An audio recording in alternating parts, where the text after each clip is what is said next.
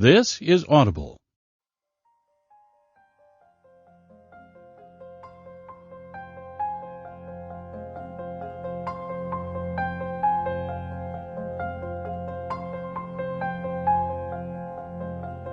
Macmillan Audio presents The Wife Between Us by Greer Hendricks and Sarah Pekkanen. Read for you by Julia Whalen.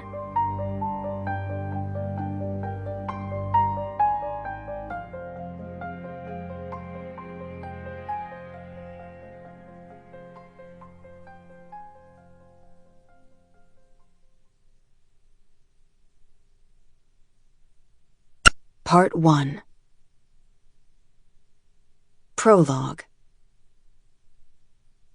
She walks briskly down the city sidewalk, her blonde hair bouncing against her shoulders, her cheeks flushed, a gym bag looped over her forearm.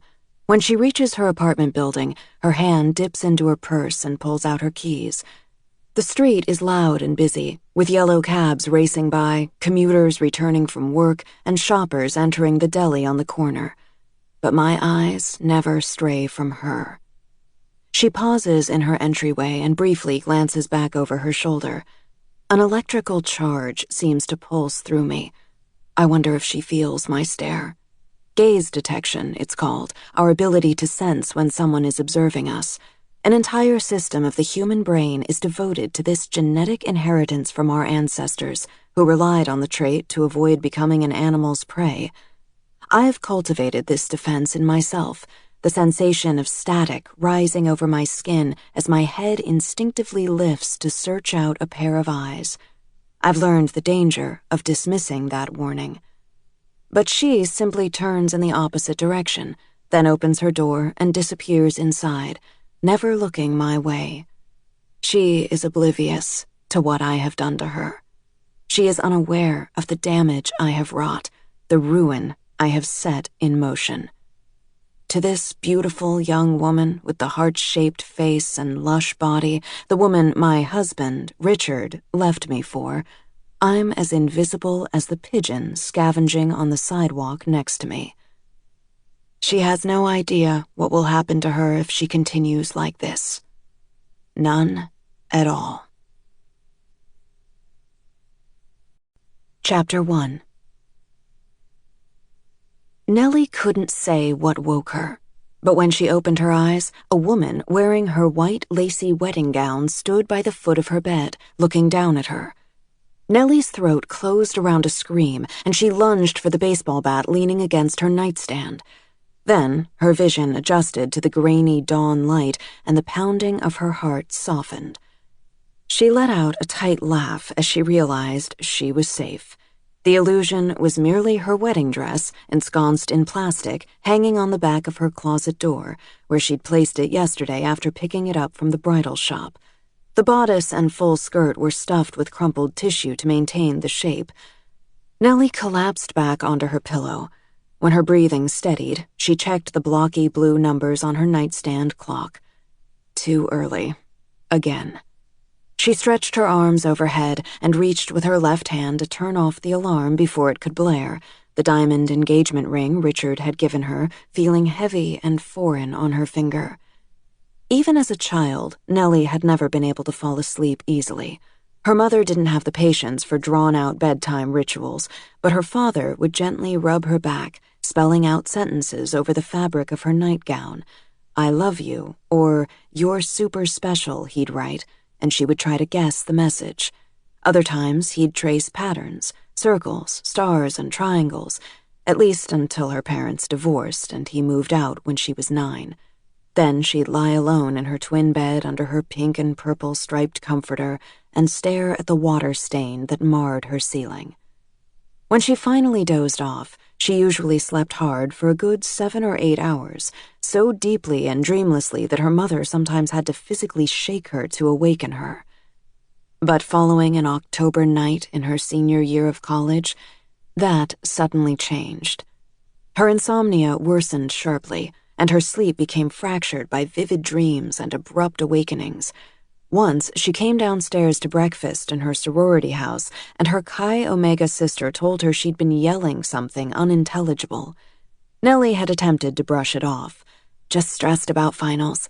The psych stat exam is supposed to be a killer. Then she'd left the table to get another cup of coffee.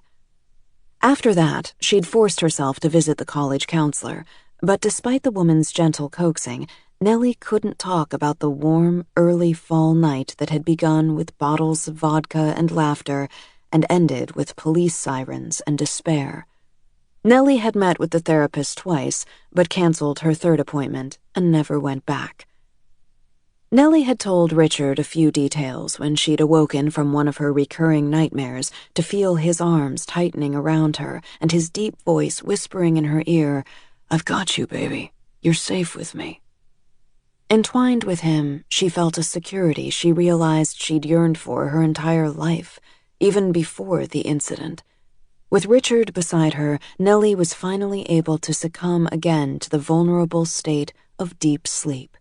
It was as if the unsteady ground beneath her feet had stabilized. Last night, though, Nellie had been alone in her old ground-floor brownstone apartment. Richard was in Chicago on business, and her best friend and roommate, Samantha, had slept over at her latest boyfriend's. The noises of New York City permeated the walls, honking horns, occasional shouts, a barking dog. Even though the Upper East Side crime rate was the lowest in the borough, steel bars secured the windows, and 3 locks reinforced the door, including the thick one Nellie had installed after she'd moved in. Still, she'd needed an extra glass of Chardonnay before she'd been able to drift off. Nellie rubbed her gritty eyes and slowly peeled herself out of bed. She pulled on her terry cloth robe, then looked at her dress again, wondering if she should try to clear space in her tiny closet so it would fit, but the skirt was so full. At the bridal boutique, surrounded by its poofy and sequin-encrusted sisters, it had looked elegantly simple, like a chignon amidst bouffants. But next to the tangle of clothes and flimsy IKEA bookshelf in her cramped bedroom, it seemed to veer dangerously close to a Disney princess ensemble. Too late to change it, though. The wedding was approaching fast, and every detail was in place, down to the cake topper, a blonde bride and her handsome groom frozen in a perfect moment. "Geez, they even look like you two," Samantha had said when Nellie showed her a picture of the vintage china figurines that Richard had emailed. The topper had belonged to his parents, and Richard had retrieved it from the storage room in his apartment building's basement after he proposed. Sam had wrinkled her nose. "Ever think he's too good to be true?" Richard was 36, 9 years older than Nellie, and a successful hedge fund manager. He had a runner's wiry build and an easy smile that belied his intense navy blue eyes. For their first date, he'd taken her to a French restaurant and knowledgeably discussed white burgundies with the sommelier. For their second, on a snowy Saturday, he'd told her to dress warmly and had shown up carrying 2 bright green plastic sleds. "I know the best hill in Central Park," he'd said. He'd worn a pair of faded jeans and had looked just as good in them as he did in his well-cut suits. Nellie hadn't been joking when she replied to Sam's question by saying, "Only every day." Nellie smothered another yawn as she padded the 7 steps into the tiny galley kitchen, the linoleum cold under her bare feet. She flicked on the overhead light, noticing Sam had, again, made a mess of the honey jar after sweetening her tea. The viscous liquid oozed down the side, and a cockroach struggled in the sticky amber pool. Even after years of living in Manhattan, the sight still made her queasy. Nellie grabbed one of Sam's dirty mugs out of the sink and trapped the roach under it. Let her deal with it, she thought. As she waited for her coffee to brew, she flipped open her laptop and began checking email. A coupon from the Gap, her mother, who'd apparently become a vegetarian, asking Nellie to make sure there would be a meat-free option at the wedding dinner, a notice that her credit card payment was due. Nellie poured her coffee into a mug decorated with hearts and the words, "World's #1 teacher." She and Samantha, who also taught at the Learning Ladder preschool, had a dozen nearly identical ones jammed in the cupboard, and took a grateful sip. She had 10 spring parent-teacher conferences scheduled today for her cubs, her class of 3-year-olds. Without caffeine, she'd be in danger of falling asleep in the quiet corner, and she needed to be on her game. First up were the Porters, who'd recently fretted over the lack of Spike Jonze-style creativity being cultivated in her classroom. They'd recommended she replace the big dollhouse with a giant teepee, and had followed up by sending her a link to one the Land of Nod sold for $229. She'd miss the Porters only slightly less than the cockroaches when she moved in with Richard, Nellie decided. She looked at Samantha's mug, felt a surge of guilt, and used a paper towel to quickly scoop up the bug and flush it down the toilet. Her cell phone rang as Nellie was turning on the shower. She wrapped herself in a towel and hurried into the bedroom to grab her purse. Her phone wasn't there, though. Nellie was forever misplacing it. She eventually dug it out of the folds of her comforter. "Hello?" No answer. Caller ID showed a blocked number. But a moment later, a voicemail alert appeared on her screen. She pressed a button to listen to it, but only heard a faint, rhythmic sound. Breathing. A telemarketer, she told herself as she tossed the phone back on the bed. No big deal. She was overreacting, as she sometimes did. She was just overwhelmed. After all, in the next few weeks, she'd pack up her apartment, move in with Richard, and hold a bouquet of white roses as she walked toward her new life. Change was unnerving, and she was facing a lot of it all at once. Still, it was the third call in as many weeks. She glanced at the front door. The steel deadbolt was engaged. She headed to the bathroom, then turned back and picked up her cell phone, bringing it with her.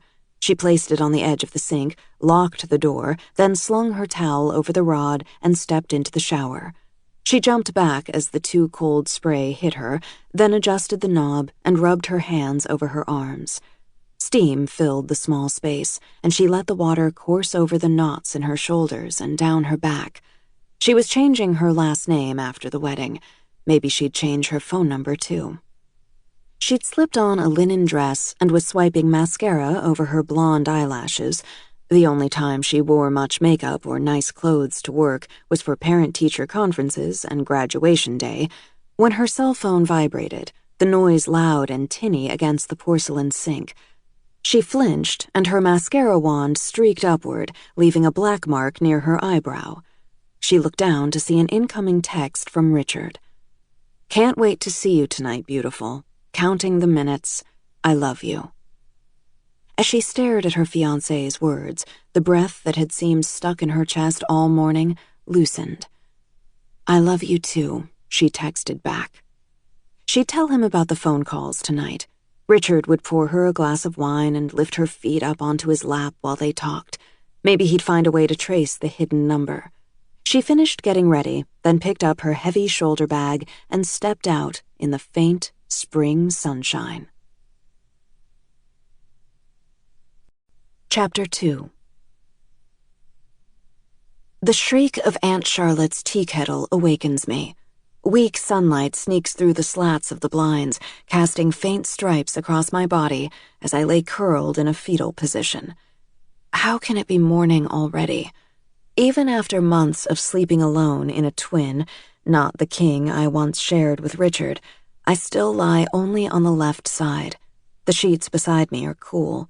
I am making room for a ghost. Morning is the worst time because for a brief moment my brain is clear. The reprieve is so cruel. I huddle under the patchwork quilt, feeling as if a heavy weight is pinning me here. Richard is probably with my pretty young replacement right now, his navy blue eyes fixed on her as his fingertips trace the curve of her cheek. Sometimes I can almost hear him saying the sweet things he used to whisper to me. "I adore you. I'm going to make you so happy. You are my world." My heart throbs, each steady beat almost painful. Deep breaths, I remind myself. It doesn't work. It never works. When I've watched the woman Richard left me for, I'm always struck by how soft and innocent she is. So like me when Richard and I first met, and he would cup my face between his palms as gently as if it were a delicate flower he was afraid of damaging. Even in those early, heady months, it sometimes seemed as if he, were a bit scripted. But it didn't matter. Richard was caring, charismatic, and accomplished. I fell in love with him almost immediately. And I never doubted that he loved me, too.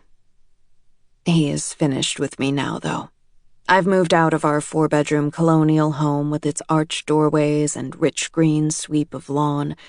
3 of those bedrooms remained empty throughout our marriage, but the maid still cleaned them every week. I always found an excuse to leave the house when she opened those doors. The wailing of an ambulance 12 stories below finally prompts me to get out of bed. I shower, then blow dry my hair, noticing my roots are visible. I pull a box of Clairol Caramel Brown from under the sink to remind myself to touch them up tonight. Gone are the days when when Richard paid hundreds of dollars for a cut and color. I open the antique cherry wood armoire that Aunt Charlotte purchased at the Green Flea Market and refurbished herself. I used to have a walk-in closet bigger than the room in which I now stand, racks of dresses organized by color and season, stacks of designer jeans in various states of distressed denim, a rainbow of cashmere lining one wall. Those items never meant much to me. I usually just wore yoga pants and a cozy sweater. Like a reverse commuter, I changed into a more stylish ensemble shortly before Richard came home. Now, though, I am grateful that when Richard asked me to leave our Westchester house, I took a few suitcases of my finer clothes. As a sales associate at Saks on the designer label 3rd floor, I depend on commissions, so it is vital I project an aspirational image. I stare at the dresses lined up in the armoire with an almost military precision and select a robin's egg-colored Chanel. One of the signature buttons is dented, and it hangs more loosely than the last time I wore it, a lifetime ago. I don't need a scale to inform me I've lost too much weight.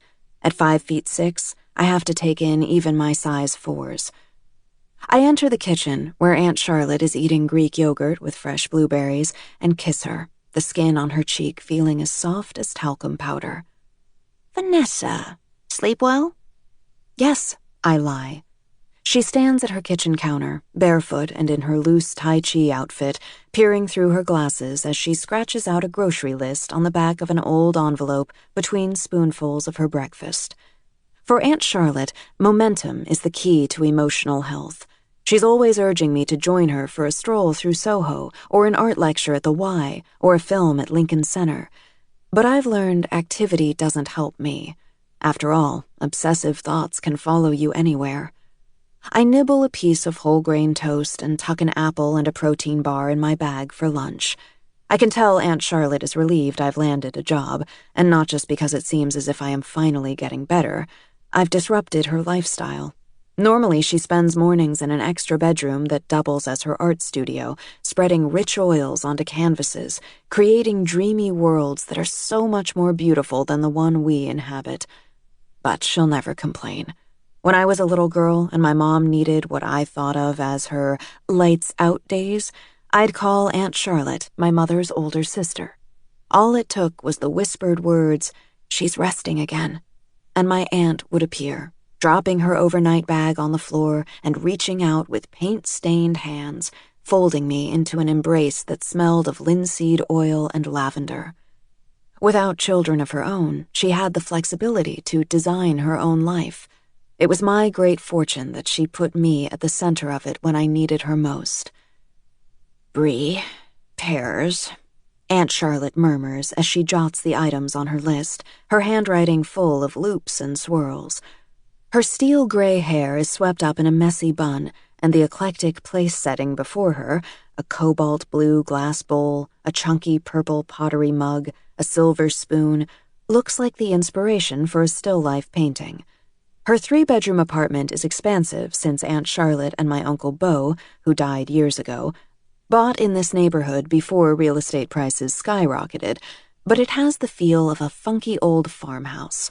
The wood floors slope and creak, and every room is painted a different color, buttercup yellow, sapphire blue, mint green.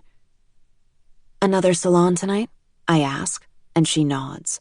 Since I've been living with her, I've been as likely to find a group of NYU freshmen as the New York Times art critic, along with a few studio owners gathered in her living room.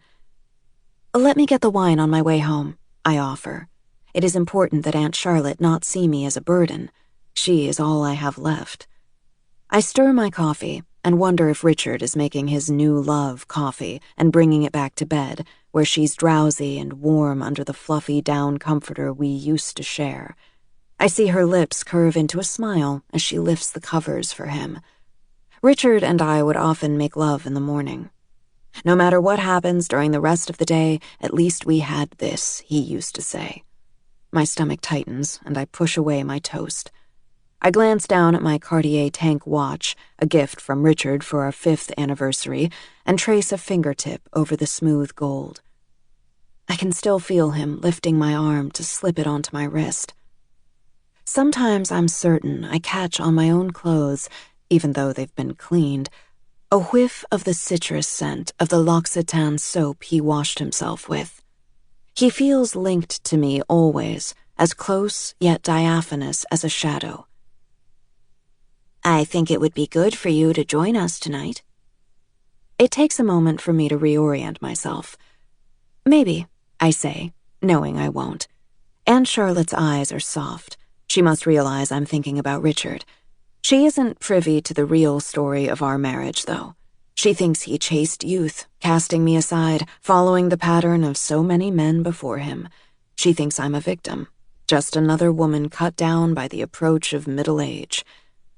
The compassion would be erased from her expression if she knew of my role in our demise. "I have to run," I say, "but text me if you need anything else from the store." I secured my sales job only a month ago, and already I've been given 2 warnings about my tardiness. I need a better way to fall asleep. The pills my doctor prescribed leave me sluggish in the morning. I haven't worked in almost a decade. If I lose this job, who else will hire me? I sling my heavy bag over my shoulder with my nearly pristine Jimmy Choos peeking out of the top, lace up my battered Nikes, and put in my earbuds. I listen to psychology podcasts during my 50-block walk to Saks. Hearing about other people's compulsions sometimes pulls me away from my own. The muted sun that greeted me when I awoke tricked me into thinking it was warming up outside. I brace myself against the slap of a sharp, late-spring wind, then begin the trek from the Upper West Side to Midtown Manhattan. My first customer is an investment banker who introduces herself as Nancy. Her work is consuming, she explains, but her morning meeting was unexpectedly canceled. She's petite, with wide-set eyes and a pixie cut, and her boyish frame makes fitting her a challenge. I'm glad for the distraction. "I have to dress powerfully or they won't take me seriously," she says. "I mean, look at me. I still get carded." As I gently nudge her away from a structured gray pantsuit, I notice her fingernails are bitten to the quick. She sees where my gaze has landed, and she tucks her hands into the pockets of her blazer. I wonder how long she'll last in her job.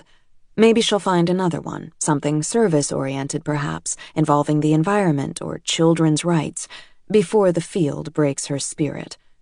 I reach for a pencil skirt and patterned silk blouse. "Maybe something brighter?" I suggest. As we walk the floor, she chatters about the 5-borough bike race that she's hoping to compete in next month, despite her lack of training, and the blind date her colleague wants to set her up on. I pull more items, sneaking glances at her to better gauge her shape and skin tone. Then I spot a stunning black and white floral Alexander McQueen knit, and I stop walking. I lift a hand and run it gently down the fabric, my heart beginning to pound. "That's pretty," Nancy says. I close my eyes and remember an evening when I wore a dress nearly identical to this one. Richard coming home with a big white box tied with a red bow. "Wear it tonight," he'd said as I modeled it. "You look gorgeous." We'd sipped champagne at the Alvin Ailey Gala and laughed with his colleagues. His hand had rested on my lower back. Forget dinner, he'd whispered in my ear. Let's head home. Are you okay? Nancy asks. Fine, I reply, but my throat threatens to close up around the words. That dress isn't right for you. Nancy looked surprised, and I realized my words came out too harshly. This one. I reach for a classic tomato red sheath. I walk toward the fitting room, the garments weighing heavily in my arms. I think we have enough to begin with. I hang the clothes on the rod lining one wall, trying to focus on the order I feel she should try them, beginning with a lilac jacket that will complement her olive skin. Jackets are the best place to start, I've learned, because a customer doesn't need to get undressed to evaluate them.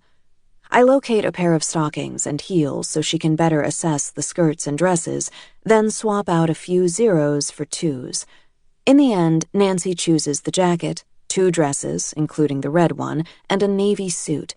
I call a fitter to hem the suit skirt and excuse myself, telling Nancy I'll ring up her purchases. Instead, I'm drawn back to the black and white dress. 3 are on the rack. I scoop them into my arms and take them to the stockroom, hiding them behind a row of damaged clothes. I return with Nancy's credit card and receipt by the time she is slipping into her work clothes. Thank you, Nancy says. I never would have picked these, but I'm actually excited to wear them. This is the part of my job I actually enjoy, making my customers feel good. Trying on clothes and spending money causes most women to question themselves. Do I look heavy? Do I deserve this? Is it me? I know those doubts well because I have been on the inside of the dressing room many times, trying to figure out who I should be. I slip a hanging bag over Nancy's new clothes and hand her the garments, and for a moment I wonder if Aunt Charlotte is right. If I keep moving forward, maybe my mind will eventually follow my body's propulsion. After Nancy leaves, I help a few more customers, then head back to the dressing rooms to restock unwanted items. As I smooth clothing on hangers, I overhear 2 women chatting in adjoining booths. Ugh, this Aliyah looks awful. I'm so bloated. I knew that waitress was lying when she said the soy sauce was low sodium. I recognize the Southern lilt immediately. Hilary Searles, the wife of George Searles, one of Richard's colleagues. Hilary and I attended numerous dinner parties and business events over the years together. I have listened to her opine on public versus private schools, Atkins versus the Zone, and St. Bart's versus the Amalfi Coast. I can't bear to listen to her today. Yoo-hoo! Is there a sales girl out there? We need some other sizes, a voice calls. A fitting room door flies open and a woman emerges. She looks so much like Hilary, down to the matching ginger locks, that she can only be her sister. Miss, can you help us? Our other sales girl seems to have completely vanished. Before I can answer, I see a flash of orange, and the offending Aliyah is flung over the top of the fitting room door. Do you have this in a 42? If Hilary spends $3,100 on a dress, the commission is worth enduring the questions she'll throw at me. Let me check, I reply. But Aliyah isn't the most forgiving brand, no matter what you've eaten for lunch. I can bring you a 44 in case it runs small. Your voice sounds so familiar. Hilary peeks out, hiding her sodium-bloated body behind the door. She shrieks, and it's an effort to keep standing there as she gapes at me. What are you doing here? Her sister chimes in. Hill, who are you talking to? Vanessa is an old friend. She's married, she used to be married to one of George's partners. Oh, hang on a sec, girl. Let me just throw on some clothes. When she reappears, she smothers me in a hug, simultaneously engulfing me in her floral perfume. You look different. What's changed? She puts her hands on her hips, and I force myself to endure her scrutiny. For starters, you little wench, you've gotten so thin. You would have no trouble wearing the Aliyah. So, you're working here now? I am. It's good to see you. I've never been so thankful to be interrupted by the ring of a cell phone. Hello, Hilary trills. What? A fever? Are you sure? Remember the last time when she tricked you by... Okay. I'll be there right away." She turns to her sister. "That was the school nurse. She thinks Madison is sick. Honestly, they send a kid home if they so much as sniffle." She leans in to give me another hug, and her diamond earring scrapes across my cheek. "Let's make a lunch date and properly catch up. Call me." As Hillary and her sister click-clack off toward the elevator, I spot a platinum bangle on the chair in the dressing room. I scoop it up and hurry to catch Hillary. I'm about to call her name when I hear her voice wafting back toward me. "Poor thing," she says to her sister, and I detect real pity in her tone. "He got the house, the cars, everything." "Really? She didn't lawyer up?" "She turned into a disaster." Hillary shrugs. It's as if I've slammed into an invisible wall. I watch as she recedes in the distance. When she presses the button to summon the elevator, I head back to clean her discarded silks and linens off the dressing room floor. But first, I slip the platinum bracelet onto my wrist. Shortly before our marriage ended, Richard and I hosted a cocktail party at our home. That was the last time I saw Hillary. The evening began on a stressful note when the caterers and their staff failed to show up on time. Richard was irritated, with them, with me for not booking them an hour earlier, with the situation, but he gamely stepped behind a makeshift bar in our living room, mixing martinis and gin and tonics, throwing back his head and laughing as one of his partners tipped him a 20. I circulated among the guests, murmuring apologies for the inadequate wheel of brie and triangle of sharp cheddar I'd set out, promising the real food would soon arrive. "Honey, can you grab a few bottles of the '09 Ravenel from the cellar?" Richard had called to me from across the room. "I ordered a case last week. They're on the middle shelf of the wine fridge." I'd frozen, feeling as if everyone's eyes were on me. Hillary had been at the bar. It was probably she who'd requested that vintage. It was her favorite. I remember moving in what felt like slow motion toward the basement, delaying the moment when I'd have to tell Richard, in front of all of his friends and business associates, what I already knew. There was no Ravenel in our cellar. I passed the next hour or so waiting on a grandmother who requires a new outfit for the christening of her namesake and putting together a wardrobe for a woman who is taking a cruise to Alaska. My body feels like wet sand. The flicker of hope I'd experienced after helping Nancy has been extinguished. This time, I see Hillary before I hear her voice. She approaches as I'm hanging a skirt on a rack. "Vanessa," she calls. "I'm so glad you're still here. Please tell me you found—" Her sentence is severed as her eyes land on my wrist. I quickly slip off the bangle.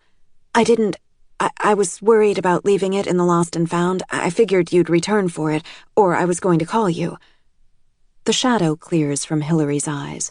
She believes me, or at least she wants to. "Is your daughter all right?" Hillary nods. "I think the little faker just wanted to skip math class." She giggles and twists the heavy band of platinum onto her wrist. "You saved my life. George only gave it to me a week ago for my birthday. Can you imagine if I had to tell him I lost it? He'd A flush blooms on her cheeks as she averts her eyes.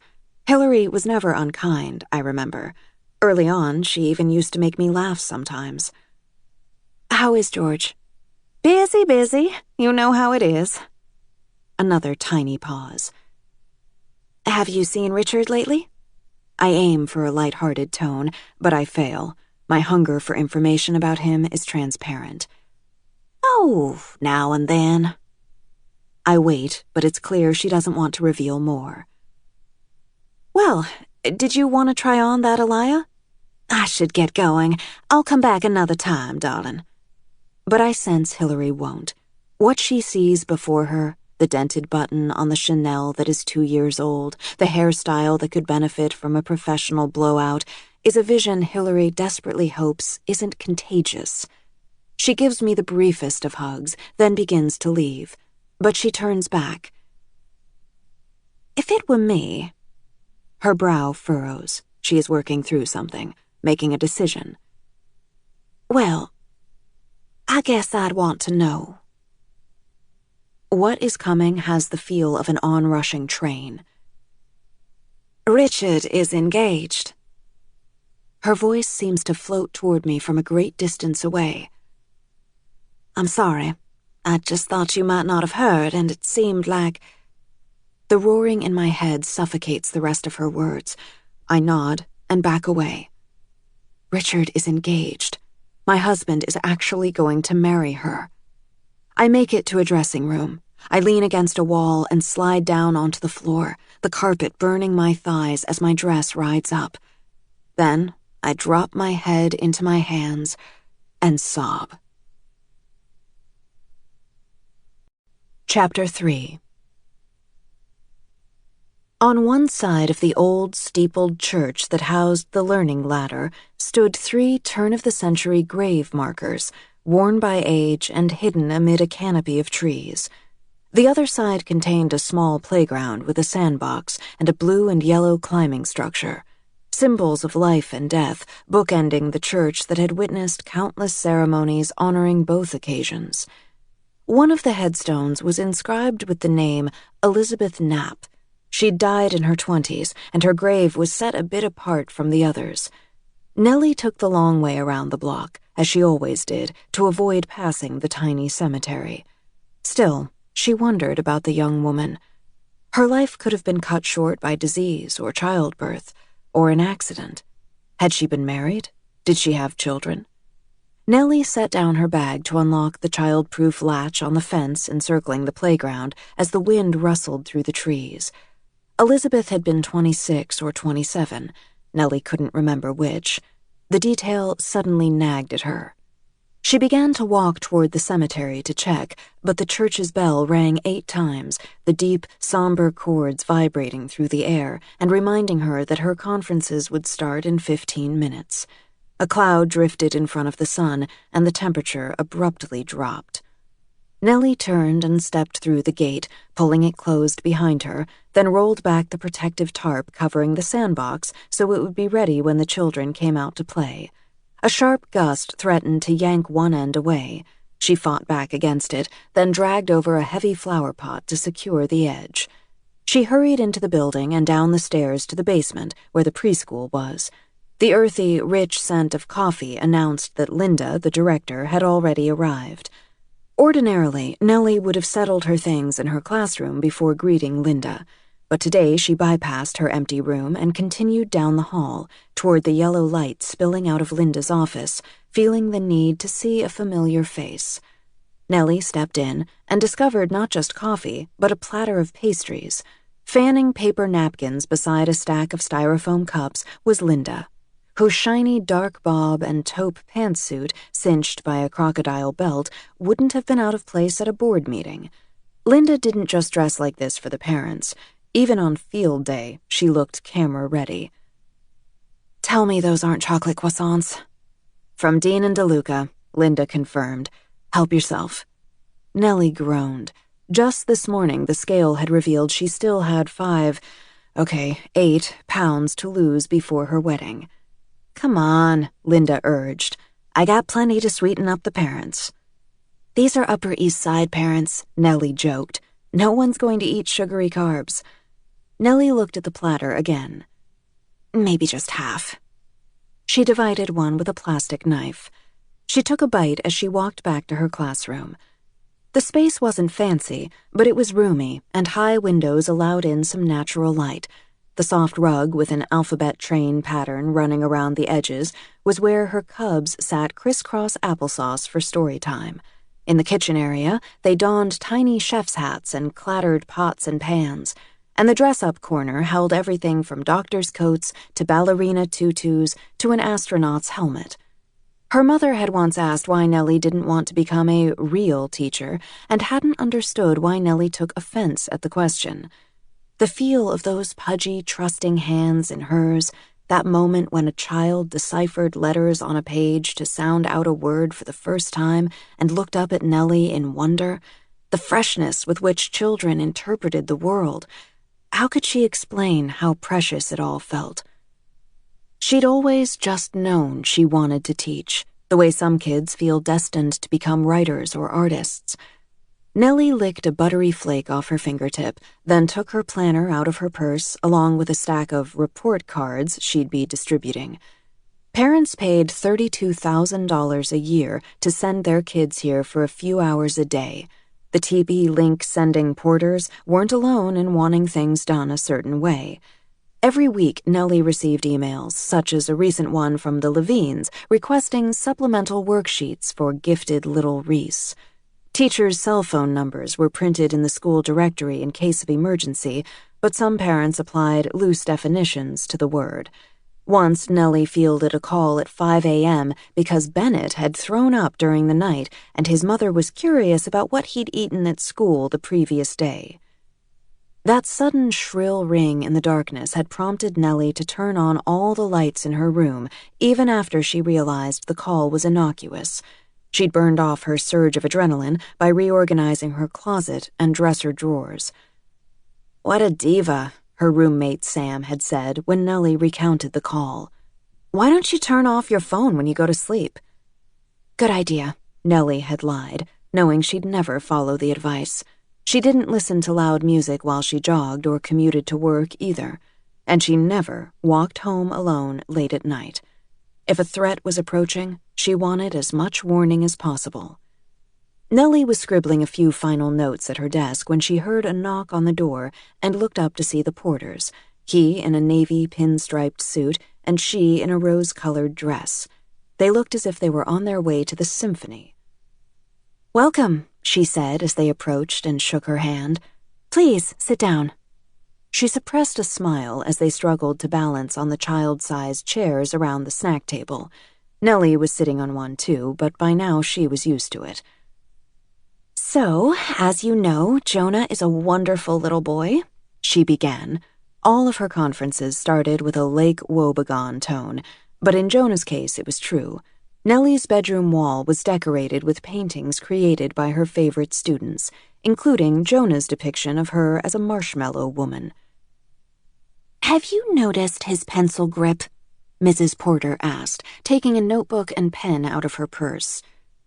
I don't—" "It's pronated," Mr. Porter interrupted. He demonstrated by grasping his wife's pen. "See how his hand curves in like this? What are your thoughts on whether we should sign him up for occupational therapy?"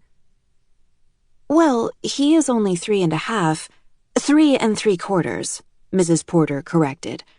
"Right," Nellie said.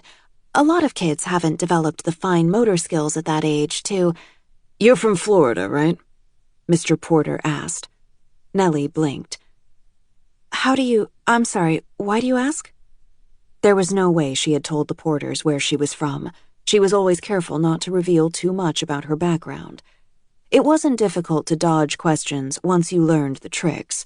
When someone asked about your childhood, you told them about the treehouse your father built for you, and your black cat that thought he was a dog and would sit up and beg for a treat. If college came up, you focused on the football team's undefeated season and your part-time job at a campus restaurant, where you once started a small fire while making toast and cleared the cafeteria. Tell colorful, drawn-out stories that deflect attention from the fact that you aren't actually sharing anything. Avoid specifics that will separate you from the crowd. Be vague about the year you graduated. Lie, but only when completely necessary. "Well, things are different here in New York," Mr. Porter was saying. Nellie looked at him carefully. He was easily 15 years older than she, and his accent suggested he'd been born in Manhattan. Their paths wouldn't have crossed before now. How could he have known? "We don't want Jonah to fall behind," Mr. Porter said as he leaned back in his chair, then scrambled to keep from overturning it. "What my husband is trying to explain," Mrs. Porter interjected, "is that we'll be applying to kindergarten next fall. We're looking at top-tier schools." "I understand." Nellie pulled her focus back. "Well, it's certainly your decision, but you may want to wait a year." She knew Jonah was already signed up for Mandarin classes, karate, and music lessons. Twice this week she'd seen him yawn and rub his sleepy-looking eyes. At least he had plenty of time to build sandcastles and stack blocks into towers while he was here. I wanted to let you know about something that happened when one of his classmates forgot to bring lunch, Nellie began. Jonah offered to share his, which showed such empathy and kindness. Her voice trailed off when Mr. Porter's cell phone rang. Yep, he said. He made eye contact with Nellie, holding her gaze. She'd met him only twice before, at Parents' Night and during the fall conference. He hadn't stared at her or acted peculiarly. Mr. Porter twirled his hand in rapid circles, indicating she should continue. Who was he speaking to? Do you do regular assessments of the kids? Mrs. Porter asked. Sorry? Mrs. Porter smiled, and Nellie noticed her lipstick matched the exact hue of her dress. They do at the Smith School, every quarter. Academic readiness, small group pre-reading circles based on ability, early multiplication initiatives. Multiplication? I do assess the children. Nellie felt her back straighten. You've got to be kidding me, Mr. Porter said into the phone. She felt her gaze being pulled back to him. Not on multiplication, on, more basic skills like counting and letter recognition, Nellie said. If you'll look on the back of the report card, you'll see I have categories. There was a moment of silence as Mrs. Porter scanned Nellie's notes. Tell Sandy to get on it. Don't lose the account. Mr. Porter hung up and shook his head. Are we done here? Well, Mrs. Porter said to Nellie, I'm sure you're busy. Nellie smiled, keeping her lips pressed together. Yes, she wanted to say, I am busy. Yesterday I scrubbed that rug after a kid spilled chocolate milk on it. I bought a soft blanket for the quiet corner so your overstressed boy can rest. I pulled 3 late-night shifts this week at a restaurant where I waitress because what I earn here won't cover my cost of living, and I still walked through these doors at 8 every morning with energy for your children. She was heading back to Linda's office to claim the other half of her croissant when she heard Mr. Porter's booming voice. I forgot my jacket. He re-entered her classroom and retrieved it from the back of the tiny chair. Why did you think I was from Florida? Nellie blurted. He shrugged. My niece went to school there too, at Grant University. I thought someone mentioned you did as well. That information wasn't in her bio on the preschool website. She owned nothing with her college's insignia, not a single sweatshirt or keychain or pennant. Linda must have given her credentials to the Porters. They seemed like the type of parents who would want to know, Nellie told herself. Still, she looked at him more carefully, trying to imagine his features on a young woman. She couldn't recall any with the last name Porter, but that didn't mean the woman hadn't sat behind her in class or tried to rush her sorority. Well, my next conference is about to begin, so... He looked at the empty hallway, then back at her. Sure. See you at graduation. He whistled as he walked back down the hallway. Nellie watched until he disappeared through the door. Richard rarely talked about his ex, so Nellie knew only a few things about her. She still lived in New York City. She and Richard had split up shortly before he met Nellie. She was pretty, with long dark hair and a narrow face. Nellie had done a Google search and come across a blurry thumbnail photo of her at a benefit.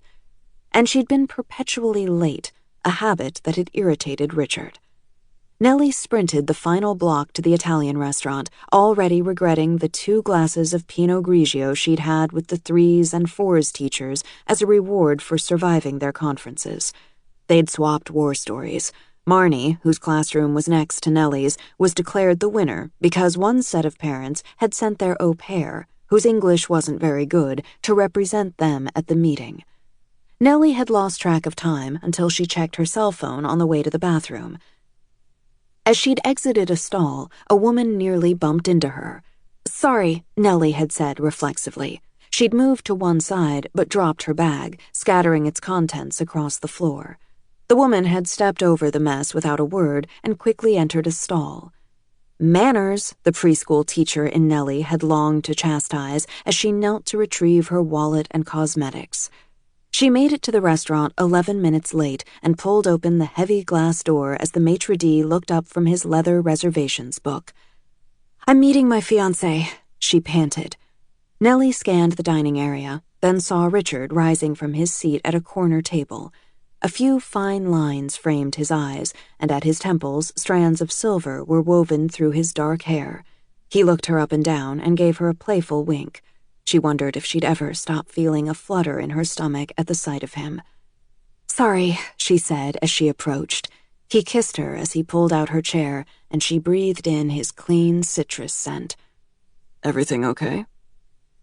Anyone else would have asked almost as a formality, but Richard's gaze stayed fixed on her. Nellie knew he truly cared about her answer. "Crazy day." Nellie sat down with a sigh. "Parent conferences. When we're on the other side of that table for Richard Jr., remind me to say thank you to the teachers." She smoothed her skirt over her legs as Richard reached for the bottle of Verdicchio cooling on ice in a bucket. On the table, a votive candle burned low, casting a golden circle on the heavy cream-colored tablecloth. "Just half a glass for me. I had a quick drink with the other teachers after the conferences. Linda treated. She said it was our combat pay." Richard frowned. "Wish I'd known. I wouldn't have ordered a bottle." He motioned to the waiter, a subtle gesture with his index finger, and requested a San Pellegrino. "You sometimes get a headache when you drink during the day." She smiled. It was one of the first things she'd ever told him. She'd been sitting next to a soldier on a flight from South Florida after visiting her mother. She'd moved to Manhattan for a fresh start immediately after graduating from college. If her mom didn't still live in Nellie's hometown, she'd never return. Before the plane took off, the attendant had approached. "There's a gentleman in first class who would like to offer you his seat," she'd told the young soldier, who stood up and said, "Awesome." Then Richard had walked down the aisle. The knot of his tie was loosened as if he'd had a long day. He held a drink and a leather briefcase. Those eyes had met Nellie's, and he'd flashed a warm smile. "That was really nice of you." "No big deal," Richard said as he settled down beside her. Then the safety announcements began. A few moments later, the plane lurched upward. Nellie gripped the armrest as they bounced through an air pocket. Richard's deep voice, close to her ear, surprised her. "It's just like when your car goes over a pothole. It's perfectly safe." "I know that logically." "But it doesn't help. Maybe this will." He passed her his glass, and she noticed his ring finger was bare. She hesitated. "I sometimes get a headache when I drink during the day." The plane rumbled, and she took a big gulp. "Finish it. I'll order another. Or maybe you'd prefer a glass of wine?" He raised his eyebrows questioningly, and she noticed the crescent-shaped silver scar by his right temple. She nodded. "Thank you." Never before had a seatmate tried to comfort her on a flight. Usually people looked away or flipped through a magazine while she fought through her panic alone. "I get it, you know," he said. "I have this thing about the sight of blood." "You do?"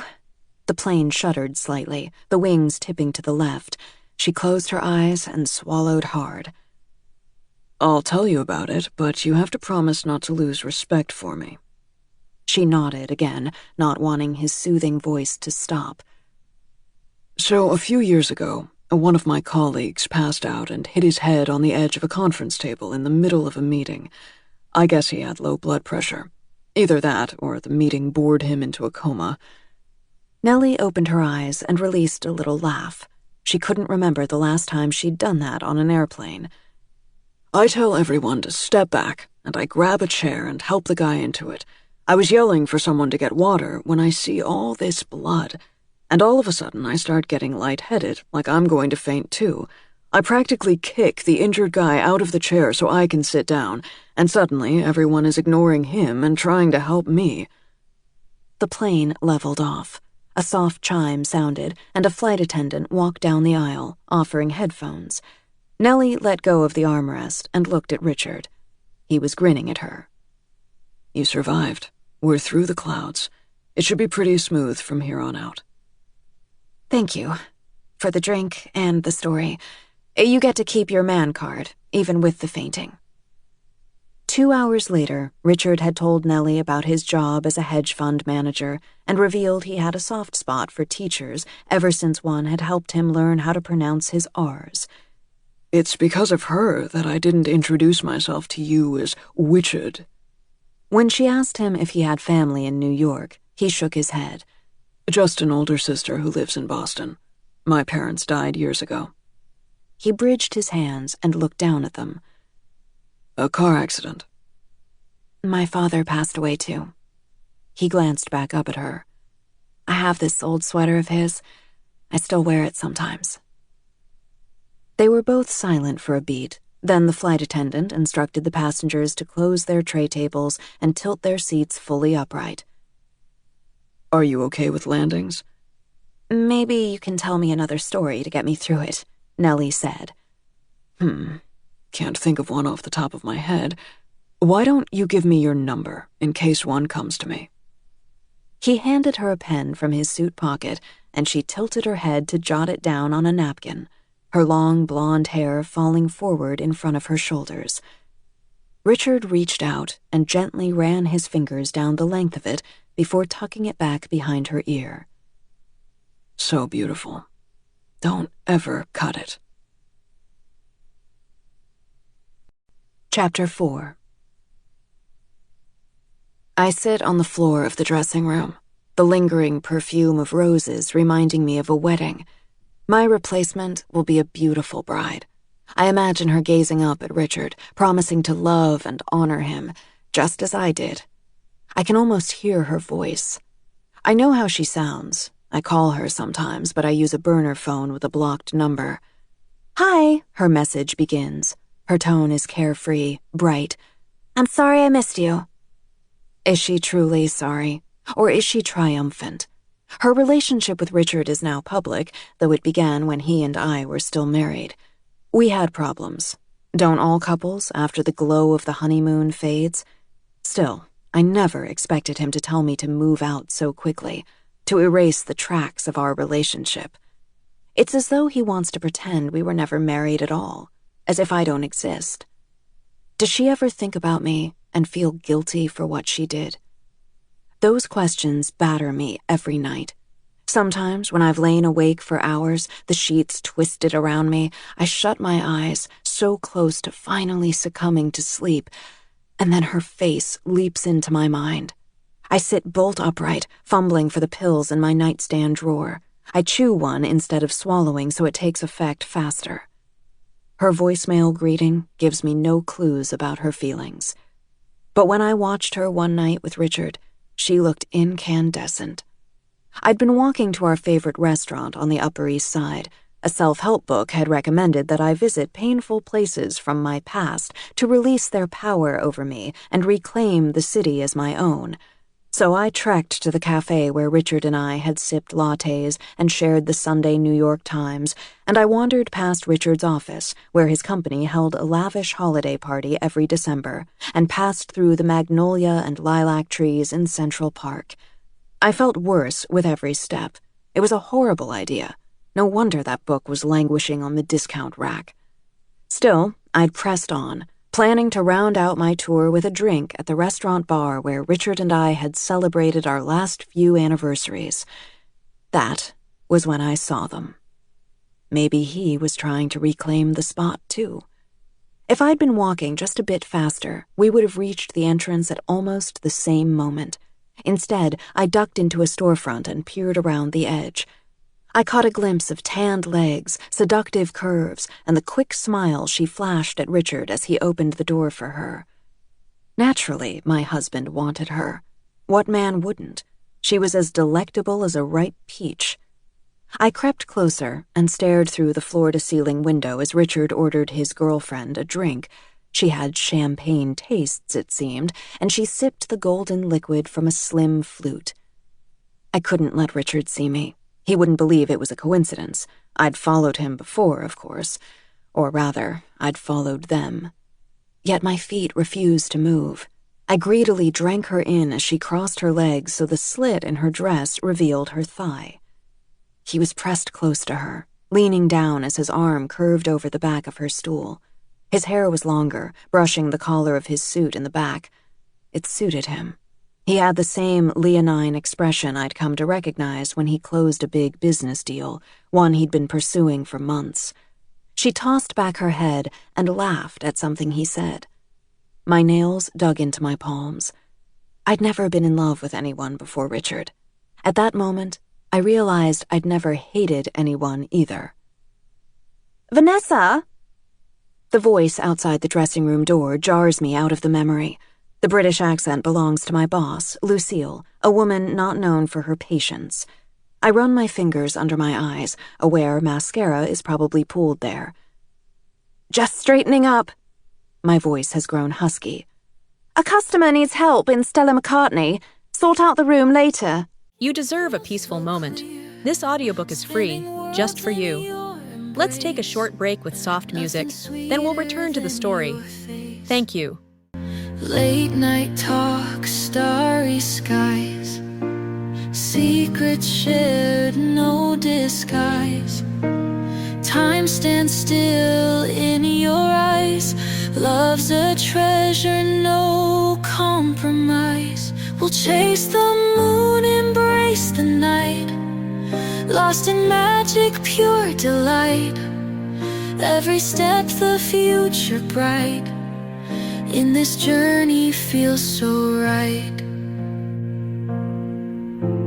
Morning shadows fade away. Love's a song we'll always play. Side by side, come what may. Every dawn a brand new day. She is waiting for me to emerge. There is no time to fix my face, to erase the messy signs of grief, and besides, my purse is in the employees' lounge. I open the door, and she takes a step back. "Are you unwell?" Her perfectly arched eyebrows lift. I seize the opportunity. "I'm not sure. I feel a little nauseous." "Can you finish the day?" Lucille's tone holds no sympathy, and I wonder if this transgression will be my last. She answers before I can. "No, you might be contagious. You should leave." I nod and hurry to grab my bag. I don't want her to change her mind. I take the escalators to the main floor and watch pieces of my ravaged reflection flash in the mirrors I ride past. Richard is engaged, my mind whispers. I hurry out the employee's exit, barely pausing for the guard to search my purse, and lean back against the side of the store to slip on my sneakers. I consider a taxi, but what Hillary said is true. Richard got our house in Westchester and the Manhattan apartment he'd kept from his bachelor days, the one he slept in on nights when he had late meetings, the one where he hosted her. He got the cars, the stocks, the savings. I didn't even put up a fight.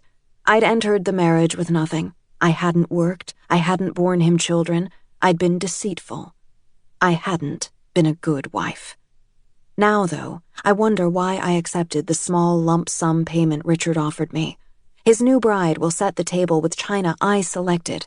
She'll nestle close to him on the suede couch I chose. She'll sit beside him, her hand on his leg, laughing her throaty laugh as he shifts into fourth gear in our Mercedes. A bus lumbers past and spews hot exhaust. The gray plume seems to settle around me. I push away from the building and walk up Fifth Avenue. A pair of women carrying large shopping bags nearly crowd me off the sidewalk. A businessman strides past, cell phone pressed to his ear, his expression intent. I cross the street and a biker whips by, just inches away. He yells something in his wake. The city is tightening around me.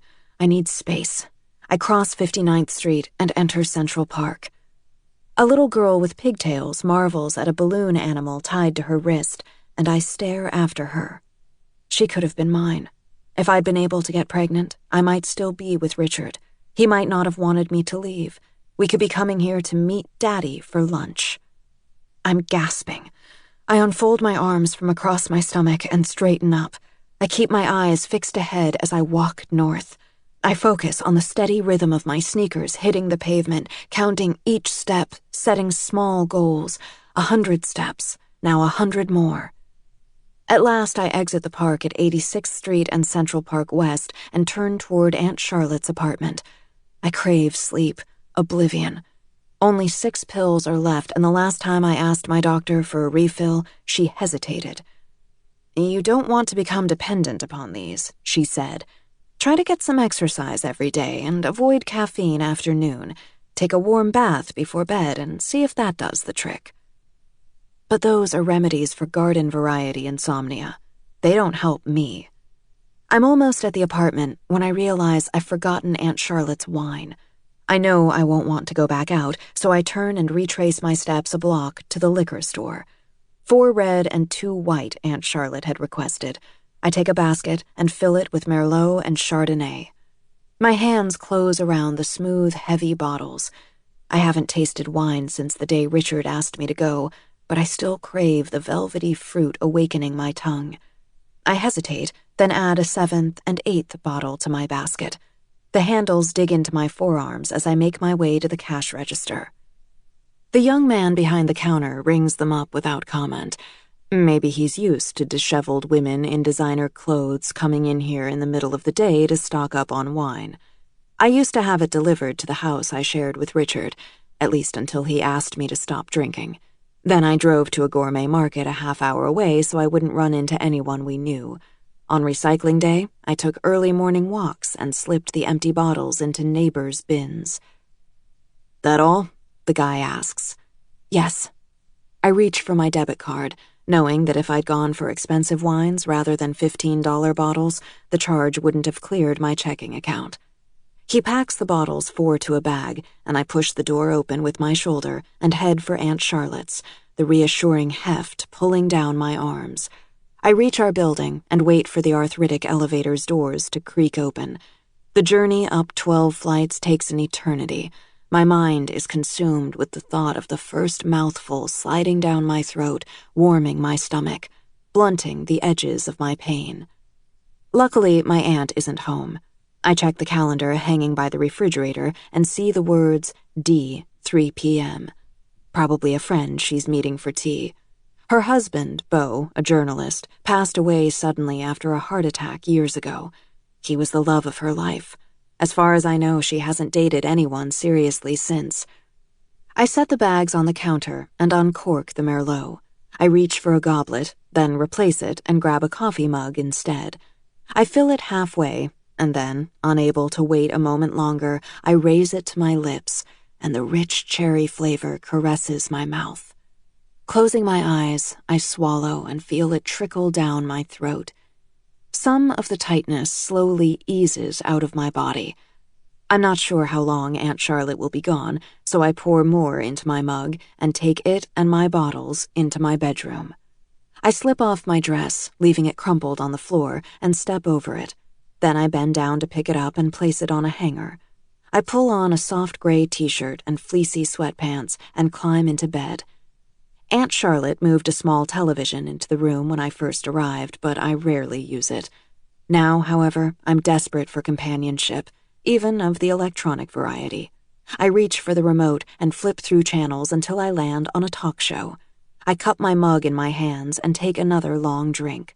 I try to lose myself in the drama being played out on screen, but the topic of the day is infidelity. "It can make a marriage stronger," insists a middle-aged woman who is holding the hand of a man seated beside her. He shifts in his seat and looks down at the floor. "It can also destroy it, I think." I stare at the man. Who was she, I wonder? How did you meet her? On a business trip, or maybe in line for a sandwich at the deli? What was it about her that drew you in, that compelled you to cross that devastating line? I'm clutching my mug so tightly my hand aches. I want to hurl it at the screen, but instead I refill it. The man crosses his legs at the ankle, then straightens them.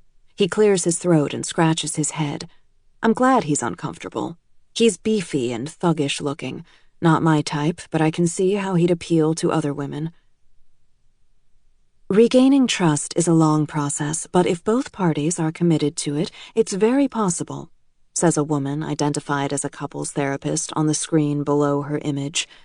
The drab-looking wife is babbling on about how they've rebuilt trust completely, how their marriage is now their priority, how they lost each other but have found each other again.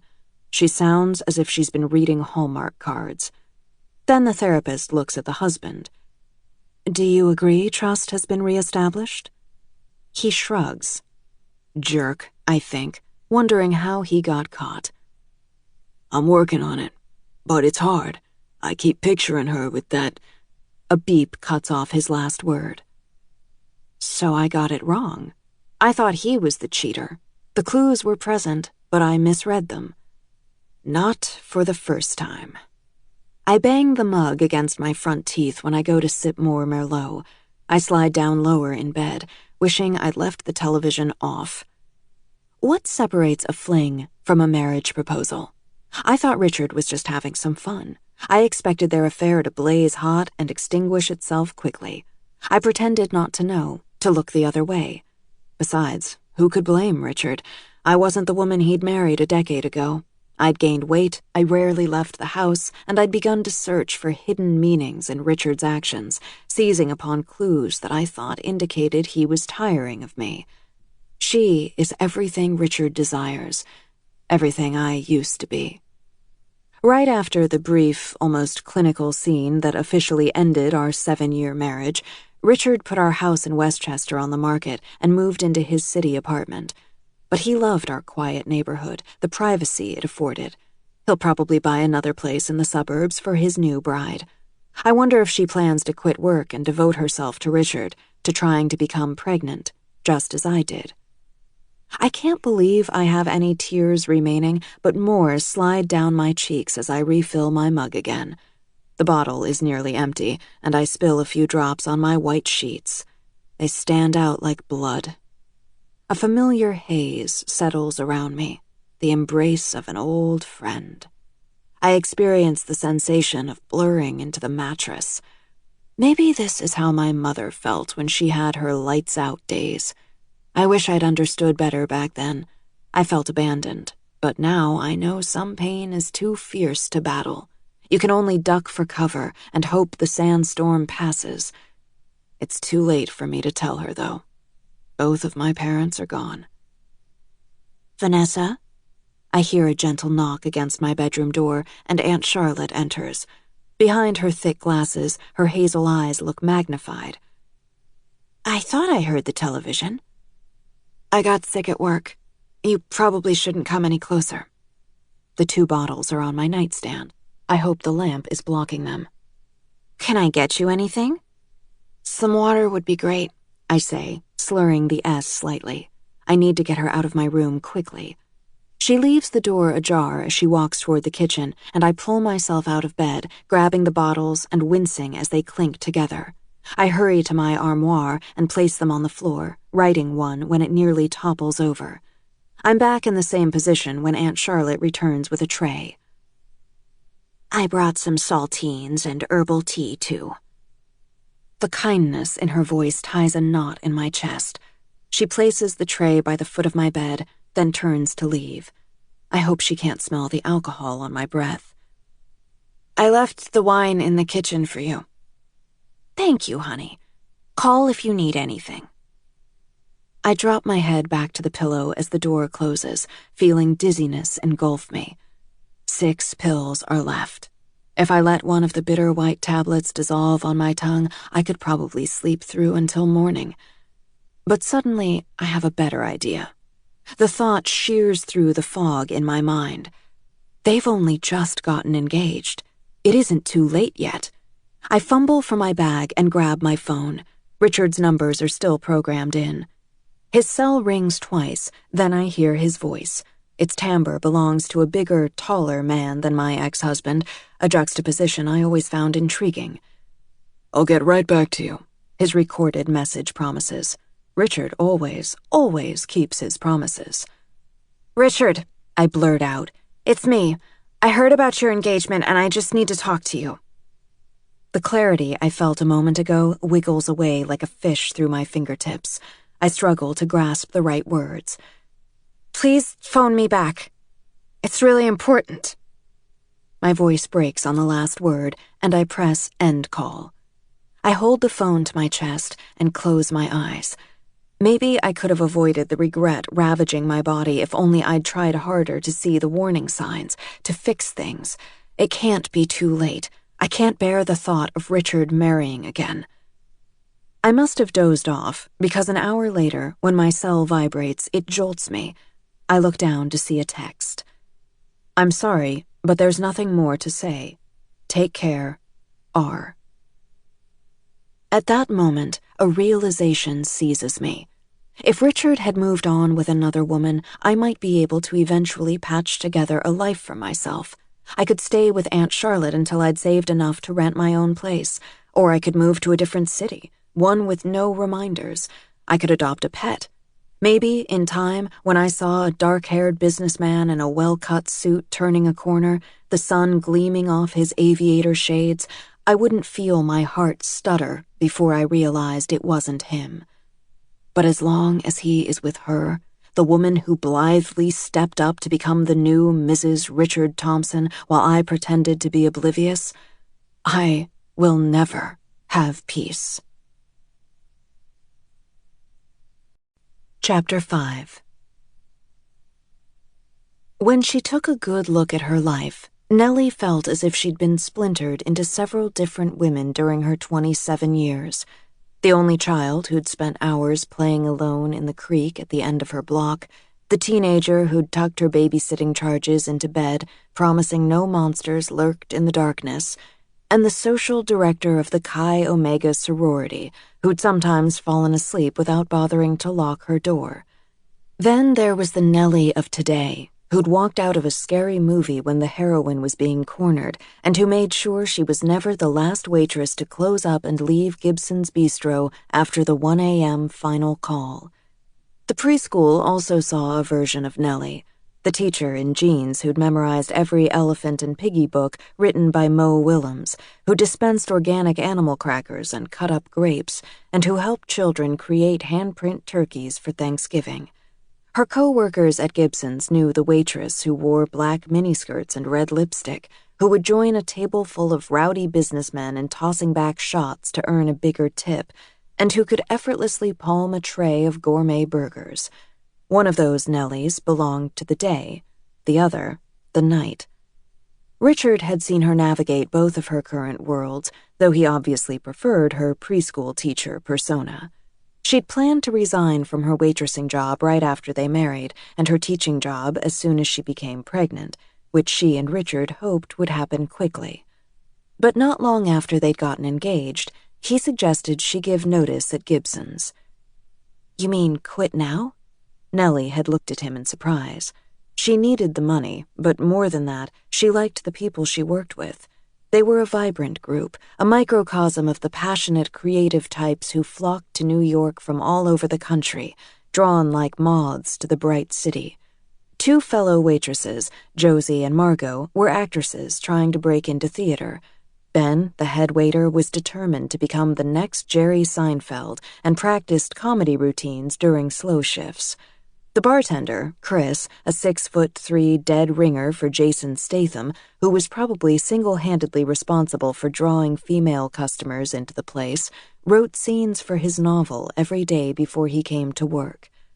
Something about their fearlessness, the way her coworkers exposed their hearts and chased their dreams despite the rejection they continually suffered, spoke to a part of Nellie that had been switched off during her last year in Florida.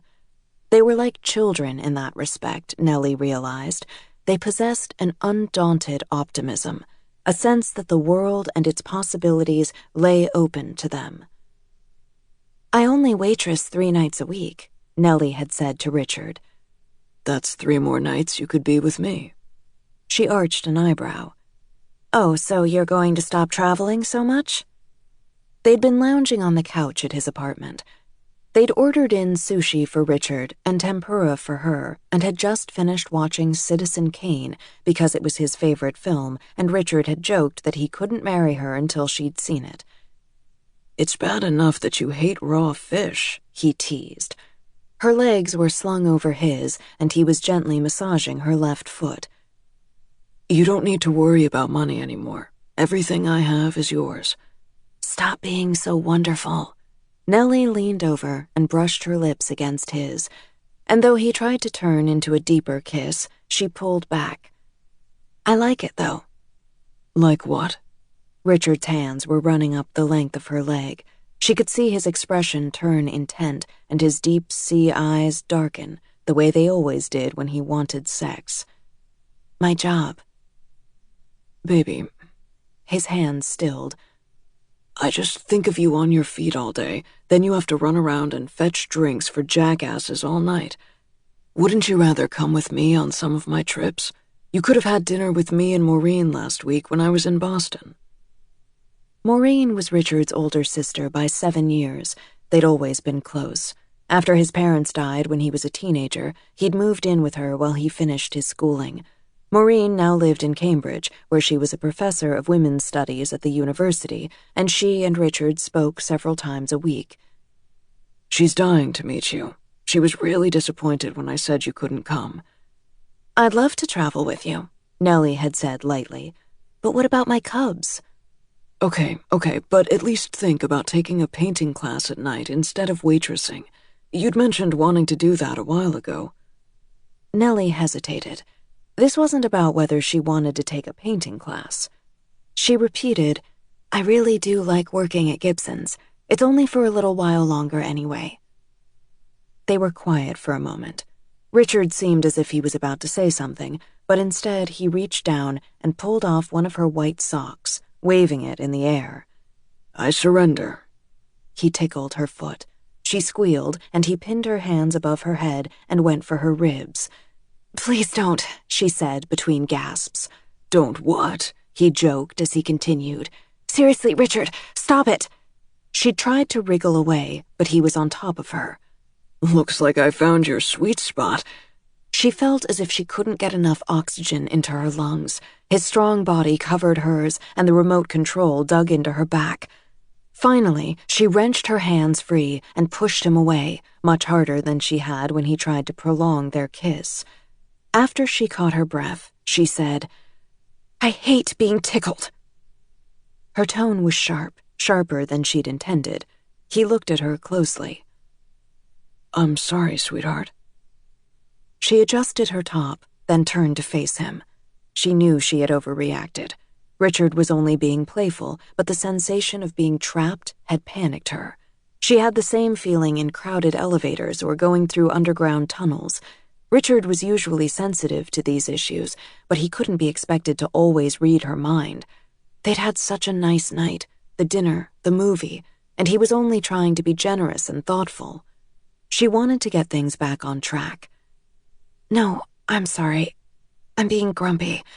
I just feel like I'm always on the go lately, and my street is so noisy that whenever I open my window, it's impossible to sleep. You're right. It would be nice to relax a little more. I'll talk to my manager this week. Richard smiled. Think they can find someone soon? One of our new clients funds a lot of good theater on Broadway. I could get you and Sam house seats to anything you want to see. Nellie had seen just 3 shows since moving to New York. Tickets were exorbitant. She'd sat in the balcony every time, once behind a man with a severe head cold, and the others with a pole partially obscuring her view. That would be amazing. She nestled closer to him. Someday they'd have an actual fight, but Nellie couldn't imagine being truly mad at Richard. It was more likely her sloppy ways would chafe him. She draped her discarded clothes over her bedroom chair, or sometimes left them on the floor. Richard hung up his suits every night, smoothing the fine fabric before tucking them in his closet. Even his t-shirts were shepherded into soldier-straight rows by some sort of clear plastic device that fit into his dresser drawers. The Container Store probably sold it. More than that, they were sorted by hues, 1 row for black and gray, 1 for colors, and 1 for whites. His job required intense focus and attention to detail. He had to be organized, and while no one could call teaching preschoolers relaxing, the stakes felt far less intense, not to mention that the hours were shorter, and the only travel required was the occasional field trip to the zoo. Richard took such good care of his things. and of her. He worried about her commuting to the apartment from Gibson's, and he called or texted every night to make sure she'd arrived home safely. He'd bought her a top-of-the-line cell phone. "I'd feel better if you took it with you whenever you go out," he'd said. He'd offered to buy her mace, too, but she told him she already carried pepper spray. "Good," he said. "There's so many creeps out there." Don't I know it, Nellie had thought, suppressing a shudder, so grateful for that flight, that young soldier, even for her anxiety about being airborne, because it had sparked their first conversation. Richard had put an arm around her. "Did you like the movie?" It was sad. He had that big house and all that money, but he was so alone. Richard nodded. "Exactly. That's what I always think when I watch it, too." Richard loved to surprise her, she was learning. He had something planned for today. With him, it could be anything from mini-golf to a museum, and had told her he was leaving work early to pick her up.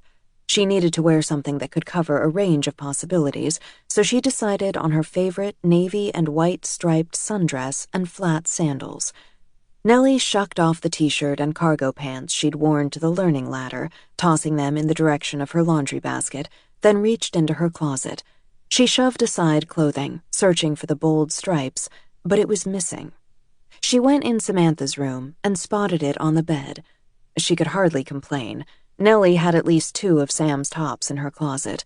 They shared books, clothes, food, everything except shoes, because Nellie's feet were a size larger, and makeup, because Samantha was biracial, with dark hair and eyes, and Nellie, well, Jonah had chosen a marshmallow to represent her skin tone for a reason. She dabbed Chanel perfume behind her ears. The scent was a gift from Richard for Valentine's Day, along with a Cartier love bracelet, and decided to head outside to wait for him, since he was due to pick her up any minute. She exited her apartment and walked down the small hallway, then pulled open the building's main door just as someone else was entering. Nellie reflexively jumped back. It was only Sam. "Oh, I didn't know you were home. I was just looking for my keys." Sam reached out and squeezed Nellie's arm. "I didn't mean to startle you." When Nellie had first moved in, she and Sam spent an entire weekend painting the worn old apartment. As they rolled a creamy yellow hue onto the kitchen cabinets, working side by side, their conversation skimmed over topics such as the rock climbing group Sam was thinking of joining to meet rugged guys, the father at the preschool who always tried to flirt with the teachers, Sam's therapist mother, who wanted her to go to medical school, and whether Nellie should accept the job at Gibson's or look for weekend shifts at a clothing store. Then, as darkness fell, Sam uncorked the first of 2 bottles of wine, and their conversation turned more personal.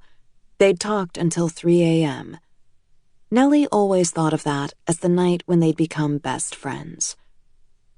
"You look nice," Samantha said now. "Maybe a little overdressed for babysitting, though." "I'm running out first, but I'll be at the Coleman's at 6:30. "'Kay. Thanks again for covering for me. I can't believe I double-booked myself. So unlike me." "Yeah, what a shocker." Nellie laughed, which had probably been Sam's intention. "The parents swore they'd be home by 11, so expect them at midnight. And watch out for Hannibal Lecter when you tell him it's bedtime. Last time he tried to gnaw on my wrist when I took away his Play-Doh." Sam nicknamed all the kids in her class. Hannibal was the biter, Yoda the tiny philosopher, Darth Vader the mouth-breather. But when it came to cajoling a kid out of a tantrum, no one could do it better than Sam. And she'd convinced Linda to spring for rocking chairs so that teachers could soothe kids who suffered from separation anxiety.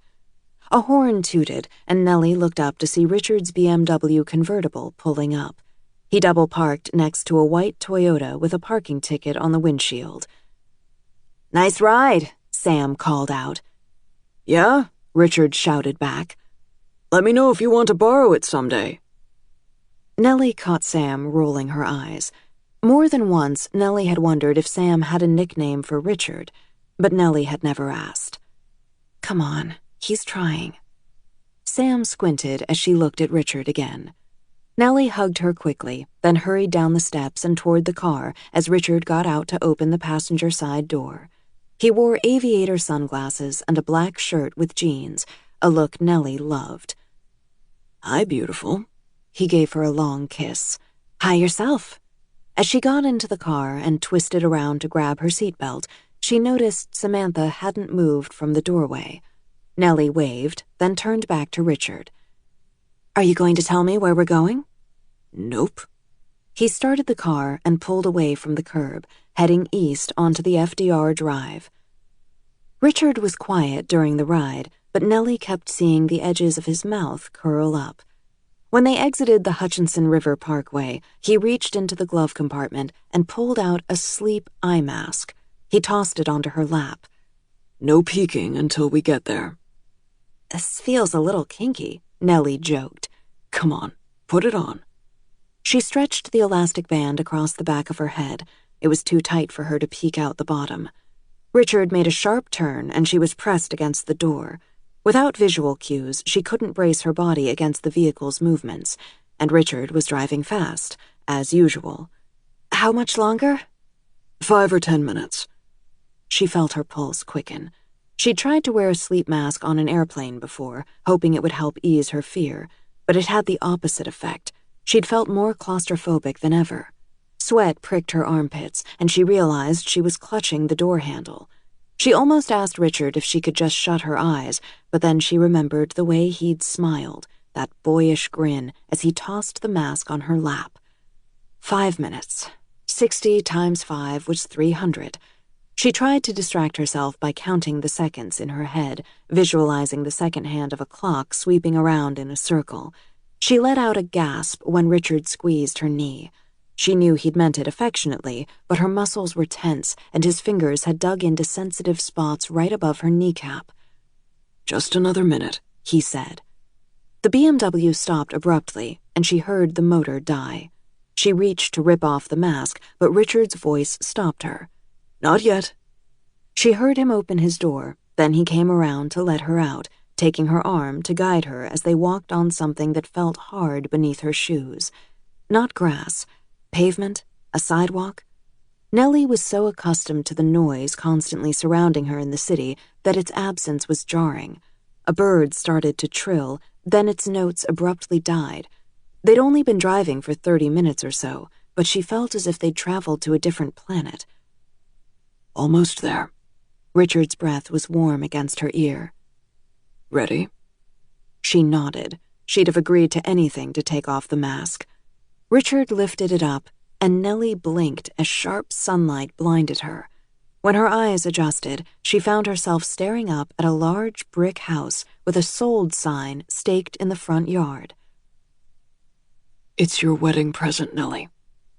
She turned to look at him. He was beaming. "You bought this?" She gaped. The house was set back from the street and sprawled across a lot that was at least an acre. Nellie didn't know much about homes. The modest, single-floor brick house she'd grown up in South Florida could be described as rectangular, but this one was obviously luxurious. The details, as much as the size, were the giveaways: an enormous wood door with a stained glass window and brass handle, manicured gardens rimming the lawn, tall lanterns flanking the walk like sentries. Everything looked pristine, untouched. "I'm speechless." "Never thought I'd see that," Richard joked. "I was going to save it until after the wedding, but the settlement went through early, and I couldn't wait." He handed her the key. "Shall we?" Nellie walked up the front steps and fitted into the lock. The door glided open, and she stepped into a 2-story foyer, hearing her footsteps echo against the glossy floor. To her left, she could see a wood-paneled study with a gas fireplace. To her right, an oval-shaped room with a deep window seat. "There's a lot still to be done. I want you to feel like a part of this, too." Richard took her hand. "The best part is the back, the great room. Come on." He led the way as Nellie followed, trailing her fingertips along the floral wallpaper until she caught herself and yanked them away before she left a smudge. The room's name was an understatement. The kitchen, with its sand-colored granite counters and bar featuring a flush cooktop and wine refrigerator, flowed into a dining area capped with a modern cut-glass chandelier. The sunken living room had a recessed ceiling with wood detail, a stone fireplace, and wainscoting on the walls. Richard unlocked the back door and led her to the second-story deck. In the distance, a double hammock swayed under a tree. Richard was looking at her. Do you like it? A crease formed between his eyebrows. It's unbelievable, she managed. I'm scared to touch anything. She gave a little laugh. It's so perfect. I know you wanted to live in the suburbs. The city is so loud and stressful. Had she told him that? Nellie wondered. She'd complained about the chaos of Manhattan, but couldn't recall saying she wanted to move. Maybe she had, though, when she'd talked about growing up on a residential street. She'd probably mentioned a desire to replicate that environment for their children. My Nellie. He walked over and enveloped her in his arms. Wait till you see the upstairs. He took her hand and led her up the split staircase, then down a hallway past several smaller bedrooms. I thought we could turn this one into a guest room for Maureen. He pointed. Then he opened the door to the master suite. They stepped through side-by-side walk-in closets, then into the skylight-filled master bathroom. Beneath a row of windows was a jacuzzi for two, and the separate shower was enclosed in glass. 1 hour ago, she'd been inhaling the smell of the onions her neighbor was frying and stubbing her toe on the case of Diet Coke Samantha had left inside their door. She, who was thrilled when she got a 25% tip or discovered a cute pair of Hudson jeans at a second-hand store, had somehow wandered into yet another life. She looked out the bathroom window. A row of thick green hedges blocked the view of the neighbor's house. In New York, she could hear through the radiator the couple who lived one floor above arguing about the Giants game. Here, the sound of her own breathing seemed loud. She shivered. Are you cold? She shook her head. Just someone walking over my grave. Creepy expression, right? My father used to say that. It's so quiet. Richard took in a slow, deep breath. So peaceful. Then he gently turned her toward him. The alarm company is coming next week. Thank you. Of course Richard had thought of that detail. She wrapped her arms around him and felt herself relax against his solid chest. He began to kiss her neck. You smell so good. Want to test out the jacuzzi? Oh, babe. Nellie slowly pulled away. She became aware that she was twisting her engagement ring around on her finger. I love that idea, but I really need to get going. Remember, Sam asked me to take her babysitting job? I'm so sorry. Richard nodded and put his hands in his pockets. I guess I'll just have to wait then. It's amazing. I can't believe this is going to be our home. After a moment, he pulled out his hands and squeezed her close again. His face was tender as he looked down at her. Don't worry about tonight. We can celebrate every night for the rest of our lives. Chapter 6. My head throbs. A sour taste coats my mouth. I reach for the water glass on my nightstand, but it is empty. As if in defiance of my mood, the sun shines brightly through my open blinds, assaulting my eyes. My clock informs me it is already nearly 9. I need to call in sick again, making it another day of work and of commissions I'll miss. Yesterday I was so hungover that my raspy voice convinced Lucille I really was ill. I stayed in bed and drank my second bottle of wine, then polished off the half bottle left over from Aunt Charlotte's salon, and when the visions of Richard entwined with her refused to be blotted from my mind, I took a pill as well. As I reach for the phone, my stomach heaves and I stumble toward the bathroom instead. I fall to my knees, but can't throw up. My abdomen is so empty it feels concave. I pull myself up and twist the sink tap, gulping the metallic-tasting water greedily. I splash handfuls on my face and look at my reflection. My long, dark hair is tangled, and my eyes are swollen. New hollows have formed beneath my cheekbones, and my collarbone stands out sharply. I brush my teeth, trying to scrub away the taste of old alcohol and pull on a bathrobe. I fall back into bed and reach for the phone. I dial Saks and ask to be put through to Lucille. "It's Vanessa." I'm grateful that my voice sounds gravelly. "I'm sorry, but I'm still pretty sick." "When do you think you might be back in?" "Tomorrow," I venture. "Definitely the day after." "Right." Lucille pauses. "We're starting pre-sales today. It's going to be very busy." She lets the implication hang. Lucille has probably never missed a day of work in her life. I've seen the way she appraises my shoes, my clothes, my watch, the way her mouth tightens when I come into work late. She thinks she knows me, that this job is a lark. She is certain she waits on my type every single day. "I don't have a fever, though," I say quickly.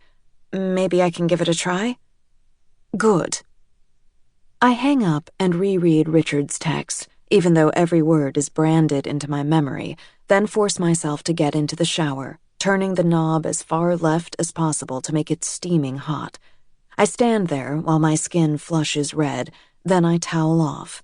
I dry my hair and pull it into a twist to hide the roots, promising myself I'll cover them tonight. I slip on a simple gray cashmere sweater set, black trousers, and a pair of black ballerina flats. I pat on extra concealer and blush to camouflage my sallow complexion. When I go into the kitchen, Aunt Charlotte isn't there, but she has set a place for me at the counter. I sip the coffee and nibble the banana bread she left me. I can tell it's homemade.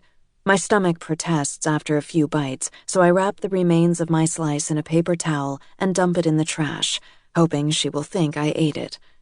The front door closes behind me with a metallic clank. It seems that in the past 2 days the weather has undergone a seismic change. I realize immediately that I am overdressed. It's too late for me to put on another outfit, though. Lucille is waiting. Besides, the subway stop is only 4 blocks away. The air slams into me as I head down the sidewalk, hot, muggy, rank with smells from the waffle vendor on the corner, the garbage that hasn't been picked up, the wisp of cigarette smoke drifting toward my face. Eventually, I reach the entrance to the subway and descend the stairs. The sun is blotted out instantly, and the humidity feels even thicker down here. I swipe my Metro card and push through the turnstile, feeling the hard bar resisting against my waist. A subway car thunders into the station, but it's not my line. The crowd presses forward, near the edge, but I remain by the wall, away from the lethal electric rail. Some people fall to their deaths here. Some are shoved. Occasionally, police can't determine which has occurred. A young woman comes to stand beside me by the wall. She is blonde and petite and very pregnant. Tenderly, she rubs her stomach, her hand moving in slow circles. I watch, mesmerized. And it is as if a centrifugal force commands my thoughts, spinning my mind back to the day I sat on the cold tile of my bathroom floor, wondering if 1 blue line or 2 would emerge on the pregnancy test. Richard and I wanted children. A baker's dozen, he liked to joke, though privately we'd agreed on 3. I'd stopped working. We had a maid come every week. This was my only job.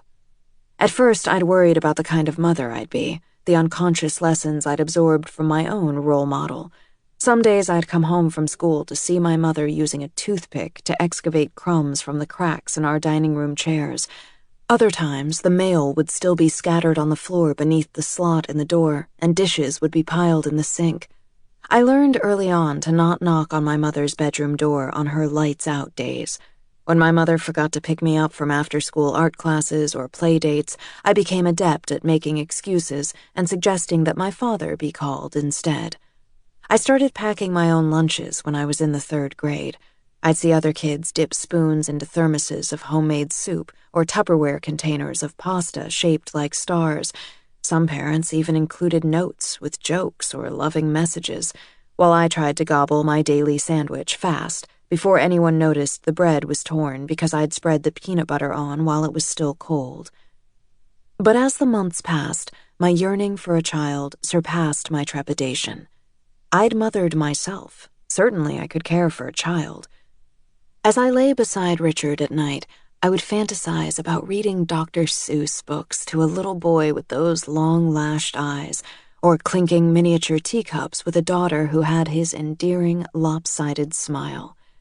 I'd watched, feeling numb, as a single blue line emerged on the pregnancy test, as vivid and straight as the slash of a knife. You deserve a peaceful moment. This audiobook is free, just for you. Let's take a short break with soft music, then we'll return to the story. Thank you. I'll be wherever you are, as long as we're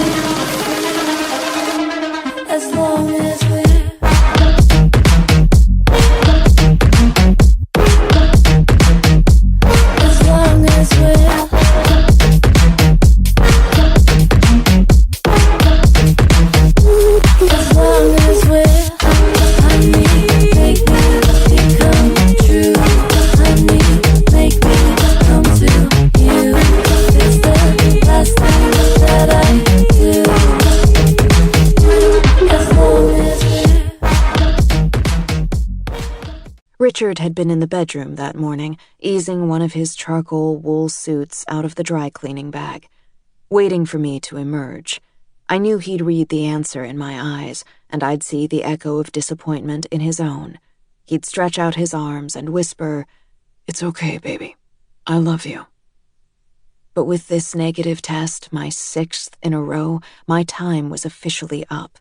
We had agreed if it didn't happen after 6 months, Richard would go for a test. My OB-GYN had explained it was less invasive to count sperm. All Richard would have to do was stare at a Playboy and reach into his pants. He'd joked that his teenage years had prepared him well. I knew he was trying to make me feel better. If Richard didn't have any issues, and I was certain he didn't, the problem lay within me, then it would be my turn. "Sweetheart?" Richard had knocked on the bathroom door. I stood up and smoothed my sleeveless pale pink nightgown. I opened the door, my face wet. "I'm sorry." I held the stick behind my back as if it were something shameful to hide. He hugged me as tightly as ever and said all the right things, but I felt a subtle shift in the energy between us. I recalled how we took a walk in the park near our home shortly after our wedding and had seen a father playing catch with his son, who looked to be about 8 or 9. They wore matching Yankees baseball caps. Richard had paused, staring at them. "I can't wait to do that with my boy. Hope he has a better arm than I do." I'd laughed, aware that my breasts were just the tiniest bit tender. It happened before my period, but it was also a sign of pregnancy, I'd read. Already I was taking prenatal vitamins. I filled my mornings with long walks, and I'd bought a beginner's yoga video. I'd stopped eating unpasteurized cheeses and drinking more than a single glass of wine at dinner. I was doing everything the experts recommended. But nothing worked. "We'll just have to keep trying," Richard had said early on, back when we were still optimistic. "That's not so bad, is it?" I'd thrown the 6th pregnancy test into the bathroom trash can, covering it with a tissue so I wouldn't have to see it. "I was thinking," Richard had said. He moved away from me to look in the mirror above the dresser as he knotted his tie. On the bed behind him was an open suitcase. Richard traveled frequently, but usually just short trips, for a night or two. Suddenly I knew what he was going to say. He was going to invite me to come with him. I felt the darkness start to lift as I imagined escaping our beautiful, empty home in a charming neighborhood where I had no friends, of putting distance between me and my latest failure.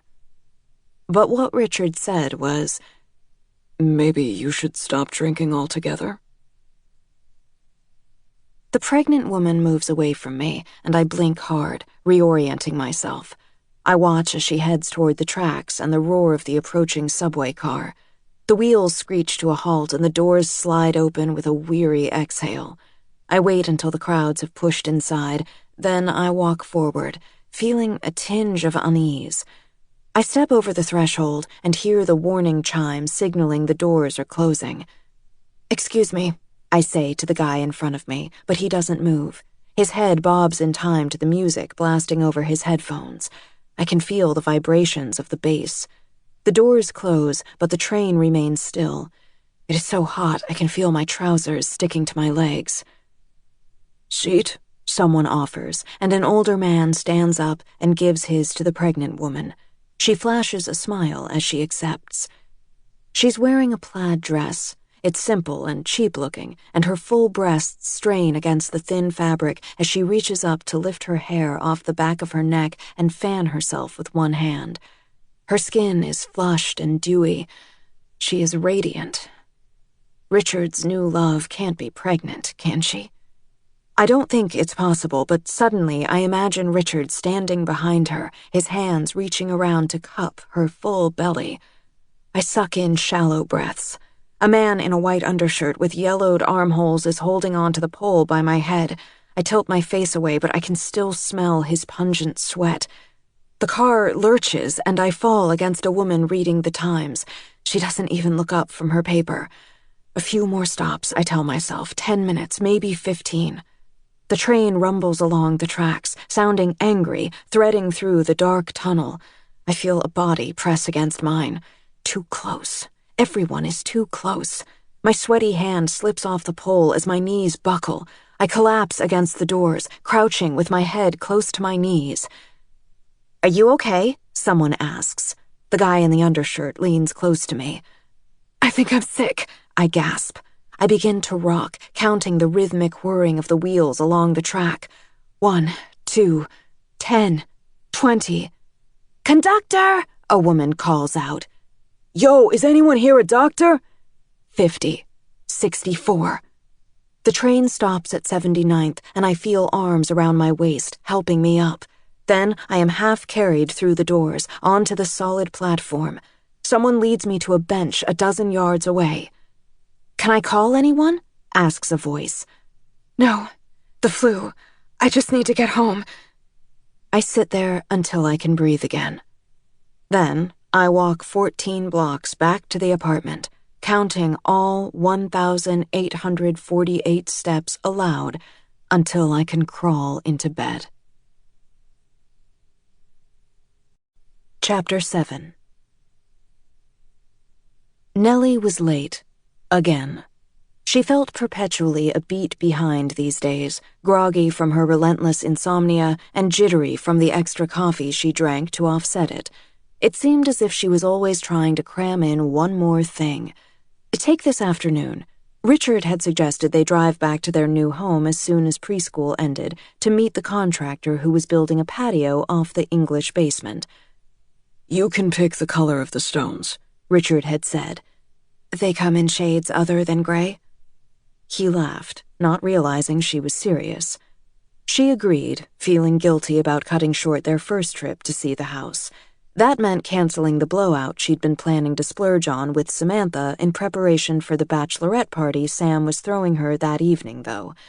Her friends from both the Learning Ladder and Gibsons were attending, one of the few times Nellie's divergent worlds would collide. "Sorry," Nellie had texted Sam, hesitated, then added, "last-minute wedding errand." She couldn't think of a way to explain it that wouldn't make it look as if she was choosing her fiancé over her best friend. "I just have to be home by 6 to get ready for the party," she'd told Richard. "We're meeting everyone at the restaurant at 7. "Always with the curfew, Cinderella," he'd said, lightly kissing the tip of her nose.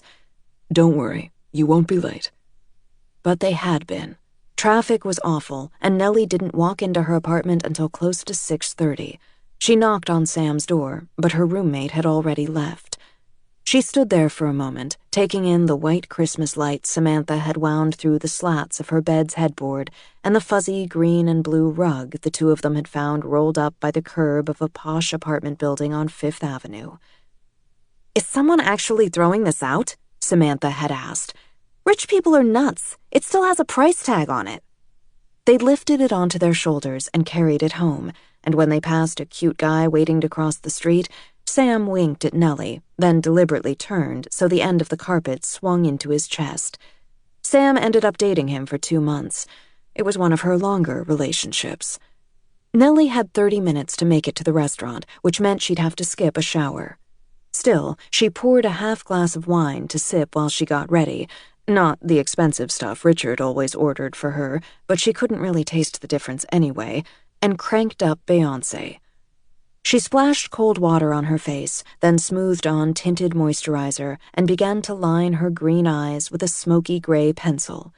Their bathroom was so small that Nellie was forever banging into the sink or the edge of the door, and every time she opened the medicine cabinet, a tube of Crest or can of hairspray tumbled out. She hadn't taken a bath in years. The apartment had only a tiny shower stall that barely afforded her enough room to bend over to shave her legs. In the new home, the master bath's shower featured a bench and a rainforest spray nozzle, plus that jacuzzi. Nellie tried to imagine soaking in it after a long day spent doing what? Gardening in the backyard, maybe, and putting together dinner for Richard. Did Richard realize that she'd drowned the only houseplant she'd ever owned and that her cooking repertoire was limited to heating up lean cuisines? As they headed back to the city, she'd stared out the window of the car, taking in the scenery. There was no denying her new neighborhood's beauty. The grand houses, the blossoming trees, the pristine sidewalks. Not a single piece of litter marred the smoothly paved roads. Even the grass seemed greener than in the city.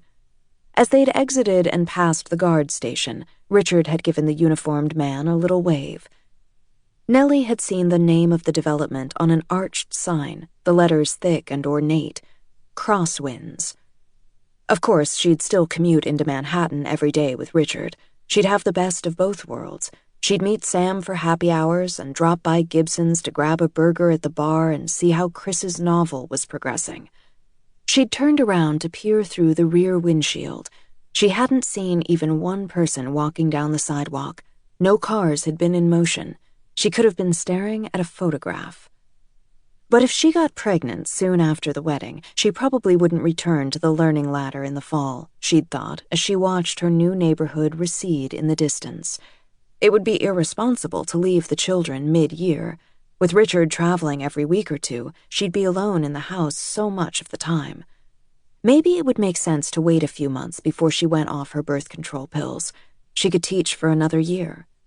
She'd looked at Richard's profile, taking in his straight nose, his strong chin, the slim, silvery scar above his right eye. He'd gotten it when he was 8 and tumbled over the handlebars of his bike, he'd told her. Richard had one hand low on the wheel and the other reaching for the radio's button. She began, just as he turned on WQXR, his favorite classical station. "This piece by Ravel is wonderful," he said, increasing the volume. "You know, he composed a smaller body of work than most of his contemporaries, but many regard him as one of France's greatest." She nodded. Her words were lost in the opening notes of the music, but maybe it was just as well. It wasn't the time for this conversation. As the piano reached a crescendo, Richard pulled up at a stoplight and turned to her. "Do you like it?" "I do. It's lovely." She needed to learn about classical music and wine, she decided. Richard had strong opinions on both, and she wanted to be able to discuss the subjects knowledgeably with him. "Ravel believed that music should be emotional first and intellectual second," he said. "What do you think?" That was the problem, she realized now as she dug through her purse, searching for her favorite Clinique soft pink lip gloss. She gave up. She hadn't been able to find it the last time she'd looked either, and put on a peachy shade instead. Intellectually, she knew the changes ahead were wonderful, enviable even, but emotionally it all felt a little overwhelming. She thought of the dollhouse in her classroom, the one Jonah's parents wanted to replace with a teepee.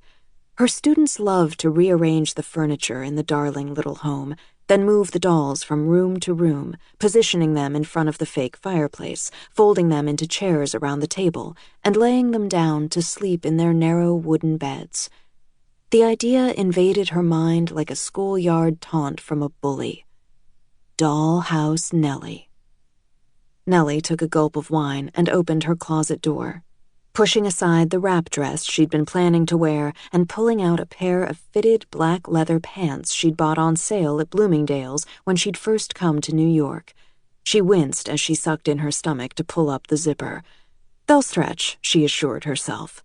Still, she partnered the pants with a low-cut, loose-fitting tank in case she needed to release the top button later. She wondered if she would wear either of the items ever again. She imagined dollhouse Nellie with a sensible bob dressed in khakis, a cashmere cable-knit sweater, and brown suede loafers as she held out a tray of cupcakes. Never, she promised herself, digging around for her black high heels and finally finding them under her bed. She and Richard would have a house full of children, and the elegant rooms would be softened by laughter and pillow forts and little shoes piled in baskets by the front door. They'd play Candyland and Monopoly by the fire. They'd take family ski trips.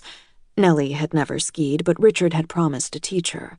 A few decades from now, she and Richard would sit side by side on the porch swing, linked by their happy memories. In the meantime, she'd definitely bring along her own artwork to adorn the walls. She had several original commissions by her preschoolers, including Jonah's marshmallow woman portrait of her and Tyler's cerebral painting, aptly titled Blue on White.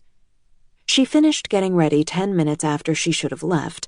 She started to exit the apartment, then turned back and grabbed 2 ropes of colorful beads hanging on a hook by the front door. She and Samantha had each bought a strand at a village street fair a few years ago. They called them their happy beads.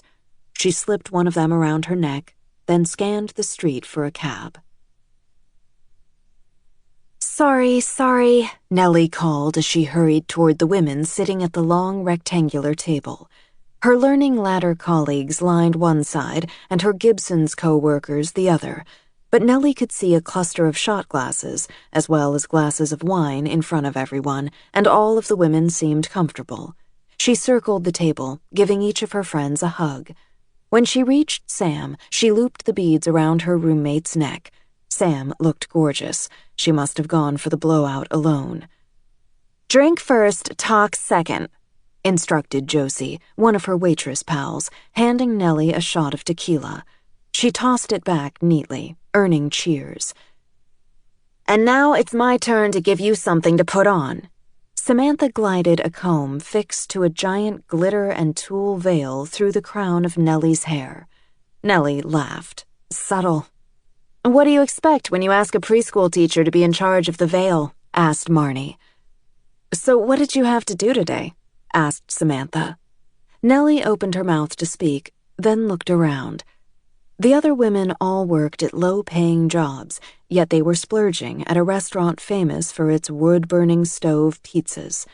Nellie could also see a pile of gifts on the empty chair at the end of the table. She knew Sam was searching for a new roommate because she couldn't afford the rent on her own. Suddenly, the last thing Nellie felt like talking about was her showplace of a house. Besides, it hadn't technically been a wedding errand. Maybe Sam wouldn't understand. "Nothing exciting," Nellie said lightly. "Is it time for another shot?" Samantha laughed and signaled the waiter. "Has he told you where you're going for the honeymoon yet?" Marnie asked. Nellie shook her head, wishing the waiter would hurry up with the fresh round of tequila. The problem was, Richard wanted to keep the destination a surprise. "Buy a new bikini," was all he'd say when she begged for a hint. What if Richard was taking her to a beach in Thailand? She couldn't endure 12 hours on a plane. Even the thought made her heart pound. In the past weeks, in 2 of her unsettling dreams, she'd been trapped aboard turbulent flights. In the latest one, a panicked attendant had raced down the aisle, yelling for everyone to tuck themselves into the crash position. The images were so vivid, the attendant's wide eyes, the bouncing jet, the thick, roiling clouds outside her tiny window, that Nellie had awoken gasping. "A stress dream," Sam had said the next morning as she applied mascara in their tiny bathroom, and Nellie reached over her to grab her body lotion. Sam, always the therapist's daughter, loved analyzing her friends. "What are you anxious about?" "Nothing. Well, flying, obviously." "Not the wedding? Because I'm thinking the flying is a metaphor." "Sorry, Sigmund, but this cigar is just a cigar." A fresh shot of tequila appeared in front of Nellie, and she downed it gratefully. Sam caught her eye across the table and smiled. Tequila. It's always the answer. The next line in their routine sprang from Nellie's lips instantly. Even if there isn't a question. Let me get another look at that rock. Josie grabbed Nellie's hand. Does Richard have a hot, rich brother? Just, asking for a friend. Nellie pulled her hand back, hiding the 3-carat diamond under the table, as she always felt uncomfortable when her friends made a fuss over it, then laughed. Sorry, only an older sister. Maureen was coming to New York for the summer, as she had in past years, to teach a 6-week course at Columbia. Nellie was finally going to meet her in a couple days. An hour later, the waiter had cleared their plates, and Nellie was opening her presents. This one's from Marnie and me, said Donna, an assistant fours teacher, handing Nellie a silver box with a bright red bow. Nellie pulled out a black silk teddy as Josie released a wolf whistle. Nellie held it up against her body, hoping it would fit. Is that for her or Richard? Asked Sam. It's gorgeous. I'm sensing a sexy night theme here, ladies. Nellie laid it next to the Joe Malone perfume, position of the day playing cards, and body massage candles she'd already unwrapped. Last but not least, Sam handed Nellie a gift bag containing a silver picture frame. Inside was a thick piece of ecru paper and a poem printed in italics. You can take the paper out and put in a wedding photo. Nellie began to read aloud. I remember the day I met you, the way you won my affection. You gave me Advil for my hangover at the Learning Ladder. We had an instant connection. It was your first job in New York City, and your path I did lead, showing you the best spin studios and where to find the closest Duane Reade. I taught you the ropes, like how you stay on Linda's good side, and about the secret supply closet for when you just needed to hide. We soon became roomies in an apartment with bugs, overflowing with makeup, magazines, and kids' decorated mugs. You were late with the rent. Let's face it, you're not good with money, and I'm a bit messy, always leaving out my mugs and honey.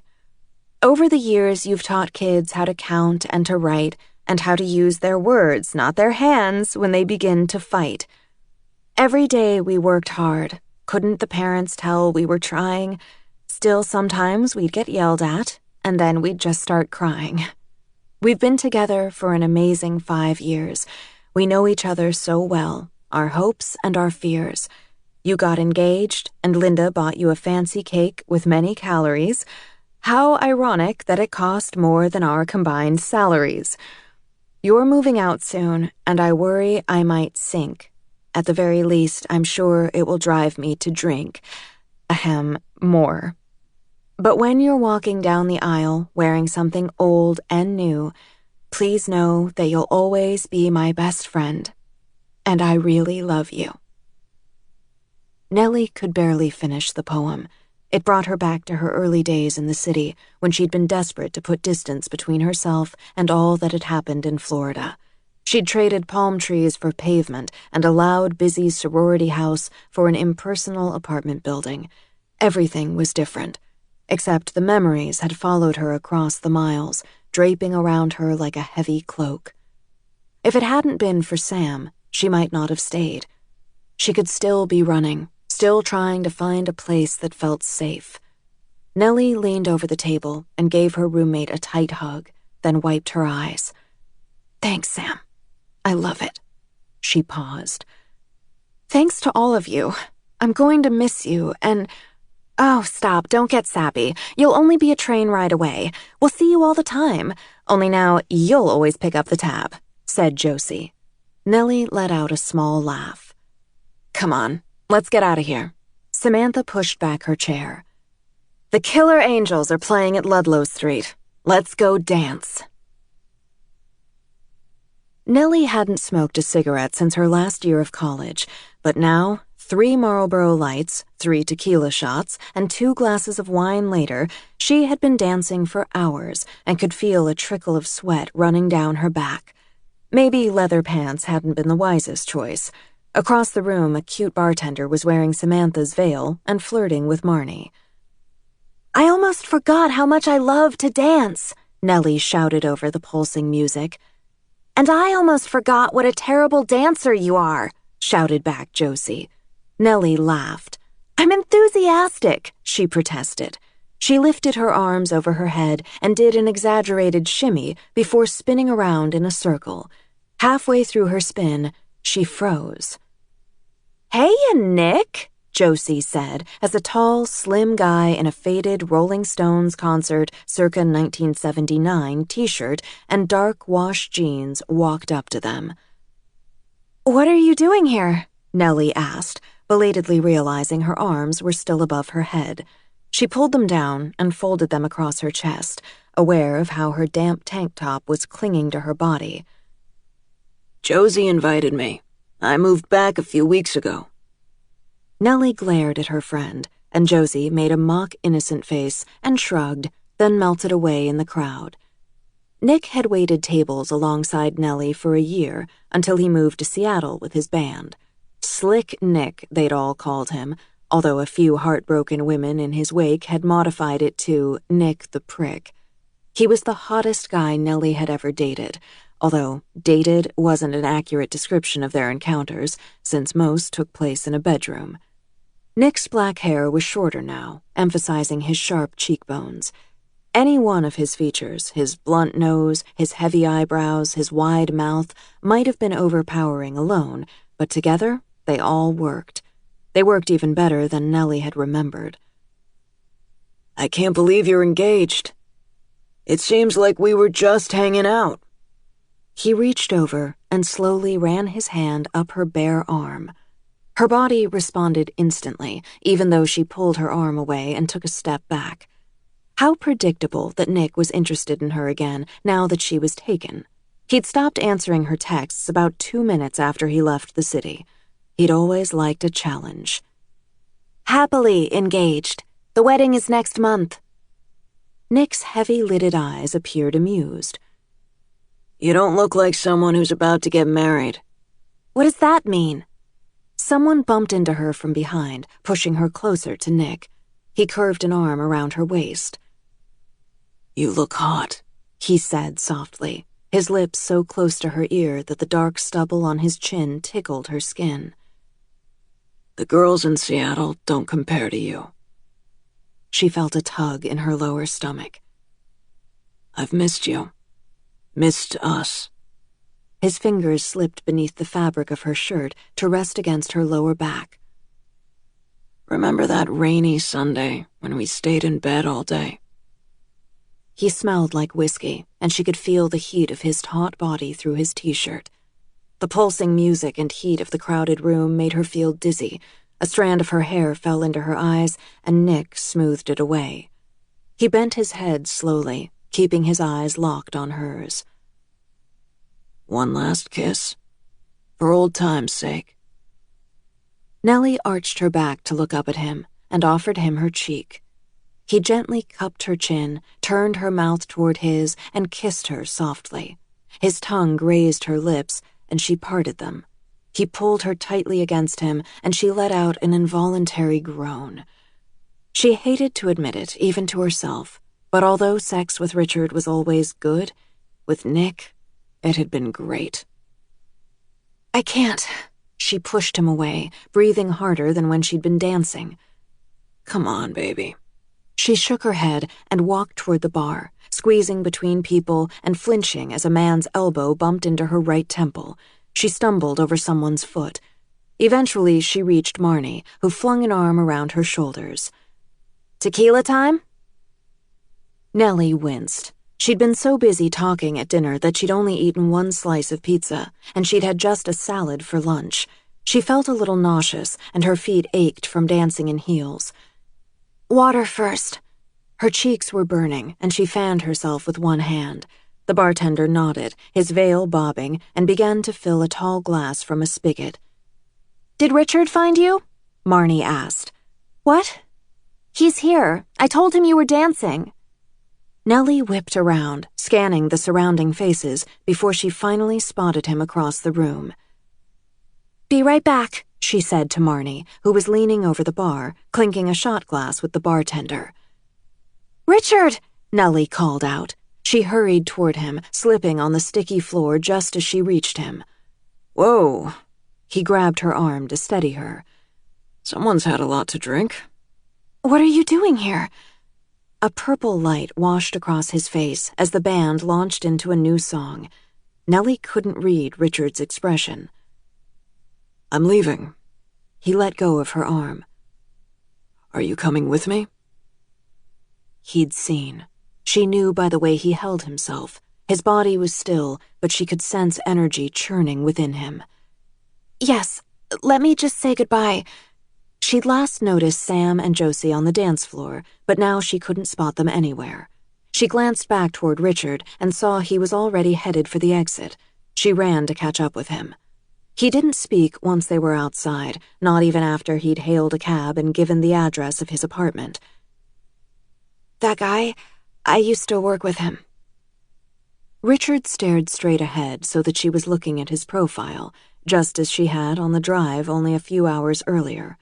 But then his hand had been resting on her thigh.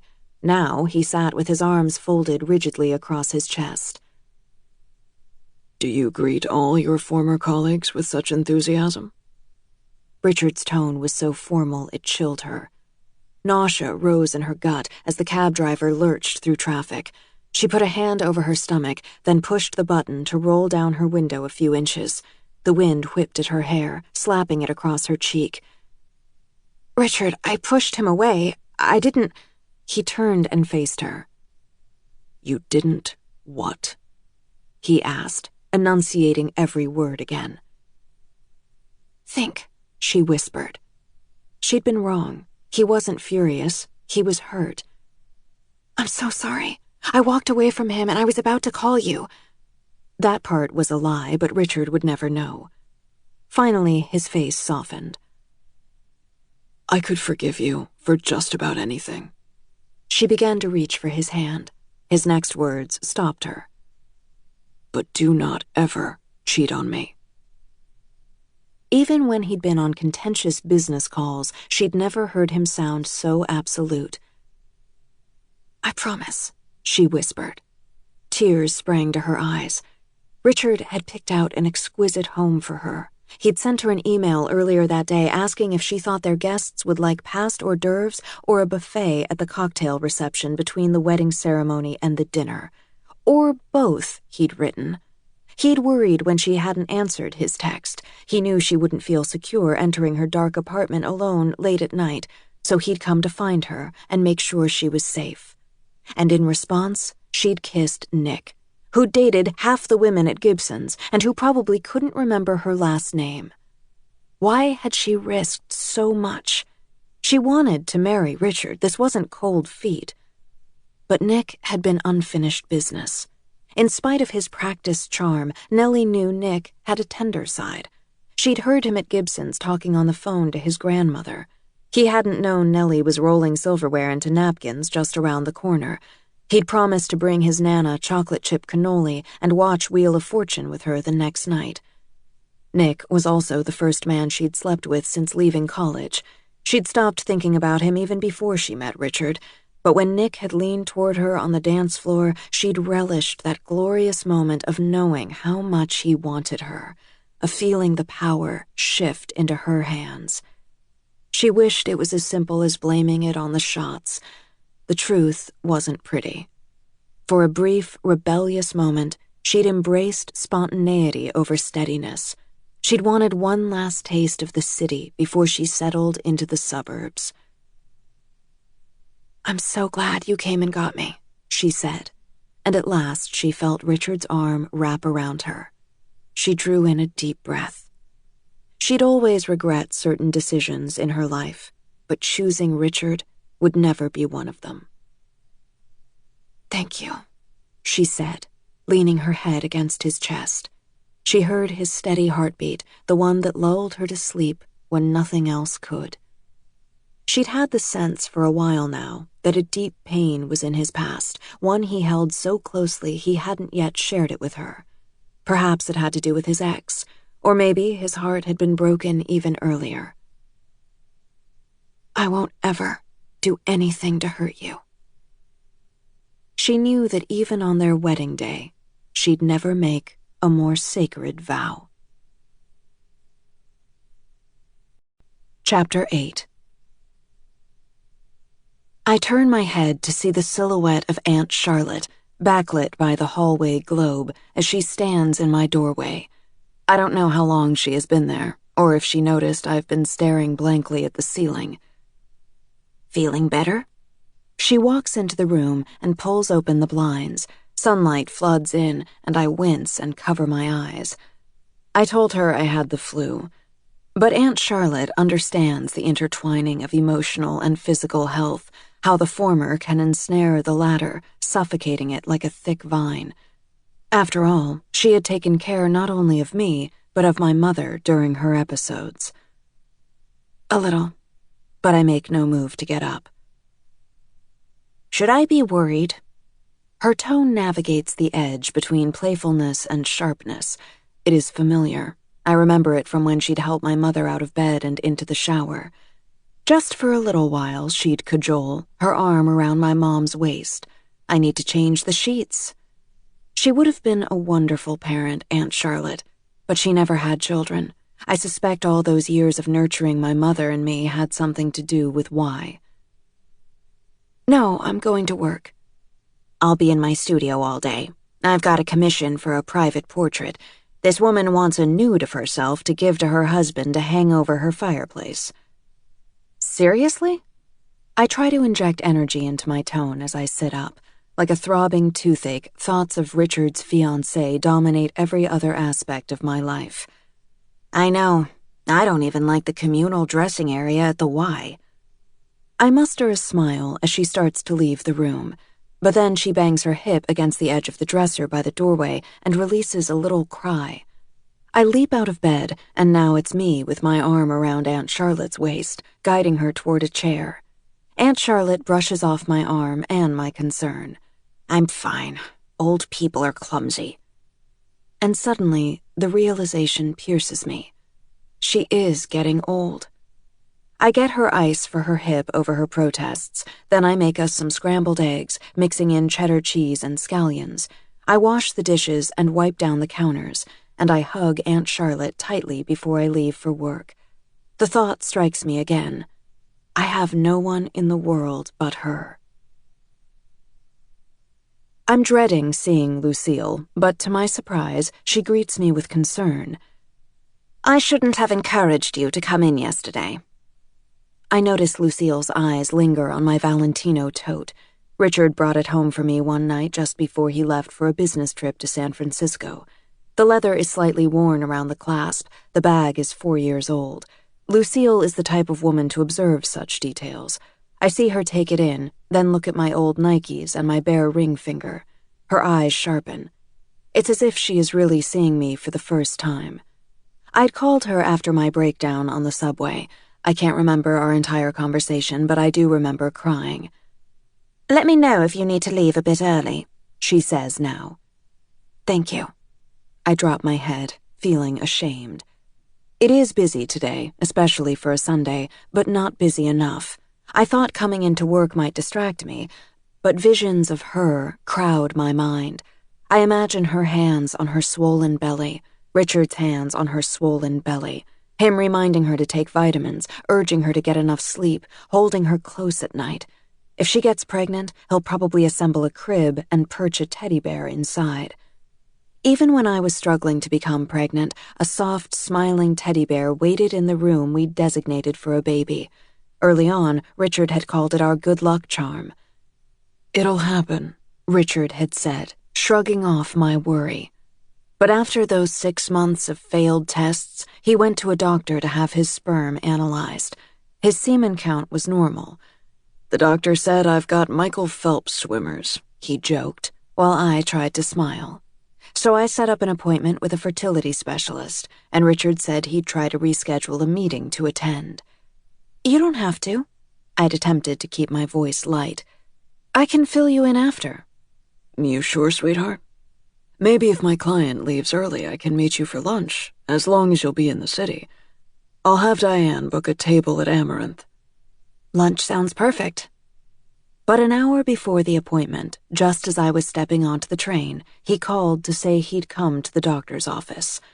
"I put off my client. This is more important." I was grateful he couldn't see my expression. The fertility specialist would ask me questions I didn't want to answer in front of my husband. As my train sped toward Grand Central Terminal, I stared out the window at the bare trees and graffiti-littered buildings with boarded-up windows. I could lie, or I could try to get the doctor alone and explain. The truth was not an option. A sharp pain made me look down. I'd been picking at my cuticles and had torn one below the quick. I put my finger in my mouth, sucking away the blood. The train screeched into the terminal before I'd come up with a plan, and far too soon a taxi delivered me to an elegant Park Avenue building. When Richard met me in the lobby, he didn't seem to notice my agitation, or maybe he thought I was just anxious about the appointment. I felt as if I were sleepwalking as he pressed the button for the 14th floor in the elevator, then stepped back so I could exit first. Richard's urologist had referred us to Dr. Hoffman, a graceful, slender woman in her mid-50s. She greeted us with a smile shortly after we'd signed in and led us to her consult room. Under her lab coat, I saw a flash of fuchsia. We followed her down the hall, and even though she was wearing 3-inch heels, I struggled to match her pace. Richard and I sat side by side on an upholstered couch facing her uncluttered desk. I twisted my hands in my lap, fidgeting with the slender gold bands on my finger. At first, Dr. Hoffman was hesitant to even indulge our insecurities as she explained that it took many couples more than 6 months to conceive. 85% of couples are pregnant within a year, she assured us. I mustered a smile. Well then, but Richard interjected. "We don't care about statistics." He reached for my hand. "We want to get pregnant now." I should have known it wouldn't be that easy. Dr. Hoffman nodded. "There's nothing to prevent you from exploring fertility treatments, but they can be time-consuming and expensive. There are also side effects." "Again, with all due respect, these are not issues that concern us," Richard said. I caught a glimpse of what he must be like at work, commanding, persuasive, impossible to resist. Why had I ever thought I could hide something so significant from him? "Baby, your hands are icy." Richard rubbed mine between his. Dr. Hoffman turned her head to look directly at me. Her hair was swept into a fashionably loose twist, and her skin was smooth and unlined. I wished I had worn something more elegant than simple black pants and a cream turtleneck sweater, which I'd just noticed had a small bloodstain by the cuff. I tucked the material under the finger I'd injured and tried to curve my lips upward. "Okay, then. Let me start by asking Vanessa some questions. Richard, perhaps you'd like to take a seat in the waiting room?" Richard looked at me. "Sweetheart, would you like me to go?" I hesitated. I knew what he wanted me to say. He'd taken off work to accompany me. Would it be a bigger betrayal if I asked him to leave and he found out anyway? Maybe Dr. Hoffman would be ethically bound to tell him, or a nurse might glance at my chart and slip up someday. It was so hard to think. "Honey?" Richard prompted. "I'm sorry. Of course, it's fine if you stay." The questions began. Dr. Hoffman's voice was low and modulated, but each query felt like a bullet. How frequent are your periods? How long do they last? What methods of birth control have you used? My stomach clenched like a fist. I knew where this was heading. Then Dr. Hoffman asked, "Have you ever been pregnant?" I stared down at the thick carpet, gray with small pink squares. I started counting the shapes. I could feel the heat of Richard's stare. "You've never been pregnant," he said. It was a statement. I still thought about that time in my life, but the memories had remained locked inside me. This was so important. I couldn't lie after all. I looked up at Dr. Hoffman. "I have been pregnant." My voice sounded squeaky, and I cleared my throat. "I was only 21. I recognized the only as a plea directed at Richard. You had an abortion? I couldn't read the expression in Richard's voice. I looked up at my husband again. And I knew I couldn't tell the full truth either. I had a miscarriage.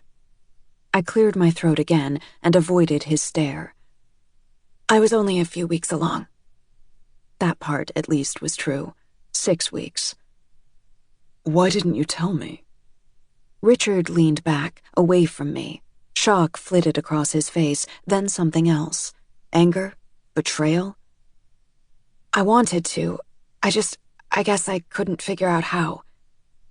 It was such an inadequate response. I'd been so stupid to hope he'd never find out. Were you ever going to tell me? Listen, Dr. Hoffman interrupted. These conversations can get emotional. Do you two need a moment? Her tone was calm, the thick silver pen she'd been jotting notes with poised in midair, as if this were a normal interlude.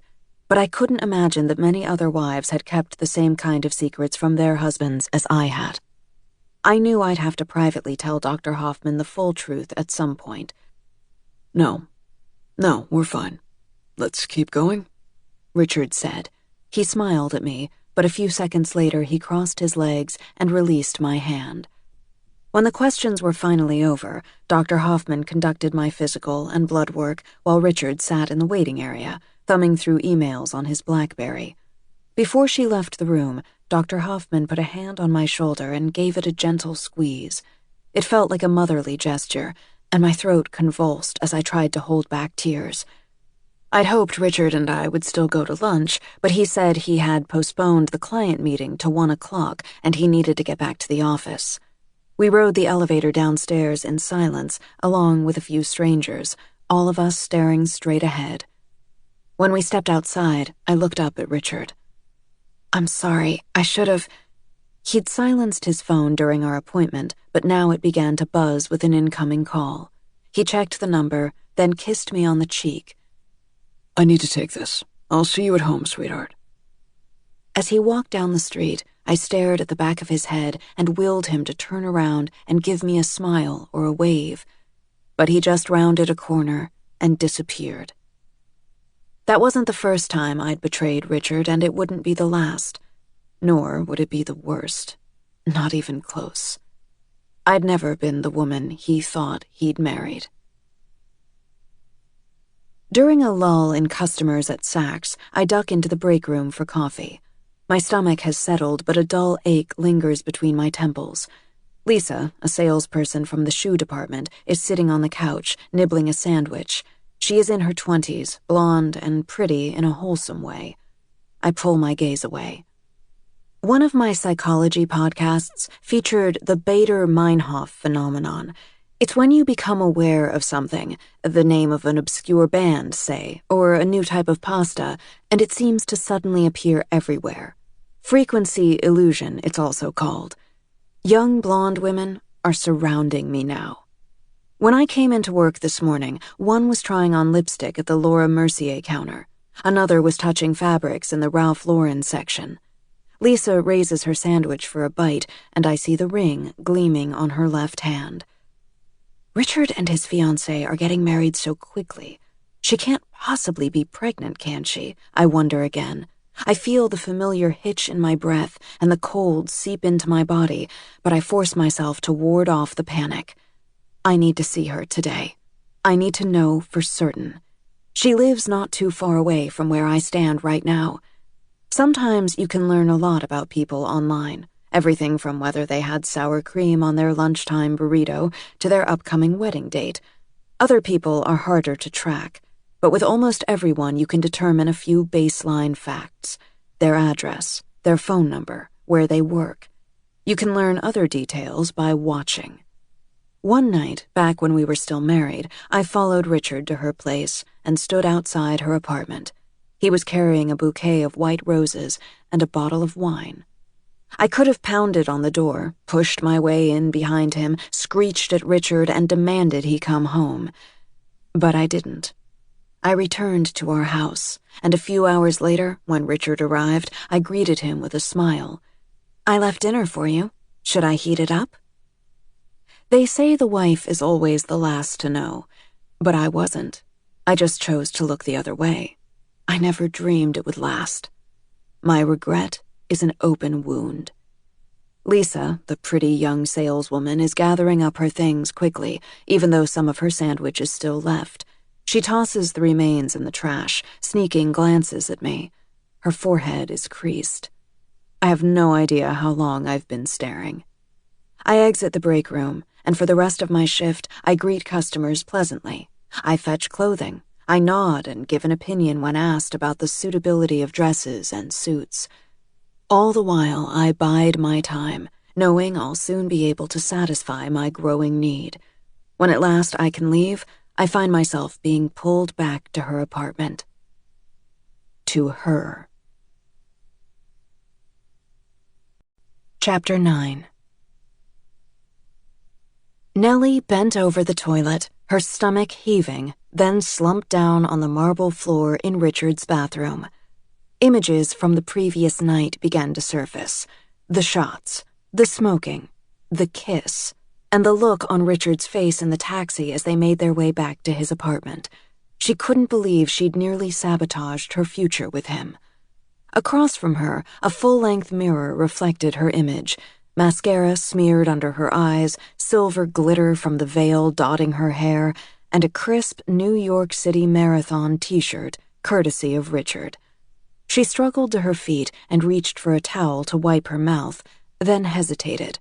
They were all snow white with royal blue trim. Like everything else in Richard's apartment, they were starkly elegant.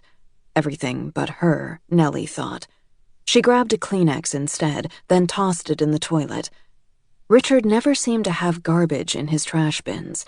She wasn't going to leave her soiled tissue behind. She brushed her teeth and washed her face in icy water that left her skin pale and blotchy. Then, even though she craved a retreat back under Richard's luxurious down comforter, she steadied herself to find him and endure whatever he had to say to her. Instead of her fiancé, she discovered a bottle of Avion and a container of Advil on the gleaming granite kitchen counter. Beside them rested a note on thick ecru paper embossed with his initials. I didn't want to wake you. I'm off to Atlanta. Back tomorrow. Feel better. Love you. R. The clock on the oven read 11:43. How had she slept so late? And how could she have forgotten Richard's travel schedule? She didn't even recall his mentioning Atlanta. As she shook out 2 tablets and downed the still cool water, she studied Richard's neat block letters and tried to gauge his mood. Last night's images were jagged and incomplete, but she recalled him tucking her in, then leaving the room and shutting the door. If he'd eventually returned and climbed into bed beside her, she hadn't noticed. She picked up the cordless phone on his counter and dialed his cell, but it went straight to voicemail. I'll get right back to you, he promised. Hearing his voice made her feel the ache of missing him. Hi, honey, she fumbled for words. Just wanted to say I love you. She headed back to the bedroom, passing a few large framed photographs lining the hallway. Her favorite was of Richard as a boy, his small hand clasped in Maureen's as they stood at the ocean's edge. Maureen had towered over him. Richard was 5 feet 11 inches now, but he hadn't had a growth spurt until he was 16, he'd told Nellie. The next photograph was a posed shot of Richard and Maureen with their parents. Nellie could see that Richard had inherited his piercing eyes from his mother and full lips from his father. At the end was a black and white picture of his mom and dad on their wedding day. It said so much about Richard that he decorated his walls with images of family, that these were the faces he wanted to see every day. She wished his parents were still alive, but at least Richard had his sister. Nellie would get to meet Maureen tomorrow at dinner at one of Richard's favorite restaurants. Her reverie was interrupted by the house phone ringing. Richard, she thought, feeling a rush of joy as she ran back into the kitchen and grabbed the receiver. But the voice that greeted her was feminine. Is Richard there? No. Nellie hesitated. Is this Maureen? Silence. Then the woman replied, No, I'll call him back. Then came the dull, unbroken note of the dial tone. Who would phone Richard on a Sunday and not want to leave a message?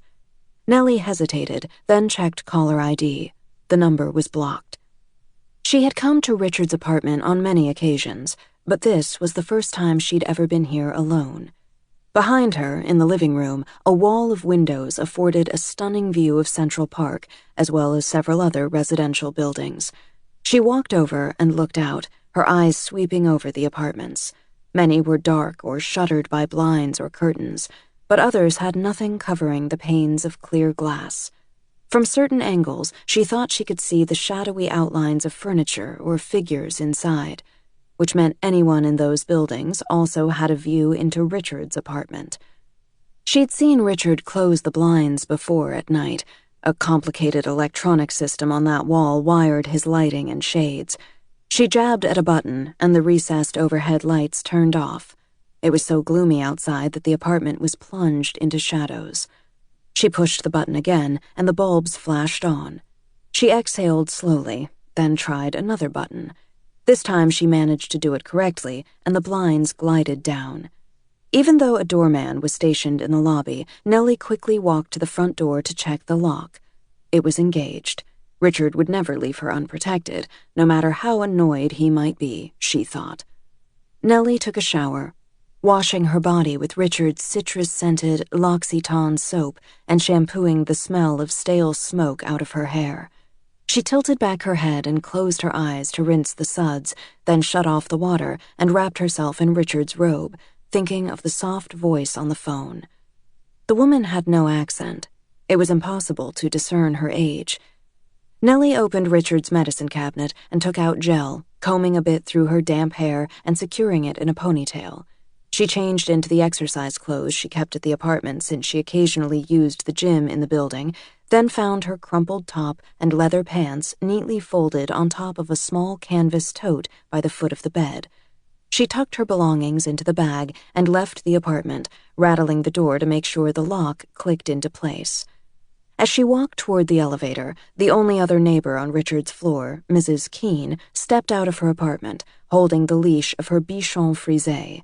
Whenever they bumped into her in the lobby, Richard pretended he needed to collect his mail or came up with another excuse to avoid her.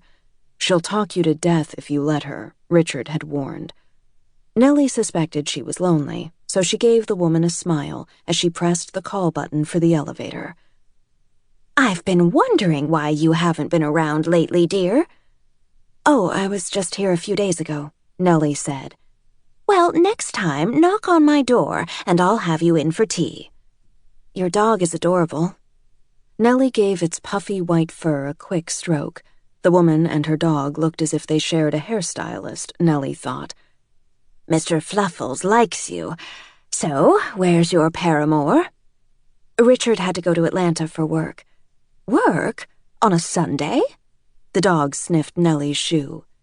"He's so busy, isn't he? Always racing off to catch a plane. I've offered to keep an eye on his place while he's gone, but he said he'd never impose on me. So, where are you off to now?" Lonely and gossipy, Nellie thought. The elevator arrived, and Nellie held the door open with her forearm until Mrs. Keene and her dog were safely inside. "I'm actually going to work, too. I teach at a preschool, and I need to clean out my classroom for the end of the year." Graduation was tomorrow, and though traditionally teachers sorted through the rooms a few days after the students left, making it something of a party, complete with smuggled-in wine, Nellie needed to do it now because she was leaving for Florida at the end of the week. Mrs. Keene nodded approvingly. "How lovely.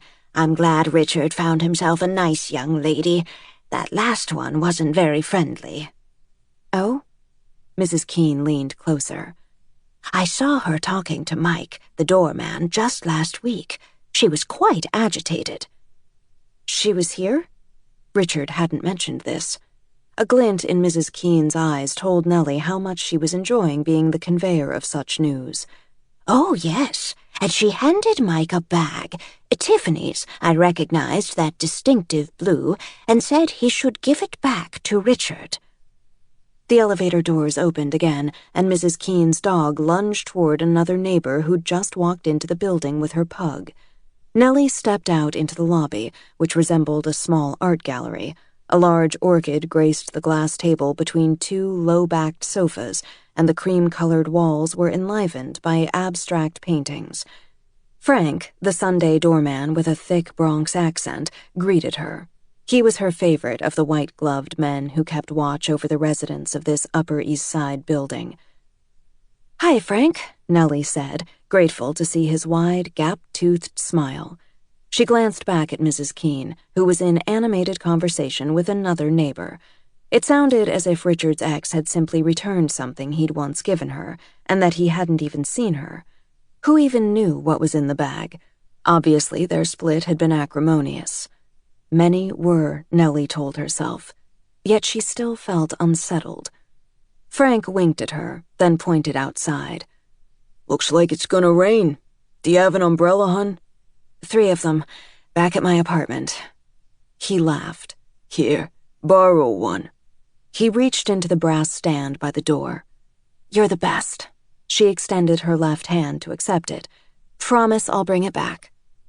She noticed him glance at her ring and do a quick double-take before he caught himself and looked away. He'd known of their engagement, but Nellie usually twisted the diamond to the inside of her hand so it would be hidden when she walked around the city. Richard had suggested it, reminding her that one couldn't be too careful in the city. "Thanks," she said to Frank, feeling a flush creep over her cheeks. It felt a little ostentatious wearing something that probably cost as much as Frank earned in a year. That cost as much as she made in a year, too. Did Richard's ex live nearby, Nellie wondered? Perhaps she'd even passed her on the street. She didn't realize she was fidgeting with the release button on the umbrella until it sprang open. Her father's voice rang through her mind. "Don't ever open an umbrella inside. It's bad luck." "Stay dry," Frank said as Nellie stepped outside into the swollen gray air. Sam wore her long sleep shirt, the one with "What a Beautiful Mess" written in script across the front. Nellie rustled the paper bag containing poppy seed bagels with egg, cheddar, bacon, and ketchup, their favorite hangover remedy, in the air. "Good afternoon, sunshine." Sam's sandals from last night were kicked off just inside the front door, followed by her purse, then, a few feet later, her miniskirt.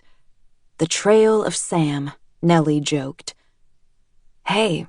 Sam poured coffee into a mug but didn't turn around to look at her. "What happened to you last night?" "I went to Richard's. Too much tequila." "Yeah, Marnie said he showed up." Sam's tone was curt.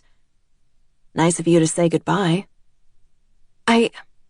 Nellie burst into tears. She'd managed to upset Sam, too. Sam spun around. "Whoa, what's going on?" Nellie shook her head. "Everything." She choked back a sob. "I'm so sorry I didn't tell you I was leaving." "Thank you for saying that. I have to admit I was pissed, especially since you showed up late to dinner."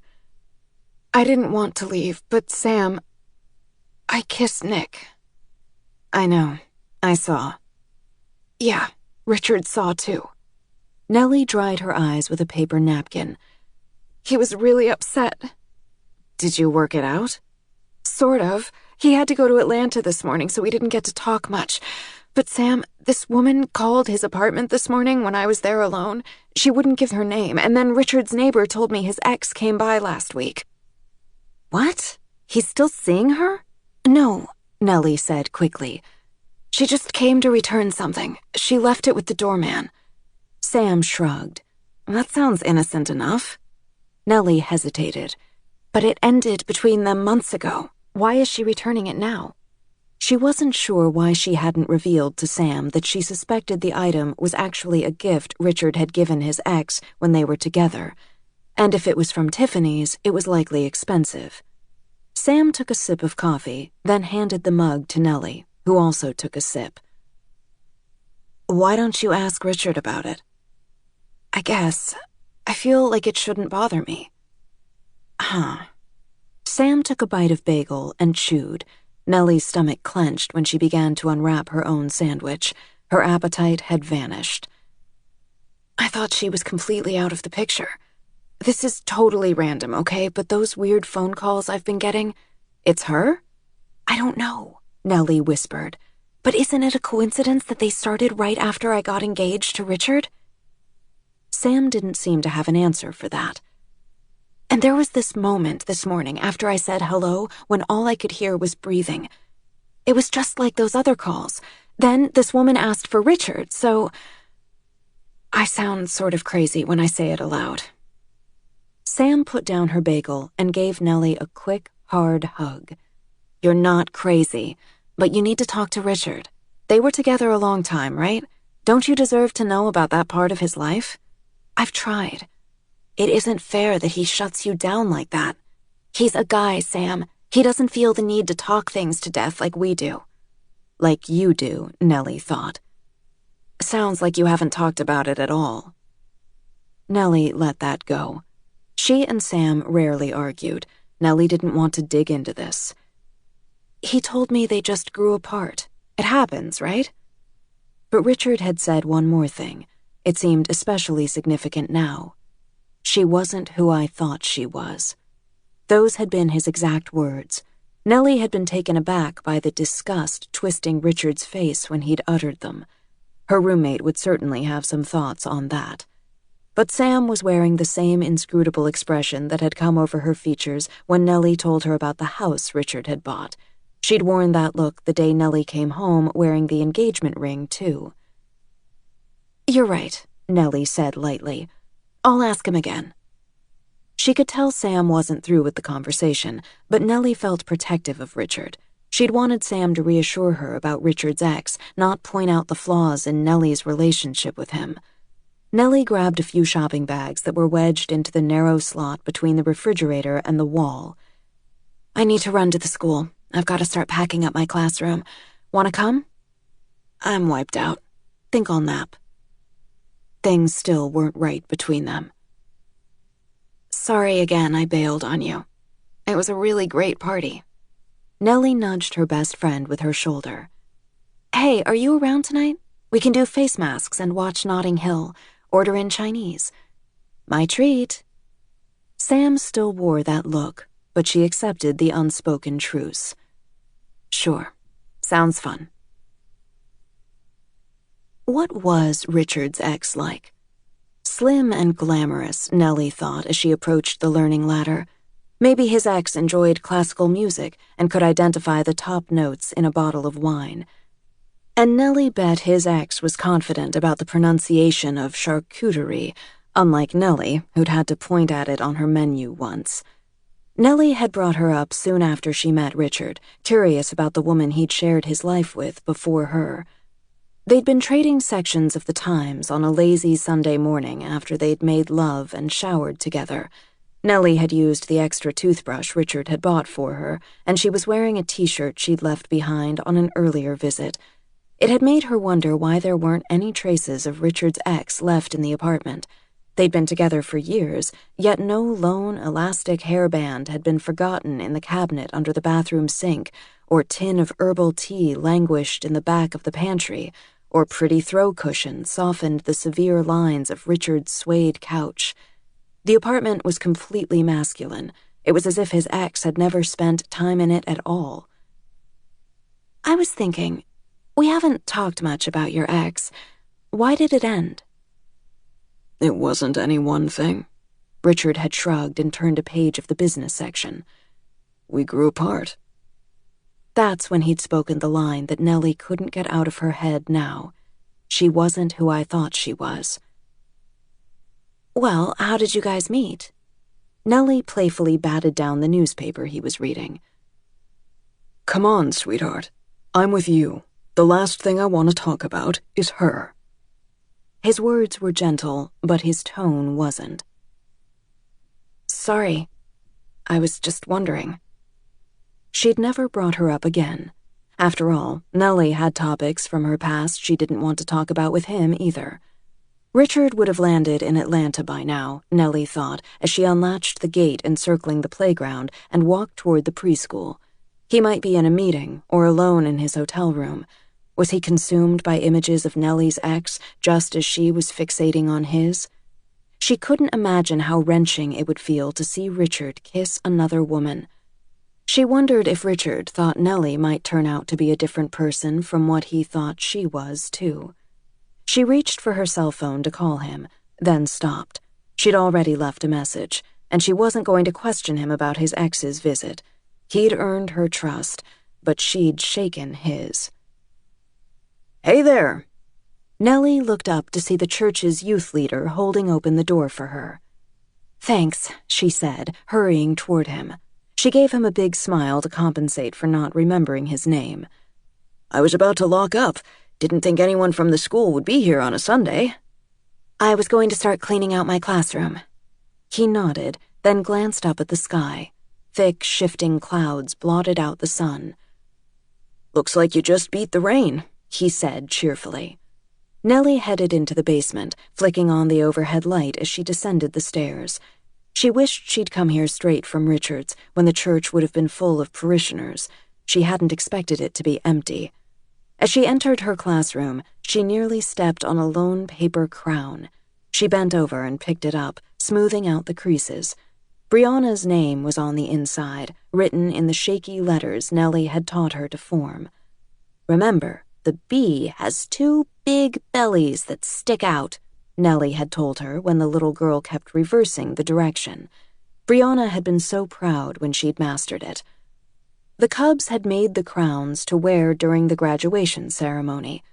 They'd stand in a wiggling line behind a curtain until Nellie put her hand on their little shoulders one by one and whispered, "Go." Then they'd march down a makeshift aisle while their parents stood up and cheered and snapped photos. Brianna would be upset she'd lost hers. She'd spent a long time affixing stickers to it and had used a half bottle of glue to attach a different colored pom-pom to each point. Nellie would call Brianna's parents to let them know she'd found it. She tucked the crown in one of her shopping bags, then stood in the atypical quiet. Her classroom was modest, and the toys were basic compared to the ones most of the children had at home, but her students still bounded in every morning, tucking their lunches into cubbies and hanging their little jackets and sweaters on hooks. Nellie's favorite part of the day was show and tell, which was predictably unpredictable. Once Annie had brought in a miniature frisbee she'd found in the medicine cabinet. Nellie had returned the diaphragm to Annie's mother at pickup. "At least it wasn't my vibrator," the mother had joked, instantly endearing her to Nellie. Another time, Lucas had opened his lunchbox, revealing a live hamster, which had immediately seized its chance at freedom and leaped out. Nellie hadn't been able to find it for 2 days. She hadn't thought it would hurt this much to leave. She began to pull off the walls the construction paper butterflies the children had made and tuck them into folders that she would send home with each child. She winced as the edge of one cut into the soft tip of her index finger. Fudge. She hadn't sworn properly in years, ever since she'd shocked little David Connolly and had to scramble to convince him she'd merely been pointing out a toy truck. She put her finger in her mouth and reached into her supply closet, taking out an Elmo Band-Aid. She was wrapping it around her finger when she heard a noise in the hallway. "Hello?" she called. No answer. She walked to the doorway and peeked out. The narrow corridor was empty, the linoleum floors reflecting the gleam of the overhead lights. The other classrooms were dark, and their doors were pulled shut. The church's old bones creaked sometimes. It must have been a floorboard settling. In the absence of the laughter and chaos, the school felt off-kilter. Nellie reached into her purse and pulled out her cell. Richard hadn't phoned yet. She hesitated, then texted him, "I'm at the learning ladder. Call if you can. I'm here alone." Sam knew where she was, but Sam was napping. Nellie would just feel better if Richard knew too. She started to put her cell back in her bag, but tucked it in the waistband of her lycra pants instead. She peeked out into the hallway again and listened for a long moment. Then Nellie resumed pulling artwork off the walls, working quickly until they were bare. She took down from an easel the activity schedule printed in big letters. She reached up to strip a large calendar from a bulletin board. Velcro cards attached to it listed the day of the week and a symbol for the weather. A smiling sun was still affixed to Friday. Nellie glanced out the window. The first drops of rain had started to softly patter down. She almost didn't notice the woman standing just behind the gate. A tall climbing structure partially obstructed her view. Nellie could only make out a tan raincoat and a green umbrella blocking the person's face, and long brown hair whipping in the wind. Maybe it was someone out walking her dog. Nellie craned her head to see at a different angle. There was no dog. Could it be a prospective parent checking out the school? But it wouldn't make sense for someone to come on a Sunday when the learning ladder was closed. It could be a parishioner, although the service had ended hours ago. Nellie pulled her phone out of her pocket, then pressed her face close to the window. The woman suddenly moved, hurrying away, blending in with the trees. Nellie spotted the woman round the corner by the 3 gravestones, toward the entrance on the opposite side of the church. Sometimes that door was propped open by a heavy brick when nighttime activities, such as an AA meeting, were scheduled.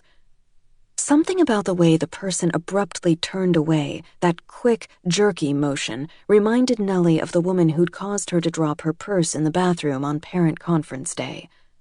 Nellie couldn't be there for another minute. She grabbed her bags, leaving papers still scattered across her desk, and headed for the door. Her cell phone buzzed in her hand, and she flinched. It was Richard. "I'm so glad it's you," she gasped. "Are you okay? You sound upset." "I'm just alone at the school." "Yeah, you told me in your text. Are the church doors locked?" "I'm not sure, but I'm leaving now." Nellie hurried up the stairs. "It feels sort of creepy for some reason." "Don't be scared, baby. I'll stay with you on the phone." She glanced behind her as she exited the building, then slowed down and caught her breath. She reached the end of the block, opened her umbrella, and began to walk toward the busier cross street. Now that she was outside, she knew she'd overreacted. "I miss you so much, and I feel horrible about last night." "Look, I've been thinking about it, and I saw you push him away. I know you love me." He really was too good to be true. "I wish I could have been with you today." She didn't want Richard to know she'd forgotten about his trip. "After graduation, I'm all yours." "You have no idea how happy that makes me." His voice felt like safety. In that moment, she decided she didn't want to continue teaching. She'd travel with Richard in the fall. She'd still be around children, their children. "I need to get back to my client. Are you feeling better now?" "Much." Then Richard spoke the words that would stay with her forever. "Even when I'm not there, I'm always with you." Chapter 10. She lives on an active street. New York City has dozens of blocks like hers, not ritzy, not poverty-stricken, but falling somewhere in the wide swath of the middle. It reminds me of the neighborhood I lived in when I first met Richard. Despite the torrential burst of rain that has just ended, enough people are around so I don't stand out. A bus stop is on her corner, next to a deli, and 2 doors down from her building is a small hair salon. A father pushing a stroller crosses paths with a couple walking hand in hand. A woman juggles 3 bags of groceries. A Chinese food delivery guy splashes through a puddle and splatters me with a few drops, the aroma of the meals stacked on the back of his bicycle wafting in his wake. In the past, my stomach would have been tempted by the succulent smells of chicken fried rice or sweet and sour shrimp.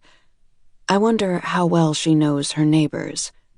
She might have knocked on the door of the apartment above hers, handing over a UPS delivery box that was mistakenly left by her door. Maybe she picks up fruit and bagels at the deli, where the owner mans the cash register and greets her by name. Who will miss her when she disappears? I'm prepared to wait quite a while. My appetite is non-existent. My body feels neither hot nor cold. There is nothing I need. But before long, at least I think I have not waited very long, I feel a quickening in my pulse, a hitch in my breath as she rounds the corner. She is carrying a bag. I squint and make out the logo of Chopped, the takeout salad place. It swings as she walks, matching the gentle sway of her high ponytail. A cocker spaniel darts in front of her, and she pauses to avoid becoming entangled with the leash. The owner reels in the dog, and I see her nod and say something. Then she bends down to stroke its head. Does she know how Richard feels about dogs? I'm holding my cell phone to my ear, my body half turned away from her, my umbrella tilted to cover my face. She continues walking toward me, and I soak her in. She wears yoga capris and a loose white top with a windbreaker tied around her waist. Salad and exercise. She must want to look her best in her wedding gown. She pauses in front of her building, reaching into her purse, and a moment later, she vanishes inside. I let my umbrella drop and massage my forehead, trying to focus. I tell myself I'm acting crazy. Even if she were pregnant, which I don't believe is a possibility, she probably wouldn't be showing yet. So why did I come here? I stare at her closed door. What would I even say if I knocked and she answered? I could beg her to call off the wedding. I could warn her that she'll regret it, that he cheated on me and he'll do the same to her, but she'd probably just slam the door and phone Richard. I don't want him to ever know I've followed her. She thinks she's safe now. I imagine her rinsing her plastic salad bowl and putting it into the recycling bin, applying a mud mask, maybe calling her parents to talk about last-minute wedding details. There is still a little time. I cannot be impulsive. I have a long walk home. I round the corner, retracing her steps. A block later, I pass Chopped, and I turn around to go in. I study the menu, trying to guess what she might have craved so I can order the same thing. When the server hands me my salad, in a plastic clamshell and tucked in a white paper bag alongside a fork and napkin, I smile and thank her. Her fingers brush mine, and I wonder if she also waited on my replacement. Before I am even out the door, I'm suddenly overwhelmed by acute hunger pangs. All the dinners I've slept through, the breakfasts I've skipped, the lunches I've tossed in the trash, they converge upon me now, fueling a nearly savage desire to fill the emptiness inside me. I step to one side, where there is a counter and stools, but I can't wait long enough to put down my things and settle into a seat. My fingers tremble as I open the container and begin to fork in mouthful after mouthful, holding the container close to my chin so I don't spill any, devouring the tangy greens, chasing bits of egg and tomato around the slippery container with my fork. I'm queasy as I swallow the final bite, and my stomach feels distended, but I am as hollow as ever. I throw away the empty bowl and begin to walk home. When I enter the apartment, I see Aunt Charlotte splayed on the couch, her head angled against a cushion, a washcloth draped over her eyes. Usually on Sunday nights, she teaches an art therapy class at Bellevue. I haven't known her to ever miss one. I've also never seen her nap before. Worry pierces me. She lifts her head at the thump of the door closing, and the washcloth slips off into her hand. Without her glasses, her features seem softer. Are you okay? I recognize the irony. It's an echo of the words she has repeated to me ever since a cab deposited me on the curb outside her building with 3 suitcases stacked behind me. Just a killer headache. She grips the edge of the sofa and stands. I overdid it today. Check out the living room. I think I cleared away 20 years of clutter after my subject left. She is still wearing her painting uniform, jeans topped by one of her late husband's blue Oxford shirts. By now the shirt is soft and worn, decorated with layers of drips and splatters. It's a work of art in itself, a visual history of her creative life. You're sick. The words seem to propel themselves out of me, my voice is high and panicky. Aunt Charlotte walks over and puts her hands on my shoulders. We are nearly the same height, but she looks directly into my eyes. Her hazel eyes are faded by age, but they are as alert as ever. I am not ill. Aunt Charlotte has never shied away from difficult conversations. When I was younger, she explained my mother's mental health issues to me in simple, honest terms, ones I could understand. Even though I believe my aunt, I ask, "Promise?" My throat thickens with tears. I cannot lose Aunt Charlotte. Not her, too. "I promise. I'm not going anywhere, Vanessa." She hugs me, and I inhale the scents that grounded me as a girl. Linseed oil from her paints, the lavender she dabs on her pulse points. "Have you eaten? I was going to throw something together." "I haven't," I lie, "but let me make dinner. I'm in the mood to cook." Maybe it's my fault she is exhausted. Maybe I've taken too much from her. She rubs her eyes. "That would be great." She follows me to the kitchen and sits on a stool. I find chicken and butter and mushrooms in the refrigerator and begin to pan-sear the meat. "How did the portrait go?" I pour us each a glass of sparkling water. "She fell asleep during our session." "Really? Naked?" "You'd be surprised. Overprogrammed New Yorkers often find the process relaxing." As I whisk together a simple lemon sauce, Aunt Charlotte leans over and inhales.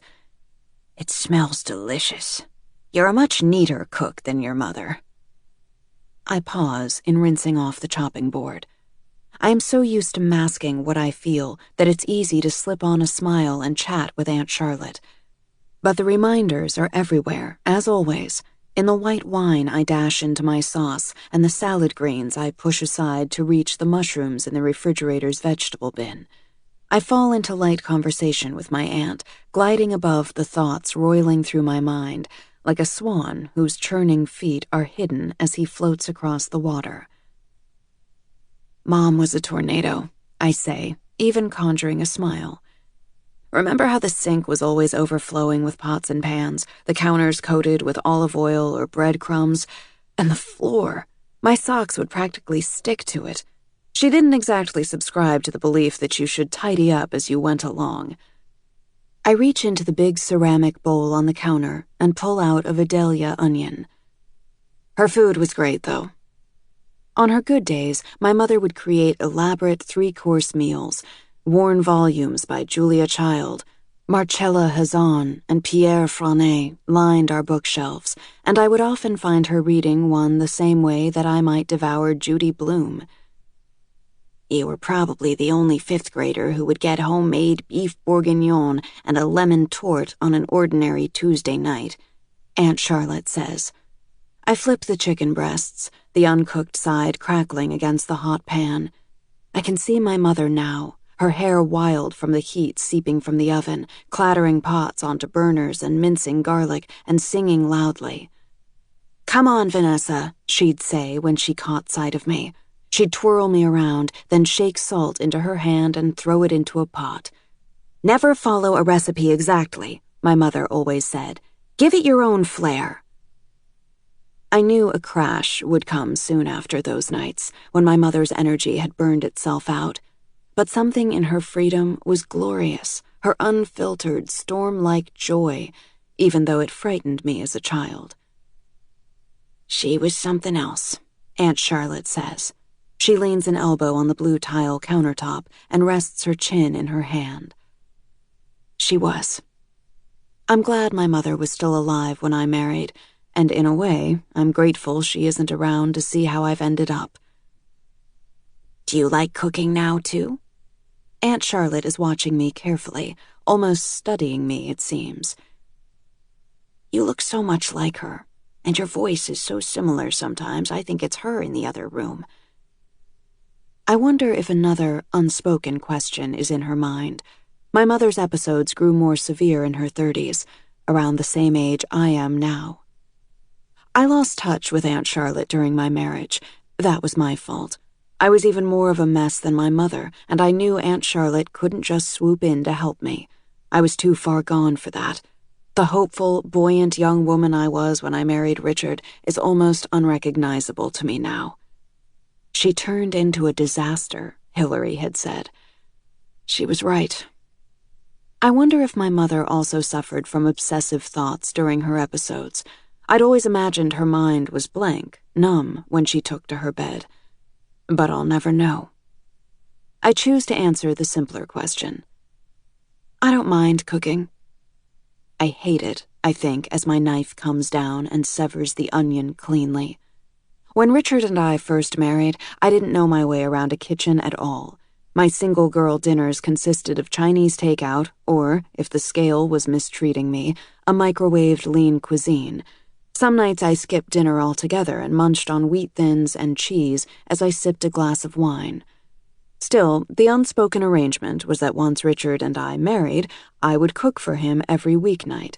I'd quit working, so it seemed more than reasonable. I rotated between chicken, steak, lamb, and fish.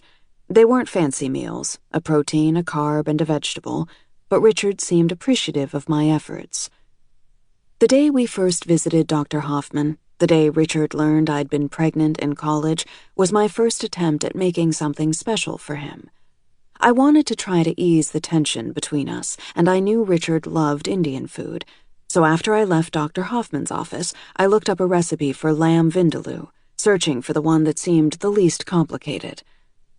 It's funny how certain details stick in the memory, such as how the wheel of my shopping cart needed to be adjusted, causing it to squeak every time I turned down a new aisle. I wandered through the market, searching for cumin and coriander, trying to forget how Richard's face had looked when he learned I'd gotten pregnant by another man. I'd called Richard to tell him I loved him, but he hadn't replied. His disappointment, worse, the thought of his disillusionment, upset me more than any argument could. Richard didn't yell. When angry, he seemed to coil into himself until he regained control over his emotions. It didn't usually take him long, but I worried I'd pushed him too far this time. I remember driving home on the quiet streets, the new Mercedes sedan Richard had purchased for me purring past the stately colonials constructed by the same builder who'd sold Richard our house. Occasionally, I saw a nanny out with a young child, but I'd yet to make a friend in our neighborhood. I was hopeful when I began to cook dinner. I cut the lamb into even chunks, following the recipe carefully. I remember how sunlight glowed through the large bay windows in our living room, as it did toward the end of every day. I'd found my iPod and scrolled down to the Beatles.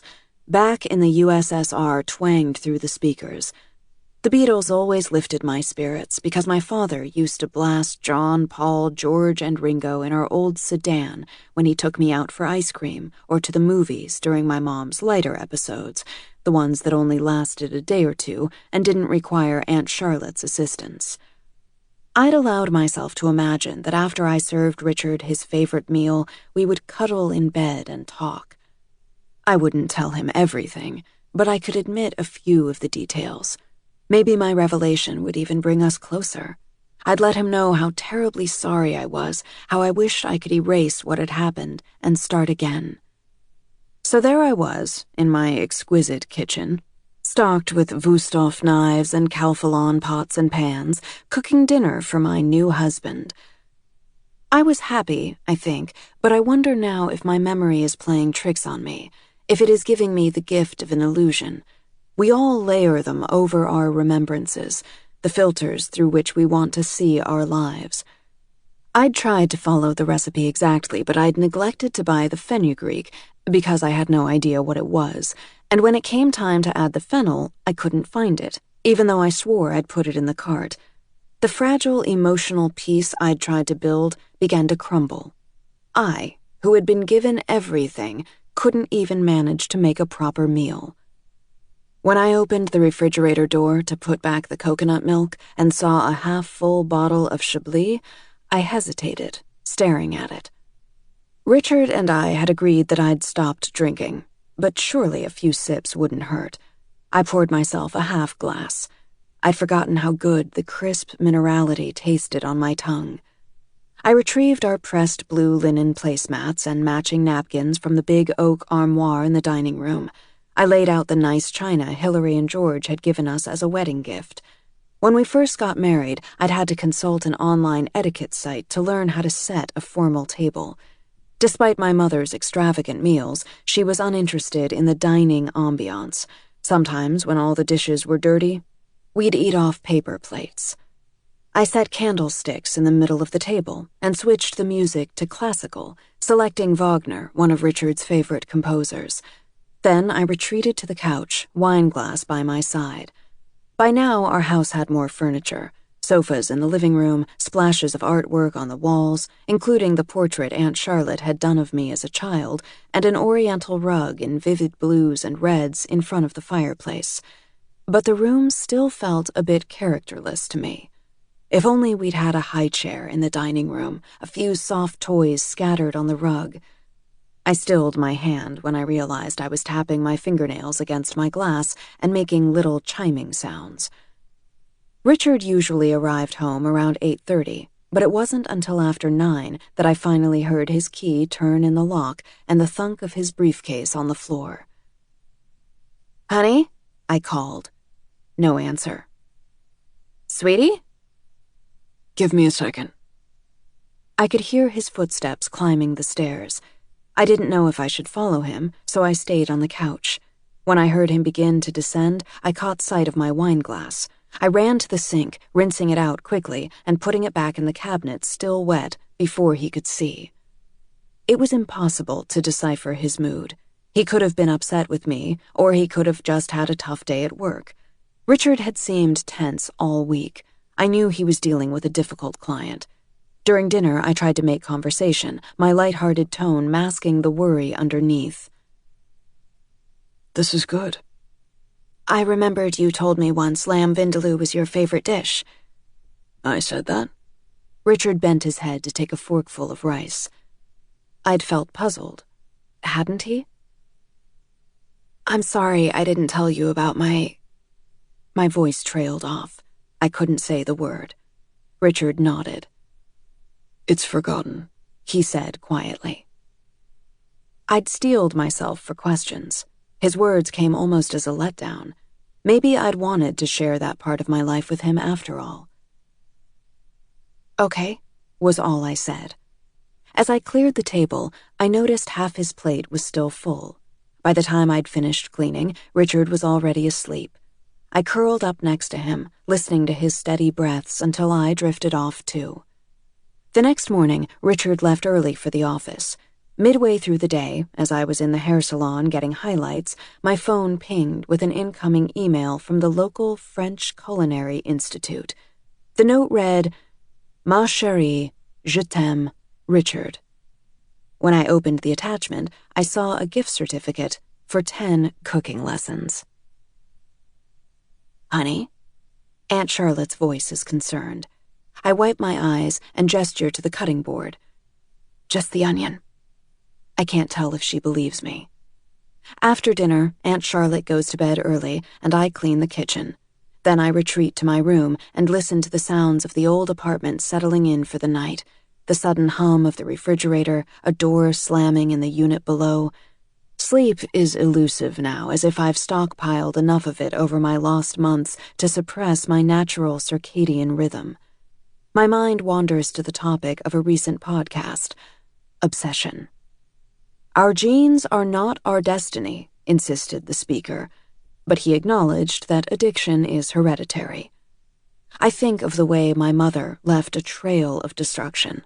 I think of the way my mother dug her nails into her palms when she was agitated. And I think, as always, of her. A plan begins to form in my mind. Or maybe it has been there all along, waiting for me to catch up to it, to become strong enough to carry it out. I see her again, bending down to stroke the head of the little dog in her path. I see her crossing her shapely legs and leaning close to Richard at the bar, our bar. And I see her on the day I came to his office to surprise him for lunch, back when we were still married. The two of them were walking out of the building. She wore a blush-colored dress. His hand gently touched the small of her back as he allowed her to exit the door first. She's mine, the gesture seemed to say. He used to touch me that way. I told him once I loved the subtle, sexy feel of his fingers there. I get up, moving quietly in the darkness, and retrieve my burner phone and my laptop from the bottom dresser drawer. Richard cannot marry again. I begin to make preparations. The next time I see her, I will be ready. Chapter 11. Nellie lay in the darkness, listening to the sounds of the city waft through the bars of her open window. A honk, the shouted lyrics to YMCA, a car alarm wailed in the distance. The suburbs were going to seem so quiet. Sam had left a few hours earlier, but Nellie had decided to stay in. If Richard called, she wanted to be at the apartment. Besides, the tumult of the past 24 hours had left her feeling depleted. When she'd gotten home from the learning ladder, she and Sam had plastered on cobalt blue algae masks while they waited for their Chinese food to arrive. Spare ribs, pork dumplings, sweet and sour chicken, and, in a token nod to Nellie's wedding diet, brown rice. "You look like a Blue Man Group reject," Sam had said as she smoothed the paste over Nellie's cheeks. "You look like Sexy Smurf." After the morning's tension and the inexplicable menace she'd felt at the school, it was so good to laugh with Sam. Nellie had grabbed plastic forks from the drawer beside the sink, the one that was also crammed with packets of hot sauce and mustard and mismatched paper napkins. "I'm using the good silver tonight," she joked. It hit her that this would likely be the last meal they shared before the wedding. When the food arrived, they washed off their masks. $10 wasted, Sam proclaimed as she examined her skin. Then they flopped on the couch and dug in, chatting about everything except what was really on Nellie's mind. "Last year, the Straubs gave Barbara a Coach bag after graduation," Sam said.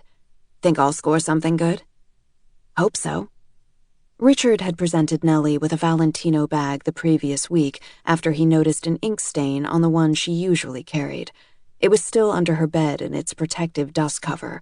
No way was she going to risk a kid finger-painting it.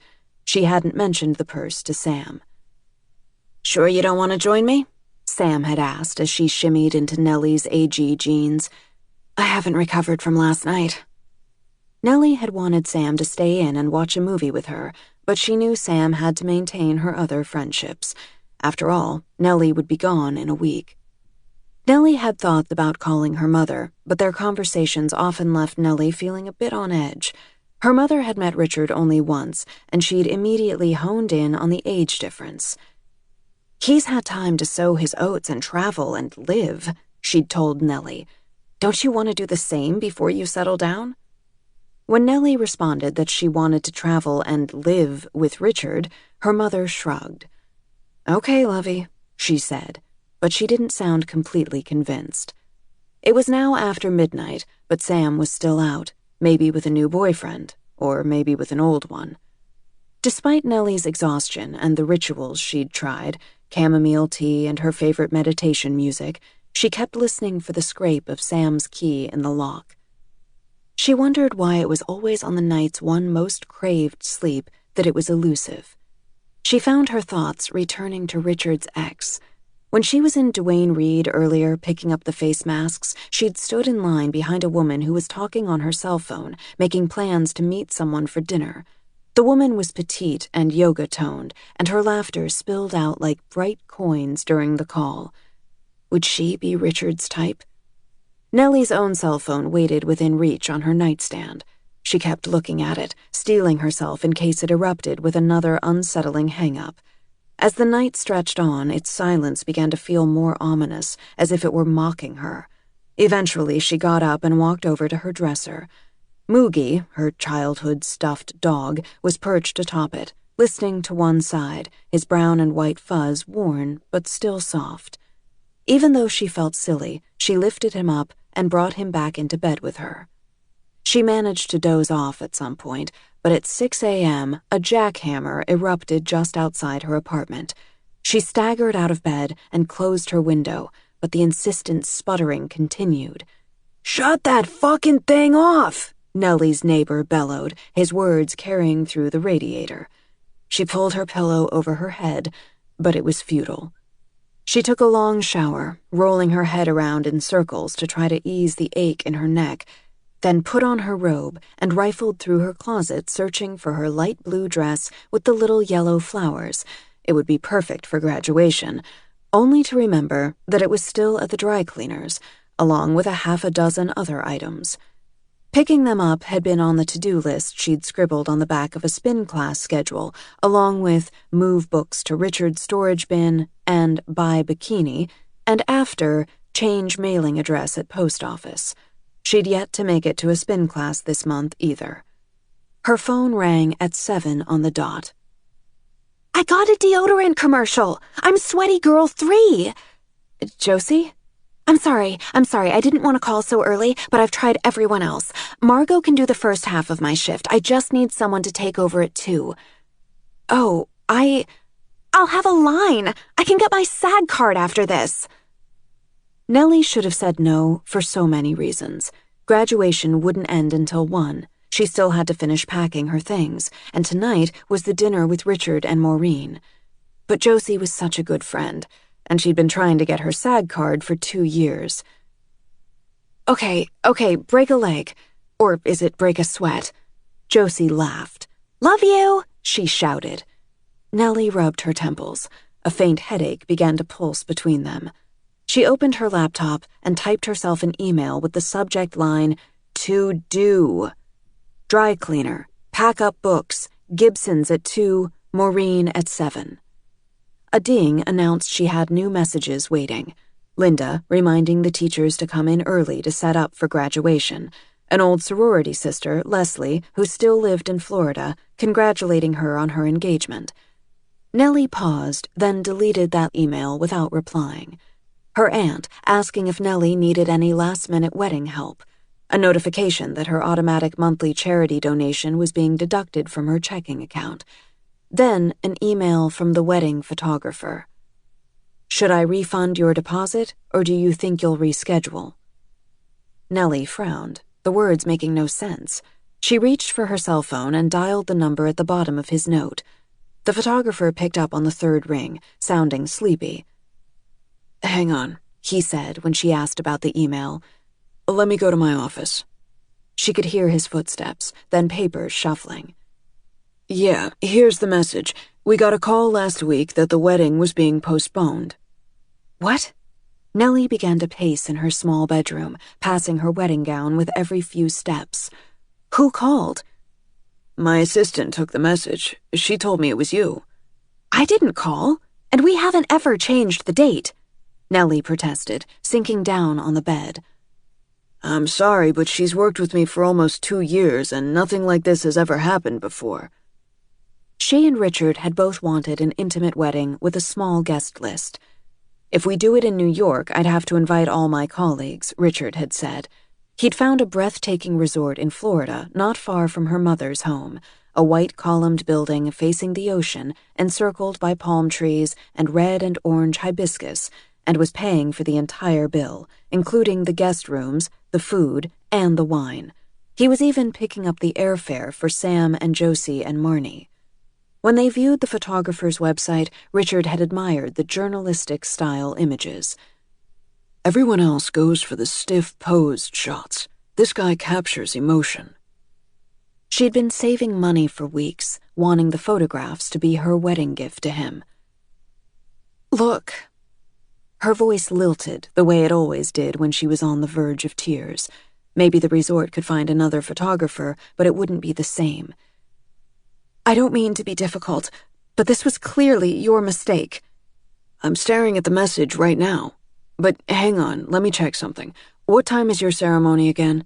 4 o'clock. We were going to do pictures before, too. Well, I've already booked another shoot for 3, but I'll work something out. It's an engagement portrait, so I bet they won't mind being bumped an hour or so. Thank you, Nellie breathed. Hey, I get it. It's your wedding day. Everything should be perfect. Her hands shook as she hung up the phone. The assistant must have messed up, and the photographer was covering for her, Nellie decided. She'd probably confused their ceremony with another couple's. But if the photographer hadn't emailed, blurry shots from her mother's cheap camera would have been the only pictures they would have had. The photographer was right, she thought. Everything should be perfect. Everything would be perfect. Except, she went to her top dresser drawer and pulled out a small satin pouch that held a light blue monogrammed handkerchief. It had been her father's, and since her dad wouldn't be able to walk her down the aisle, Nellie planned to wrap it around her bouquet. She wanted to feel his presence on that symbolic journey. Her dad had been stoic. He hadn't cried even as he told her about his diagnosis of colon cancer. But when Nellie graduated from junior high school, she'd seen his eyes grow damp. "Thinking about all the things I'll miss," he'd said. He'd kissed the top of her head, and then the mist disappeared from his eyes like a morning fog evaporating in the sun. 6 months later, he was gone too. Nellie smoothed out the soft handkerchief, winding it through her fingers. She wished her father could have met Richard. Her dad would have approved, she was certain. "You done good," he would have said. "You done good." She touched the handkerchief to her cheek, then put it back in the pouch. She checked the clock on the kitchen stove. The dry cleaner would open at 8. Graduation was at 9. If she left right now, she'd have just enough time to pick up the flowered dress, change, and make it to school to set up. Nellie leaned against the bar, waiting for Chris to finish making the dirty martinis destined for table 31, a group of lawyers celebrating a birthday. She fidgeted with the new bracelet on her wrist. The beads were thick and bright, fastened with a clumsy knot. Jonah had given it to her at graduation. It was her table's 3rd round, and it was almost 6, the time she'd planned to leave. Nellie hadn't told Richard she was covering Josie's shift and couldn't be late to meet Maureen. It had been slow at the restaurant initially. She'd chatted with a white-haired couple visiting from Ohio, recommending a great bagel place and suggesting they check out a new exhibit at the Met.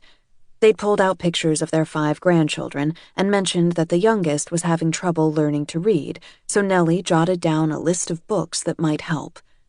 "You're a doll," the woman had said, tucking the sheet of paper into her purse. Nellie had noticed the gold band on her left hand and wondered how it would feel, decades from now, to have photographs of her own grandchildren to show to new acquaintances.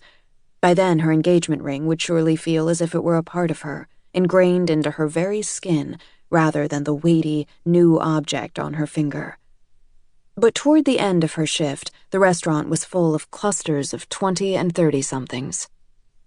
"Can you close out my tables?" Nellie asked Jim, another waiter, as he passed by the bar. "How many do you have left?" 4. They don't want to eat, they're just parking." "Damn, I'm in the weeds right now. Give me a few." She looked at her watch again. She'd been hoping to get home to take a shower and put on her black eyelet dress. She always smelled like French fries when she left Gibson's, but now she'd have to change back into the flowered sundress she'd worn for graduation. She was about to lift up the tray of dirty martinis destined for the lawyers when someone draped an arm over her shoulders.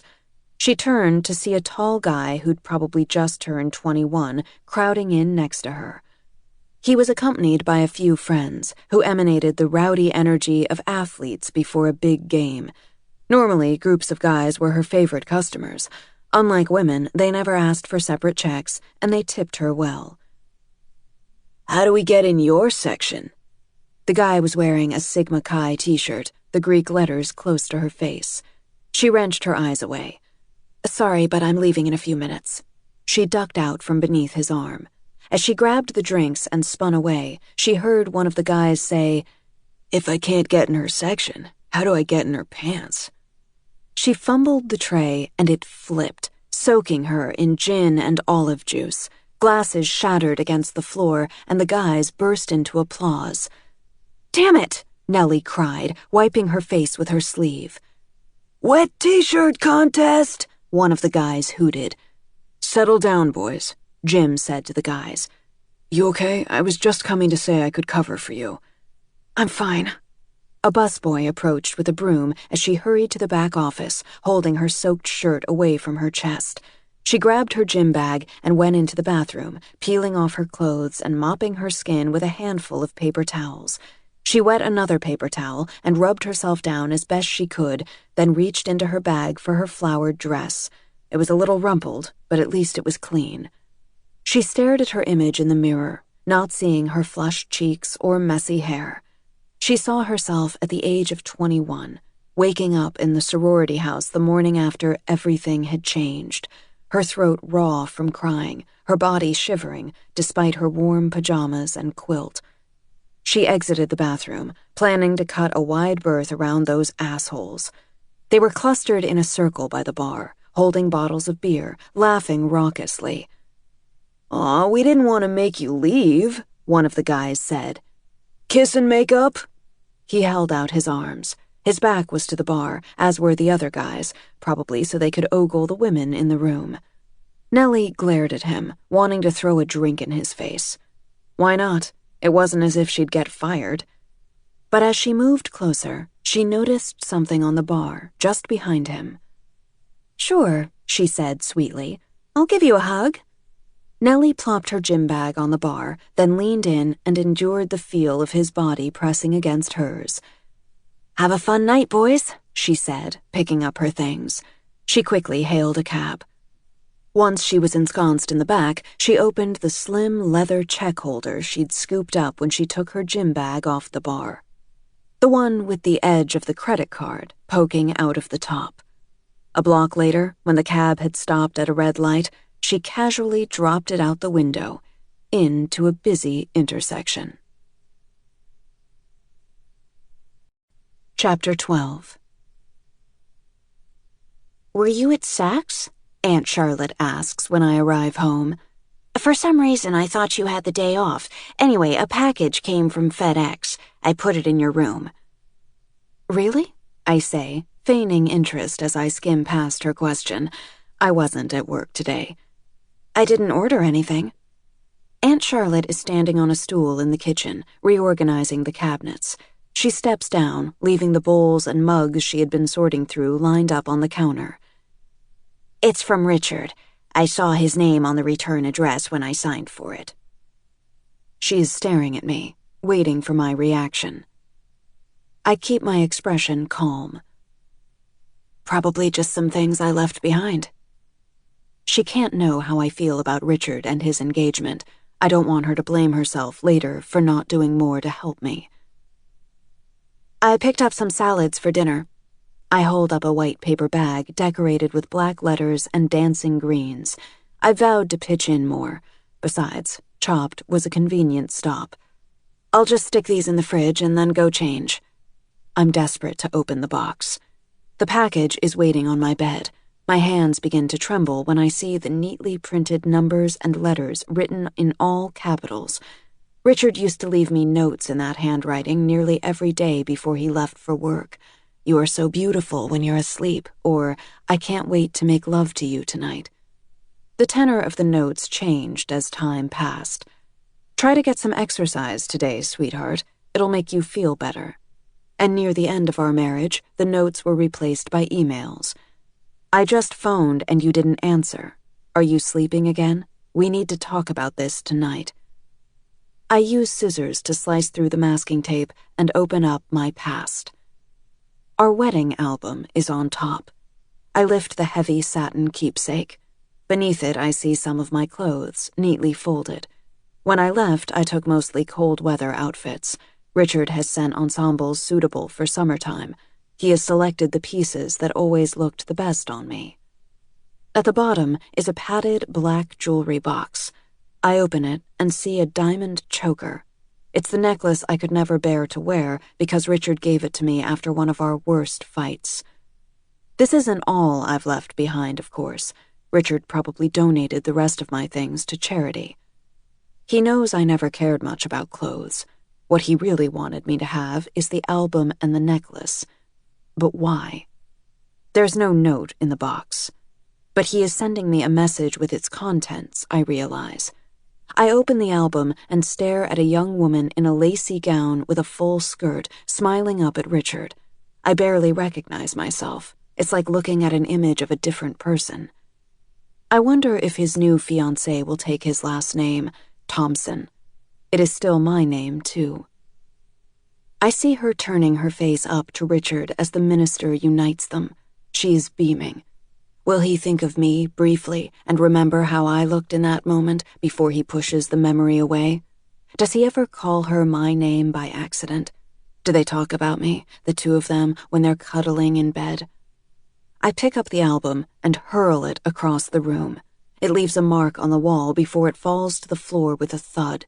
My entire body is shaking now. I've been putting on an act for Aunt Charlotte.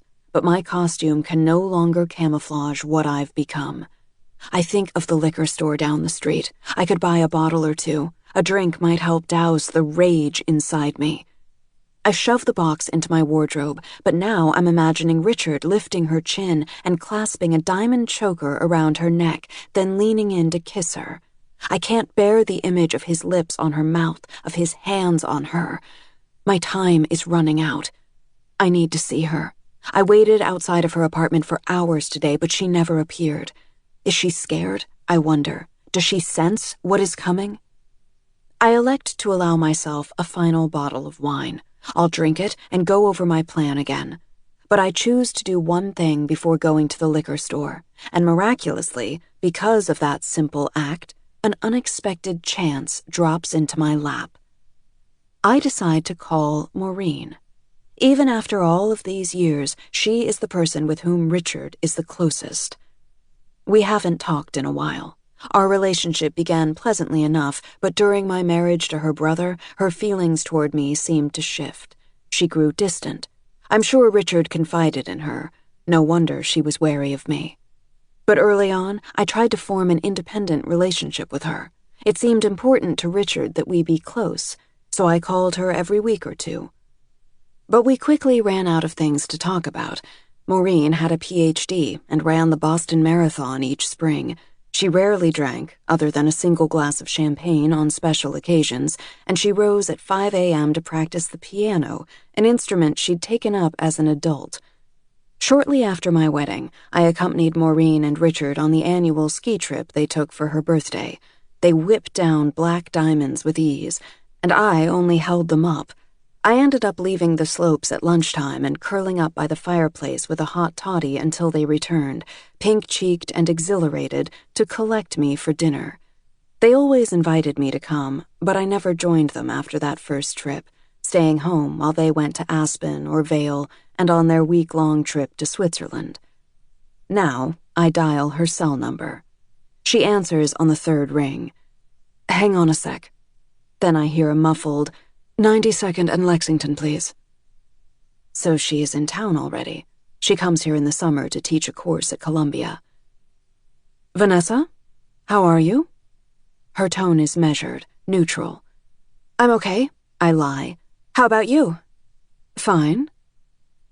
One of my podcasts recounted a psychology experiment in which a researcher flashed different faces from a projector and students had to quickly identify the emotions portrayed. It was astonishing. In less than a second, with no clues but a subtle shifting of features, almost everyone could accurately differentiate between disgust and fear and surprise and joy. But I've always thought voices reveal just as much expression, that our brains are capable of deciphering and categorizing almost imperceptible nuances in tone. Maureen wants nothing to do with me. She is going to end the call quickly. I was just wondering, could we meet for lunch tomorrow, or coffee? Maureen exhales. I'm a little busy now. I can come to you. I was wondering, the wedding, is Richard... Vanessa, Richard has moved on. You need to do the same. I try again. I just need to... Please, stop. Just stop. Richard told me you've been calling all the time. Look, you're upset things ended between you two, but he's my brother. Have you met her? I blurt. He can't marry her. He doesn't love her. He can't... I agree, it's very sudden. Maureen's voice is kinder when she speaks again. And I know it's hard to see him with another woman, to think of him with anyone but you, but Richard has moved on. Then the last frayed thread tying me to Richard is severed with the click of the phone. I stand there, feeling numb. Maureen was always protective of Richard. I wonder if she'll befriend his new bride, if the two of them will go to lunch. Then, clarity sweeps through my cloudy brain like an arcing windshield wiper. 92nd and Lexington. That's where Sfolia is. Richard used to love that restaurant. It's almost 7 o'clock. Dinner time. Maureen must have been giving the address to a cab driver. The restaurant is a long way from Columbia, but it's close to Richard's apartment. Could she be going to meet him, them, there? I have to get her alone, where Richard can't see. If I leave now, maybe I can be waiting on the corner when she arrives. If not, I can ask for a table by the ladies' room and follow her if she uses it. 2 minutes is all I require. I glance at my reflection in the beveled glass mirror beside my armoire. Although I must get there quickly, I need to appear presentable, so I blend in. I take a moment to brush my hair and apply my lipstick, belatedly realizing the shade is too dark for my chalky complexion. I dab concealer under my eyes and smooth on blush. As I locate my keys, I call out to tell Aunt Charlotte that I need to dash out for an errand. I don't wait for her response before I hurry out the door. The elevator is too slow, so I spiral down the stairs, my purse banging against my side. Inside it is everything I need. The streets are clogged with traffic. It's rush hour. No buses are in sight. Maybe a cab? As I head toward the east side, I scan the yellow vehicles, but they all seem full. It's a 20-minute walk, so I break into a run. Chapter 13. By the end of the taxi ride, Nellie had pushed away the oppressive sensation of the frat guys touching her. It wasn't too difficult. She'd long ago learned to compartmentalize the sorts of feelings they'd conjured in her. Still, she wanted to take a moment alone in the restaurant bathroom. She suspected she could use a fresh swipe of lip gloss, not to mention a spritz of perfume. However, when she arrived, the maitre d' informed her another woman was waiting at her table. "Shall I take your bag?" Nellie relinquished the electric blue and yellow Nike satchel containing her damp uniform, feeling like a rube. She wondered if she was supposed to tip him. She'd have to ask Richard. She was far more familiar with restaurants that featured a hostess offering oversized menus along with crayon packets for children. Nellie was led through the bar area, past a silver-haired man in a tuxedo playing a grand piano, then through the high-ceilinged dining room. Her stomach clenched. Maureen was 16 years her senior and a college professor, and here was Nellie, a slightly disheveled preschool teacher who smelled like a deep fryer. This introduction couldn't have come on a worse night. But the moment Nellie saw Maureen, she exhaled. Richard's sister looked like the photo negative of him. Her hair was cut in a classic bob, and she wore a simple pantsuit. She was peering at The Economist through reading glasses, biting her lower lip the way Richard always did when he was concentrating. "Hi," Nellie said, leaning over to give Maureen a hug. "Was that weird? I just feel like we are going to be sisters, and I've never had a sister." Maureen smiled and tucked her magazine into her purse. "It's wonderful to meet you." "I'm sorry I look like a mess." Nellie slid into the chair across from Maureen, feeling chatty, a side effect of the tension that had been brewing inside her. "I just came from work." "At the preschool?" Nellie shook her head. "I waitress too, or I did. I actually quit. I was just covering for a friend. I'm a little frazzled because I was worried I'd be late." "Well, you look just fine to me." Maureen was still smiling, but her next words caught Nellie off guard. "And you're totally Richard's type." Hadn't Richard's ex been a brunette? "What do you mean?" Nellie reached for the breadbasket. The last thing she'd consumed was a banana on the way to graduation more than 10 hours ago.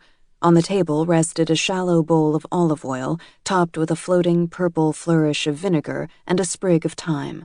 She tore off a small piece of a roll and tried to delicately dip it without ruining the ornamentation. "Oh, you know. Sweet, pretty." Maureen folded her hands and leaned forward. Richard had said Maureen was honest almost to a fault.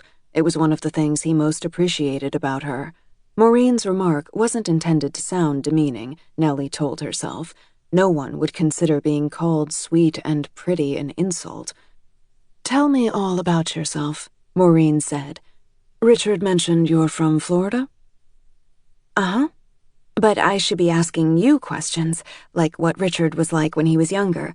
Share a story he wouldn't have told me." The roll was warm and studded with herbs, and Nellie gobbled another bite. "Oh, where to begin?" Before Maureen could say anything more, Nellie caught sight of Richard heading to their table, his eyes fixed on her. She hadn't seen him since he tucked her into bed after her bachelorette party. Without hesitating, he bent down and gave her a kiss on the lips. It's really okay, she thought. He has forgiven me. Sorry. He gave his sister a quick peck on the cheek. Flight was delayed. Actually, you're too early. Maureen was just about to tell me all of your deep, dark secrets, Nellie joked. As soon as Nellie spoke, she saw Richard's features briefly tighten. Then he smiled. She expected him to come back around the table to sit next to her, but he took the chair to Maureen's right, diagonally across from Nellie. Right, all those controversial summers at the golf course at the club. Richard shook out his napkin and placed it in his lap. And there was that incident when I was elected vice president of the debating team. Shameful, Maureen joined in. She brushed a piece of lint off Richard's lapel.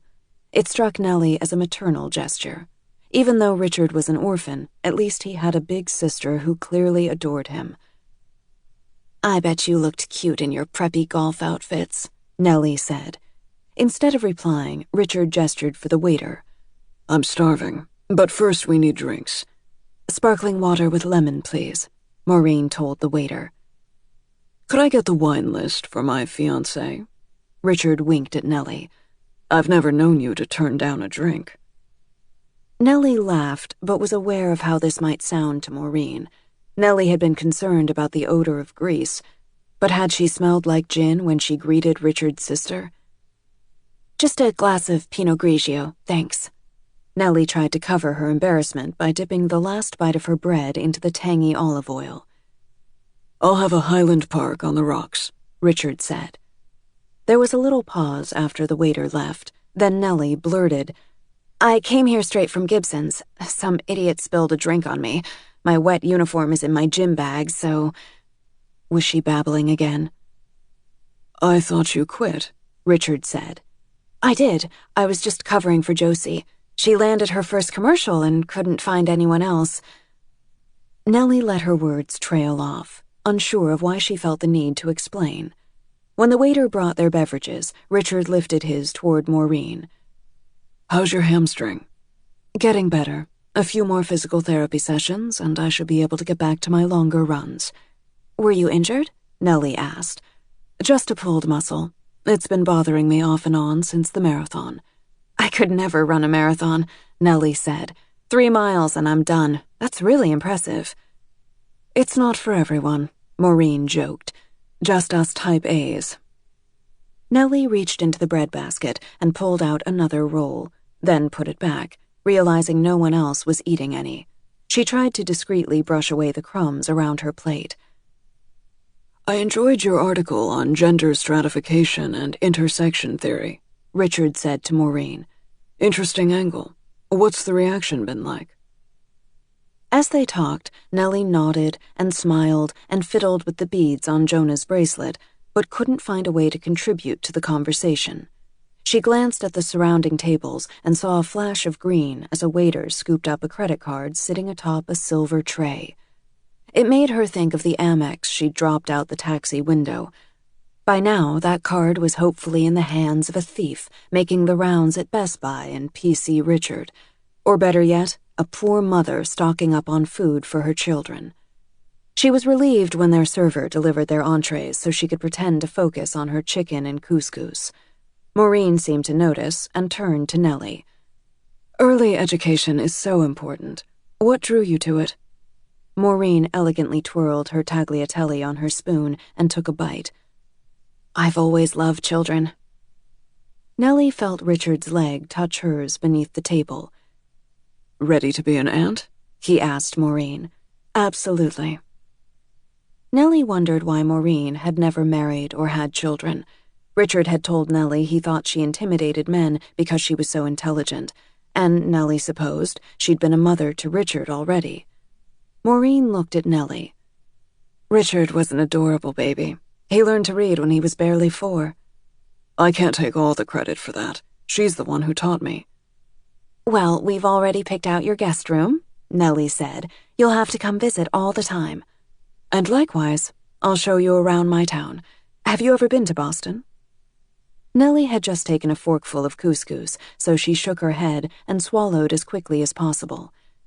I haven't traveled much, only to a few states in the South.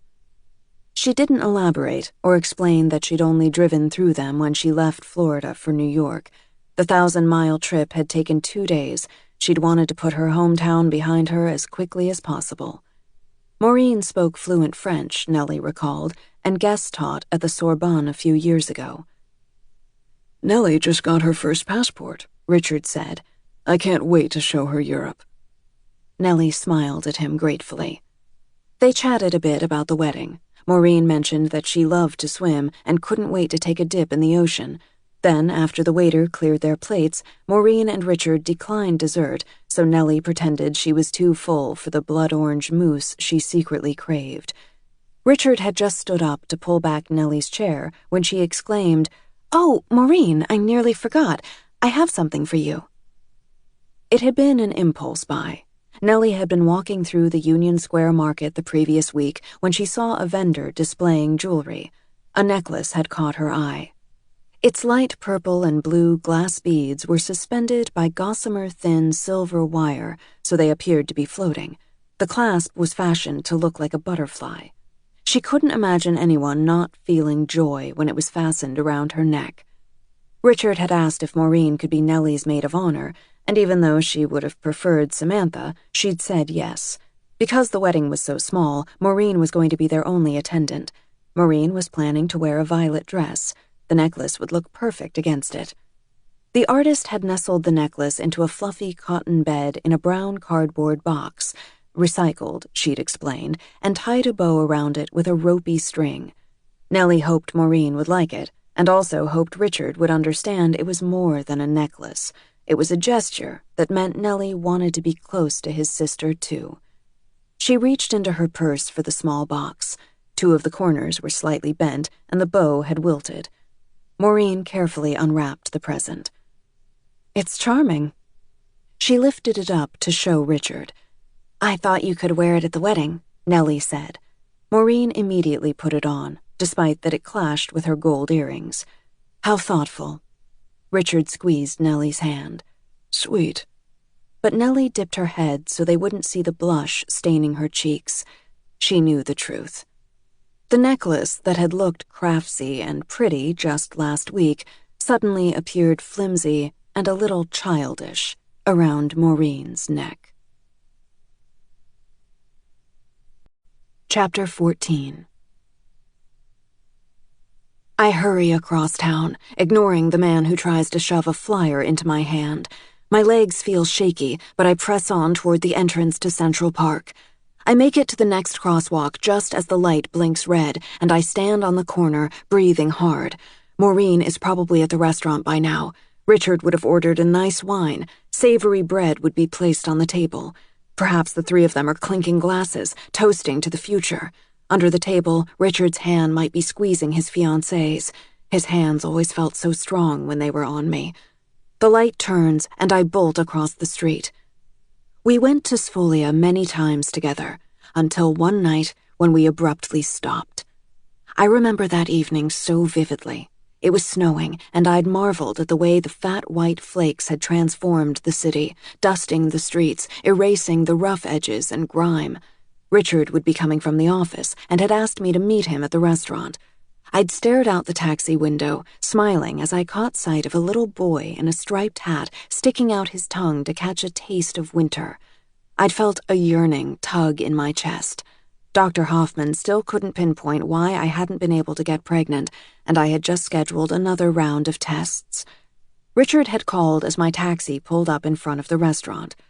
"I'm running a few minutes late." "Okay, I guess you're worth waiting for." I heard his deep chuckle, then I paid the driver and exited the cab. I stood on the sidewalk for a moment, absorbing the energy. I always looked forward to meeting Richard in the city. I made my way to the bar, where there was one open stool. I ordered a mineral water and eavesdropped on the conversations around me. "He's going to call," the young woman to my right reassured her friend. "What if he doesn't?" her friend asked. "Well, you know what they say. The best way to get over one guy is to get under another." The women burst into laughter. I hadn't seen my girlfriends much lately. It had made me miss them. They still worked full-time, and on the weekends, when they went out and commiserated about the men they were seeing, I was always with Richard. After a few minutes, the bartender set a glass of white wine down in front of me. "Compliments of the gentleman at the end of the bar." I looked over and saw a man lift his cocktail in my direction. I remember raising the wine glass with my left hand, hoping he'd see my wedding ring, and taking a tiny sip before pushing it away. "Not a fan of Pinot Grigio?" a voice asked a few moments later.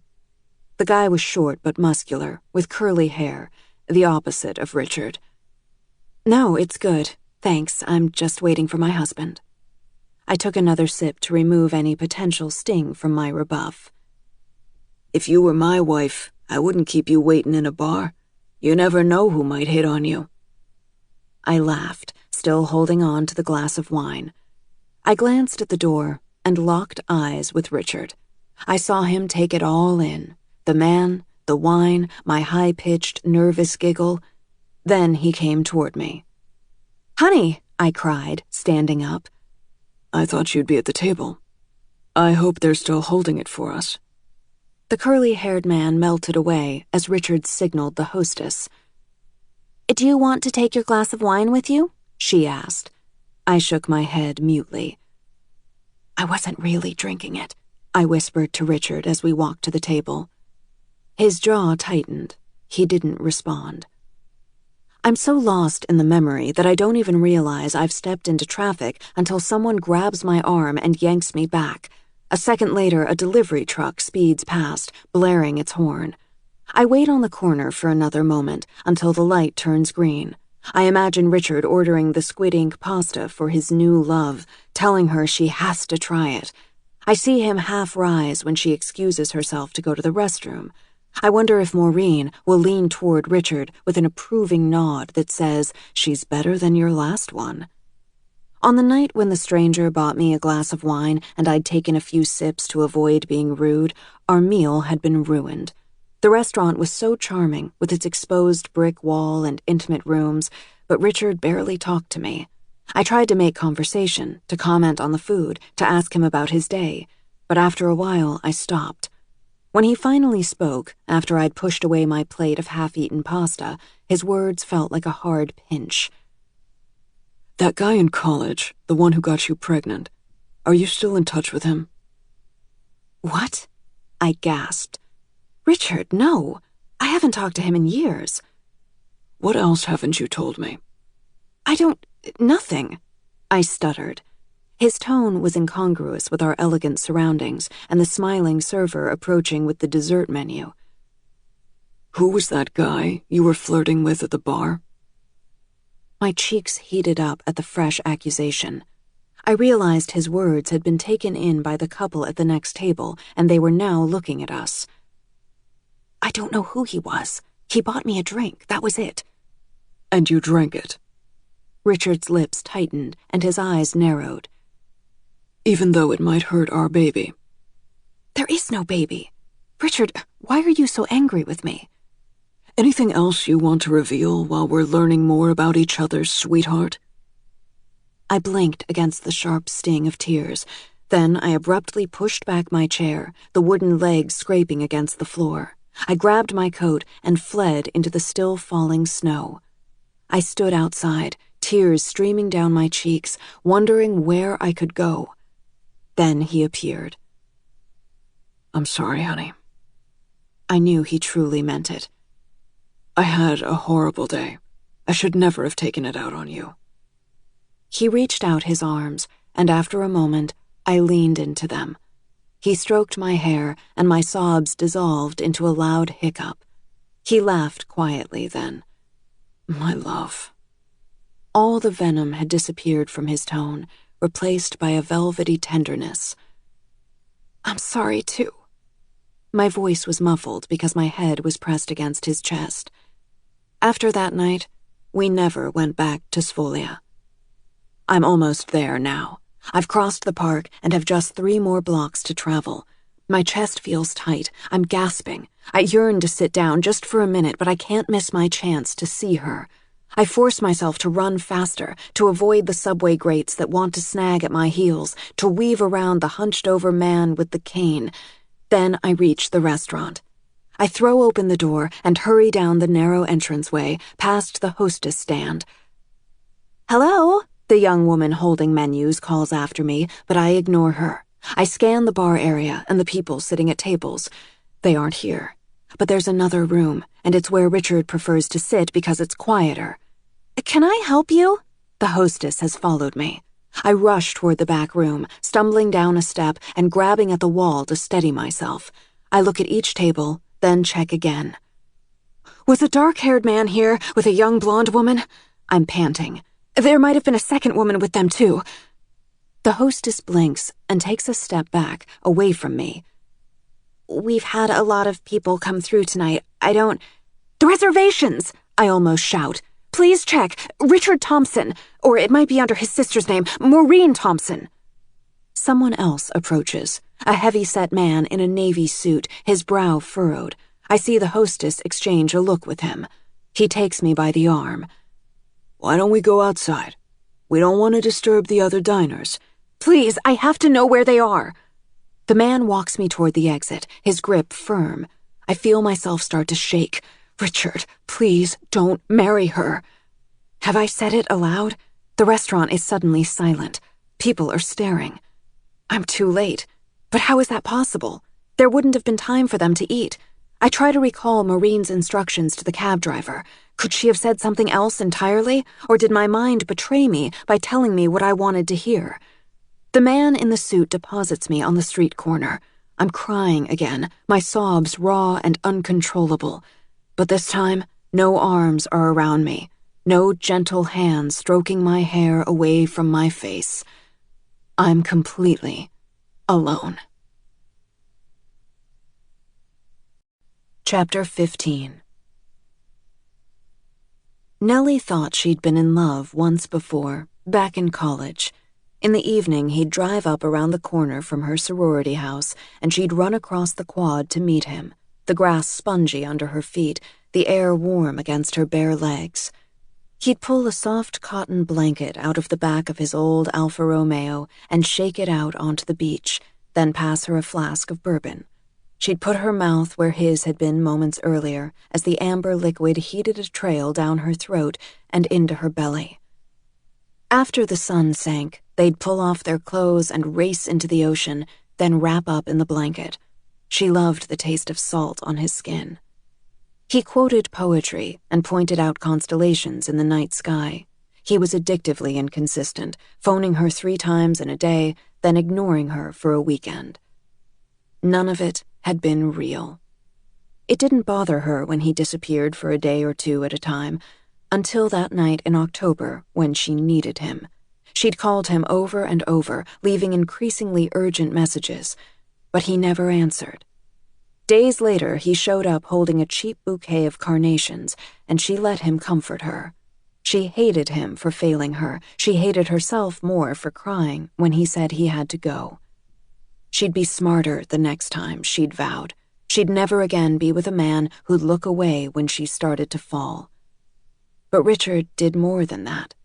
Somehow, he caught her before she even realized she was about to stumble.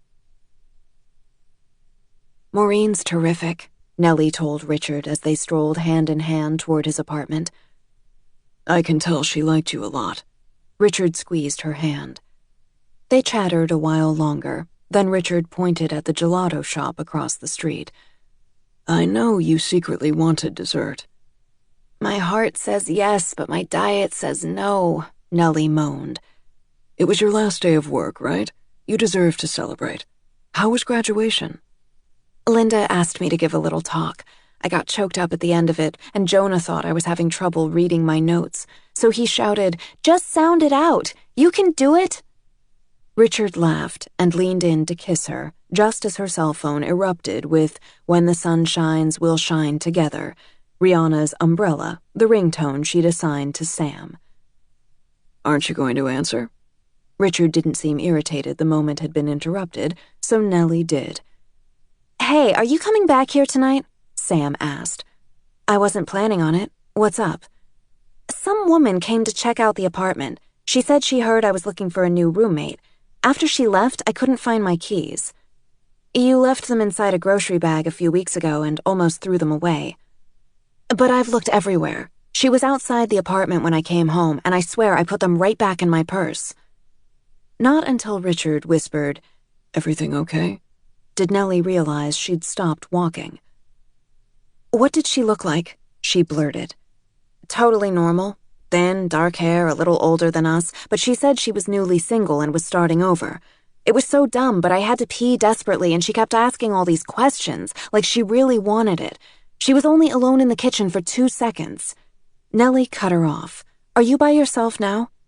"Yeah, but I'm going to have Cooper come over and stay the night just in case. I'll have him drag something over to block the door. Shit, it's going to cost a fortune to get a locksmith here." "What is it?" Richard whispered. "Hang on," Nellie told Sam. Richard pulled out his cell phone before Nellie had even finished recounting the story. "Diane?" Nellie recognized the name of his longtime secretary, a competent woman in her 60s whom she'd met on several occasions. "I'm sorry to bother you at this hour. I know, you always tell me that. Yeah, a personal one. Can you get an emergency locksmith over to rekey an apartment as soon as possible tonight? No, not mine. Sure, let me give you the address. Whatever it costs. Thank you. Come in late tomorrow if you'd like." He hung up and tucked the phone back into his pocket. "Sam," Nellie said into her receiver. "I heard him. Wow, that was really nice. Please tell him thanks." "I will. Call me when the locksmith comes." Nellie hung up. "There are a lot of crazy people in New York," Richard said. "I know," Nellie whispered. "But odds are Sam misplaced them again." Richard's voice had the same soothing cadence as when they'd first met on the airplane. "Why would she have taken the keys and not Sam's wallet?" "You're right." Nellie hesitated. "But Richard, all those hang-ups I've been getting—" "Only 3. There was another one. Not exactly the same, but a woman called your apartment after you left for Atlanta. I thought it was you, so I answered without thinking. She wouldn't leave her name, and I—" "Sweetheart, that was just Ellen from the office. She reached me on my cell phone." "Oh." Nellie's body sagged with the release of tension. It was a Sunday, so—" Richard kissed the top of her nose. "Gelato.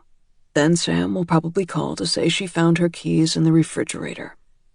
"You're right," Nellie laughed. Richard moved to take the side next to the curb, between her and traffic, as he always did. He wrapped his arm around her, and they continued walking. After Sam had called to say the locksmith had come and gone, Nellie went to the bathroom to change into her gauzy, sleeveless nightgown and brush her teeth. Richard was already in bed, wearing his boxer briefs. As she climbed in next to him, she noticed the silver-framed photograph on his nightstand was tilted away so it faced the wall. It was a picture of her sitting on a bench in Central Park, wearing jean shorts and a tank top. Richard always said he liked to see her when he woke up on mornings when she wasn't there.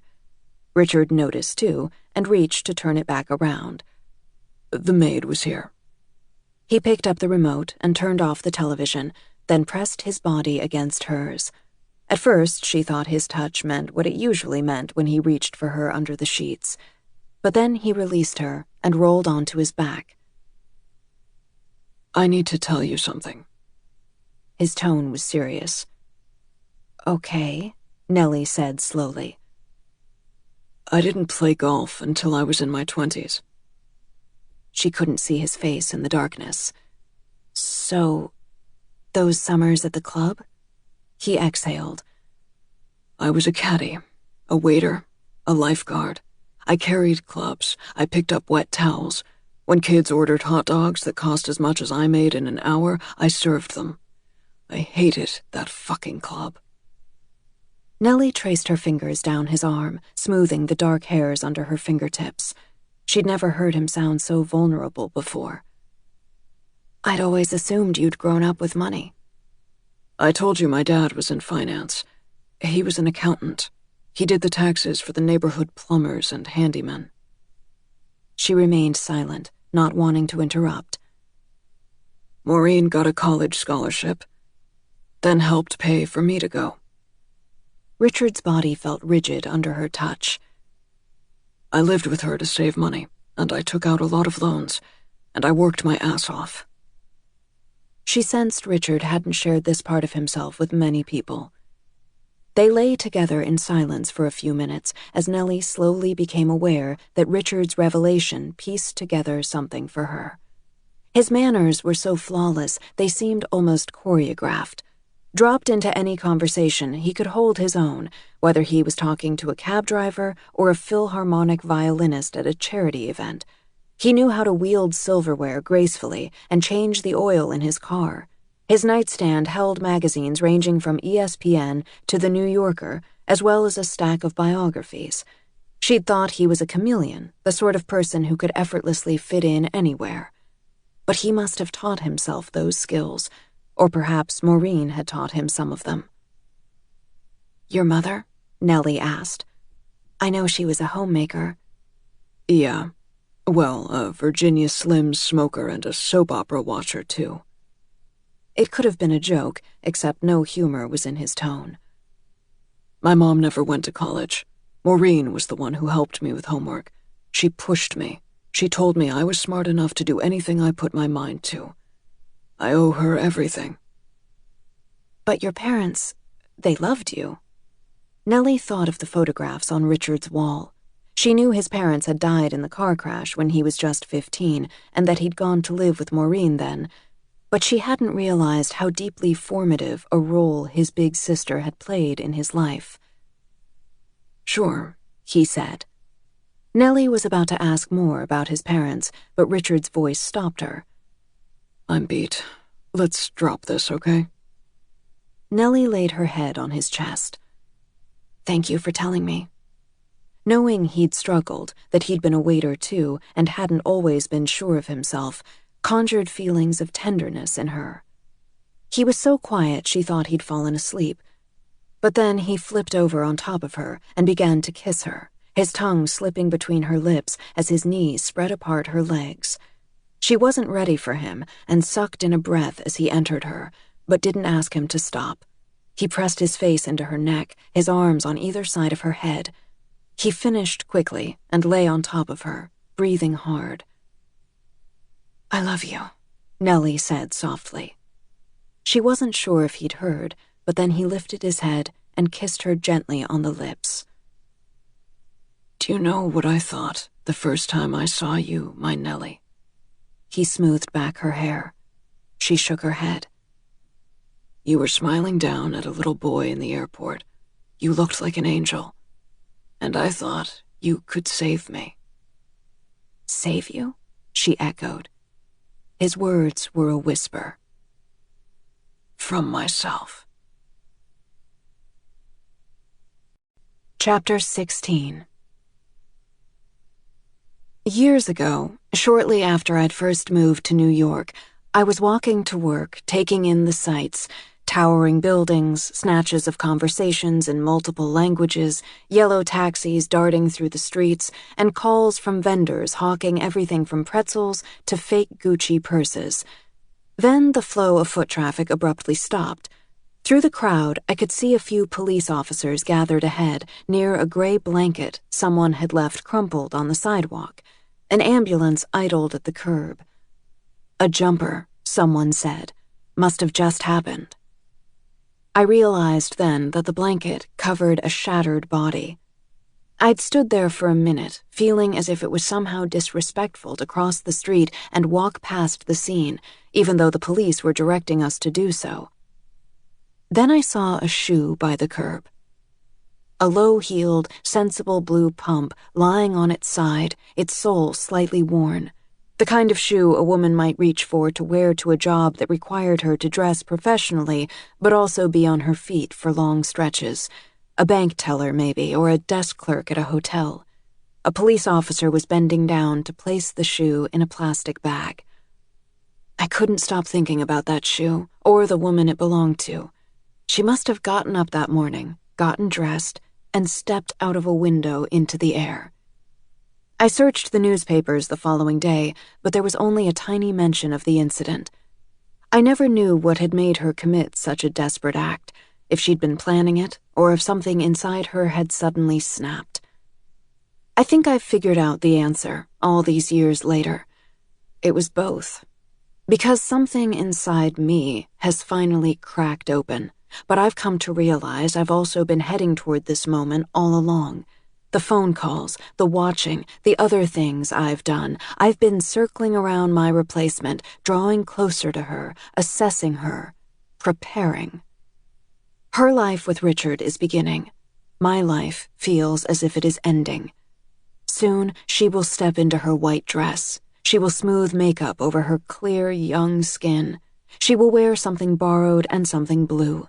The musicians will lift their instruments to serenade her as she slowly makes her way down the aisle toward the only man I ever truly loved. Once she and Richard look into each other's eyes and say I do, there will be no point of return. I must stop the wedding. It is now 4 a.m. I haven't slept. I've been staring at the clock, going over what I need to do, playing out the various scenarios. She hasn't moved out of her apartment yet. I've checked. I will be waiting to intercept her today. I imagine her eyes widening, her hands flying up to protect herself. It's too late, I yearn to scream at her. You should have stayed away from my husband. When it's finally light outside, I rise and go to my armoire, and without hesitation, I select Richard's favorite emerald silk dress. He loved the way it brought out the green in my eyes. Once it hugged my body, but now it is so loose I clasp a slim gold chain-link belt around my waist to cinch it. With a precision I have not attempted in years, I apply my makeup, taking time to blend my foundation, curl my lashes, and apply 2 coats of mascara. Then I remove the tube of Clinique lip gloss from my purse and run the sticky, soft pink wand over my lips. I slip on my highest pair of nude heels so my legs look long and lean. I text Lucille that I will be out today, aware that her response will almost certainly be that I should not come in ever again. I have one stop to make before I go to her apartment. I've booked an early appointment at the Serge Normand Salon on the Upper East Side. I will be finished and at her place in plenty of time. It wasn't difficult to find her schedule. I know what her plans are for today. I slip out quietly, without leaving a note for Aunt Charlotte. When I arrive at the salon, the colorist greets me. I see her eyes go to my roots, which I never did touch up. What are you looking for today? I hand her a picture of a beautiful young woman and tell her to match the warm, buttery shade. The colorist looks from the photo to me and back again. Is this you? Yes, I say. Chapter 17. Soon the musicians would play Pachelbel's canon as she walked down the aisle with her father's handkerchief, something blue, wrapped around a bouquet of white roses. Have and hold, honor and cherish, till death do you part, the minister would say. Nellie was leaving for the airport in a few hours. She tucked her new red bikini into one of her 2 suitcases and checked her to-do list. Her wedding gown had been shipped ahead to the resort by FedEx, and the concierge had confirmed its arrival. Her toiletries were all that remained to pack. Faint white rectangles showed on the walls where her pictures had hung. She was leaving behind her bed, dresser, and a lamp. Sam had a lead on a new roommate, a Pilates instructor who was coming by tomorrow. If the new roommate didn't want Nellie's furniture, she had promised she'd arrange to have the items hauled away. I'm going to pay rent until someone else moves in, too, she'd insisted. She could tell Sam didn't want to accept the offer, especially since Richard was paying for her trip to Florida and had just covered the cost of the locksmith. Nellie knew Sam couldn't afford the apartment on her own. Come on, Nellie had said as Sam sat on Nellie's bed watching her finish packing. It's only fair." "Thanks." Sam had given Nellie a quick, hard squeeze. "I hate goodbyes." "I'll see you in a few days," Nellie protested. "That's not what I mean." Nellie nodded. "I know." A moment later, Sam was gone. As Nellie wrote out that month's rent check, the phone rang. She'd been staring at her signature, realizing she might never again sign her old last name. Mr. and Mrs. Thompson, she thought. It sounded so dignified. Nellie checked caller ID before answering. "Hey, Mom." "Hi, lovey. Just wanted to double-check on your flight number. It's American, right?" "Yeah, hang on." Nellie opened her laptop and scrolled down through her emails to find the airline's confirmation, then read the information aloud. "It gets in at 7:15. "Will you have had dinner?" "Only if you consider a package of peanuts a meal." "I can cook for you." "Let's keep it simple. Why don't we just pick up something on the way home? By the way, did you pick out your spa treatments yet? Richard booked us massages and facials, but you need to let them know if you want a deep tissue or Swedish or whatever. Did you see the brochure he emailed you?" "He doesn't need to do that for me. You know I have trouble sitting still for those kinds of things." It was true. Nellie's mom's preferred form of relaxation would be taking a walk on the beach at sunset rather than lying face down on a masseuse's table. But Richard hadn't known that. He'd wanted to do something special. How could Nellie tell him her mother had rejected his gesture? "Try it.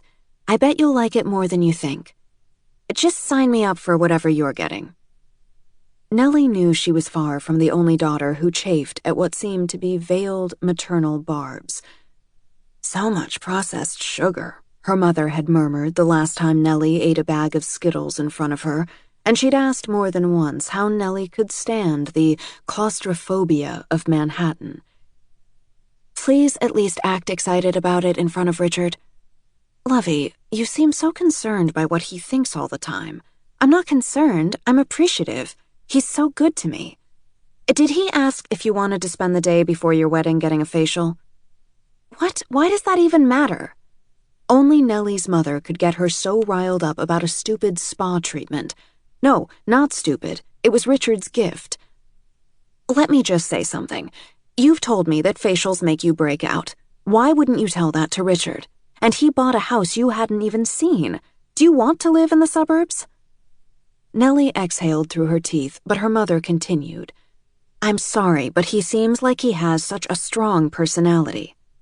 "You've only met him once," Nellie protested. "You're still so young, though. I'm worried you might fade away. I know you love him, but please stay true to yourself, too." Nellie was not going to do this. She'd walk away from the fight her mother seemed determined to pick. "I have to finish packing, but I'll see you in a few hours. After some wine on the plane has fortified me." Nellie hung up the phone and went into the bathroom to gather up her toiletries. She arranged her cosmetics, toothpaste, and lotions in her travel kit, then glanced in the mirror above the sink. Despite the fact that she hadn't been sleeping, her skin looked perfect. She strode back into the bedroom, picked up the phone, and called the resort salon to cancel her facial. "Can I get a seaweed body wrap instead?"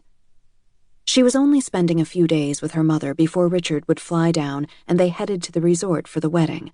She'd be able to get through it. Plus, Sam and her aunt would be flying in a day early and could help serve as buffers.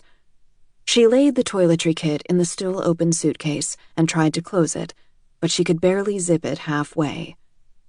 Damn it! She tried to force down the lid. The problem was, she still had no idea where they'd be going for the honeymoon. She'd guessed someplace tropical because of Richard's comment about the bikini, but even warm-weather islands could turn chilly at night. She'd packed casual dresses, beach cover-ups, athletic wear, a few evening outfits in case there was a dress code, as well as heels and flip-flops. She'd have to start over. She began pulling out of her suitcase all the items she'd carefully folded. 3 fancy outfits instead of 4, she decided, also tossing one of the pairs of heels into the brown packing box by her closet, and the floppy beach hat that had looked so cute in the J. Crew catalog might not make the cut. She should have figured this out sooner. Her plane was leaving in 3 hours, and Richard was on his way to pick her up and drive her to the airport. She refolded her clothes and managed to fit everything but the floppy hat in her bag. She stuck it on top of the dresser. She'd leave it for Sam. Now she just needed to double-check that she hadn't forgotten anything, since she wouldn't be returning to her apartment again, and her father's handkerchief. A few mesh pockets lined the inside of her suitcase, and she was certain she'd tucked it into one, but she hadn't seen it when she'd unpacked the bag. She unzipped her suitcase again and felt around for the soft pouch, her movements growing frantic. All of her clothes were getting wrinkled, but she shoved them aside to grope inside the mesh pockets. She couldn't find the pouch. Her socks and bras and panties were still there, but nothing else. She sat on the edge of her bed and dropped her head into her hands.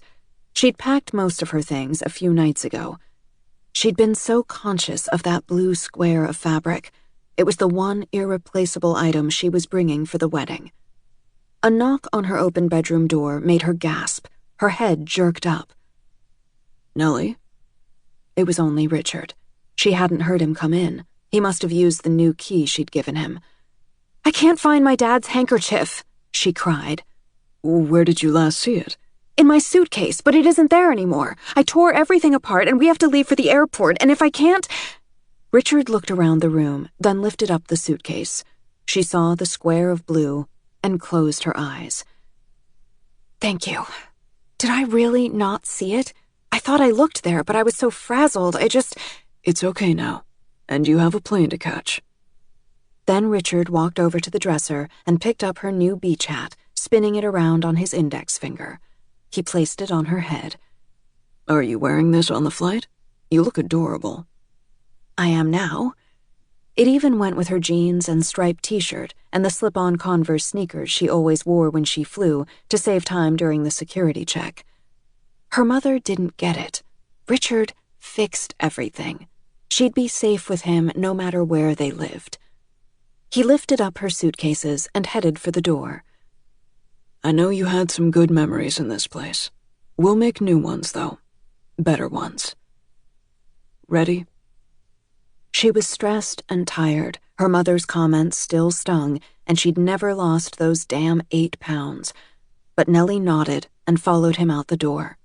Richard was sending a mover to pick up the brown packing boxes she'd left stacked in her closet, as well as the things she'd put in his apartment building's storage unit, and deliver them to the new house. "I parked a couple of blocks away." Richard set her bags down near the curb.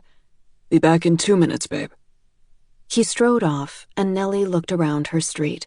A delivery van idled a few doors down, and a couple of men were wrestling an oversized chair out of its back.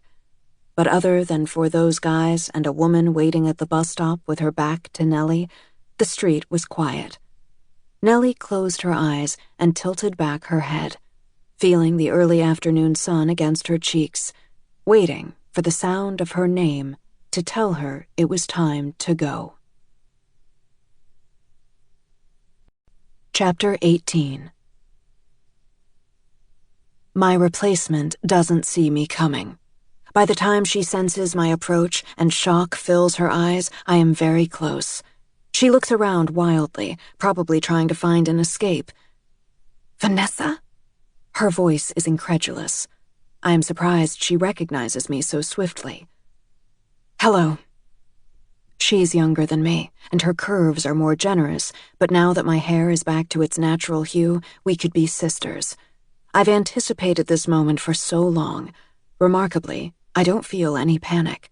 My palms are dry. My breathing is steady.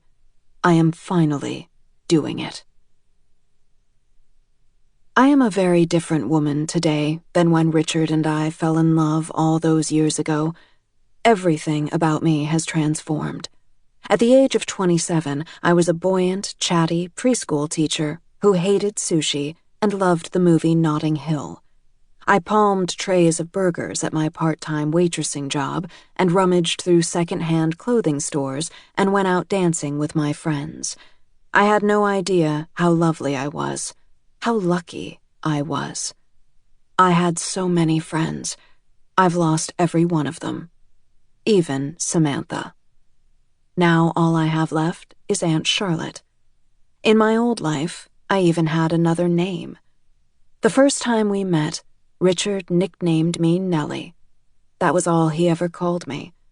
But to everyone else, I was always, and am still, Vanessa. I can still hear Richard's deep voice as he would tell the story, our story, whenever people asked how we met. I spotted her in the airport lounge, he'd say, trying to roll her suitcase with one hand and holding her purse and a bottle of water and a chocolate chip cookie in the other. I was returning to New York from visiting my mother in Florida. The trip had been a good one, despite that going home always conjured painful memories for me. I missed my father more than ever when I went back to my old house, and I could never escape the recollections of my time at college. But at least my mother's erratic moods had somewhat stabilized thanks to a new medicine. Still, I hated to fly, and I felt especially anxious about being in the air that day, even though the sky was a swath of azure dotted with only a few cottony clouds. I noticed him right away. He wore a dark suit and a crisp white shirt and was frowning at his laptop while he typed. "This little kid started pitching a tantrum," Richard would continue. "His poor mom had a baby in a car seat and was at her wit's end." I had that cookie, so I gestured to the mother, asking if I could give it to the crying boy. She nodded gratefully. I was a preschool teacher. I knew the power of a well-timed bribe. I bent down and gave the child his treat, and his tears evaporated. When I glanced in Richard's direction a minute later, he'd disappeared. As I boarded the plane, I passed him, seated in first class. Naturally. He sipped a clear liquid from a glass. His tie was loose around his neck. He'd spread a newspaper open on his tray but was watching the passengers file in. I felt a magnetic pull when his gaze stopped on me. "I watched her thumping that suitcase down the aisle," Richard would say, drawing out the story. "Not a bad view at all." I wheeled my blue suitcase to row 20. I settled into my seat and performed my usual pre-flight superstitious rituals. I slipped off my Converse sneakers, closed the window shade, and wrapped a cozy scarf around myself. "She was sitting next to a young army private," Richard would continue, winking at me. "And suddenly I felt quite patriotic." The attendant approached to say a first-class passenger had offered to trade seats with the soldier sitting next to me. "Awesome," the soldier had said. Somehow I'd known it was him. When the plane lumbered into the sky, I gripped the armrest and swallowed hard. He offered me his drink. His ring finger was bare. I was surprised he wasn't married. He was 36. But later I'd learn he had an ex, a dark-haired woman he'd lived with. She'd been upset when they broke up. After Richard proposed, her existence haunted me. I felt her presence everywhere. And I was right. Someone was following me. It just wasn't Richard's ex. "I got her tipsy," Richard would tell his enthralled listener. "Figured that way I'd have a better chance of getting her number." I'd sipped the vodka tonic he'd passed me, very aware of the heat of his body. "I'm Richard." "Vanessa." Here was the part of the story where Richard would turn away from our audience and glance at me tenderly. "She doesn't look like a Vanessa, does she?" Richard had smiled at me that day on the plane. "You're much too sweet and soft for such a serious name." What sort of name should I have, then? The plane bumped through another air pocket, and I gasped. "It's just like going over a pothole. You're perfectly safe." I took a big gulp of his drink, and he laughed. "You're a nervous Nellie." His voice was unexpectedly gentle. "That's what I'm going to call you, Nellie." The truth is, I always disliked the nickname. I thought it sounded old-fashioned, but I never told that to Richard. He was the only one who ever called me Nellie. We talked for the rest of the flight. I couldn't believe someone like Richard was so interested in me. When he took off his jacket, I caught a citrus scent that I'd forever associate with him. As we began our descent, he asked for my phone number. While I jotted it down, he reached out to stroke the length of my hair. A shiver ran down my spine. The gesture felt as intimate as a kiss. "So beautiful," he said. "Don't ever cut it."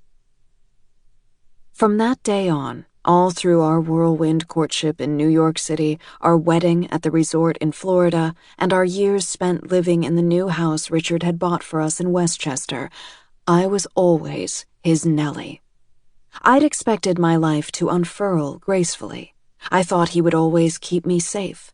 I'd become a mother and would resume teaching when our children were grown. I dreamed of dancing at our silver wedding anniversary. But of course, none of that happened. And now Nellie is gone forever. I am only Vanessa. "Why are you here?" my replacement asks. I can tell she is gauging whether she can be quick enough to duck around me and run down the street. But she is wearing strappy, high-heeled sandals and a fitted skirt. I know she is heading to her bridal fitting today. Her schedule was easy to obtain. "All I want is 2 minutes." I spread open my empty hands to convince her I mean no physical harm. She hesitates and looks up and down the block again. A few people mill past, but no one stops. What is there to see? We're just 2 well-dressed women standing in front of an apartment building on a busy street near a deli and down the block from a bus stop. "Richard will be here any second. He's just locking up my apartment." Richard left 20 minutes ago. I was worried he might drop her off at the fitting, but I watched him flag down a cab. "Please, just listen," I say to the beautiful young woman with the heart-shaped face and lush body that Richard left me for. She needs to know the story of how I transformed from buoyant, chatty Nellie into the shattered woman I am today. I need to tell you the truth about him. Part 2. Chapter 19. Her name is Emma. "I used to be you," I begin as I look at the young woman before me. Her blue eyes widen as she takes in my appearance. She examines my changed hair, then the dress draped over my too thin frame. It is clear my reflection is not an image she can imagine superimposed on herself. I've lain in bed so many nights rehearsing what I'll say to her. She was Richard's assistant. That is how they met. Less than a year after she was hired to replace his secretary, Diane, he left me for her. I don't need to reach for the printed copy of my speech in my bag, my backup in case words failed me. "If you marry Richard, you will regret it. He will hurt you." Emma frowns. "Vanessa." Her voice is even and measured. It's as if she is talking to a small child.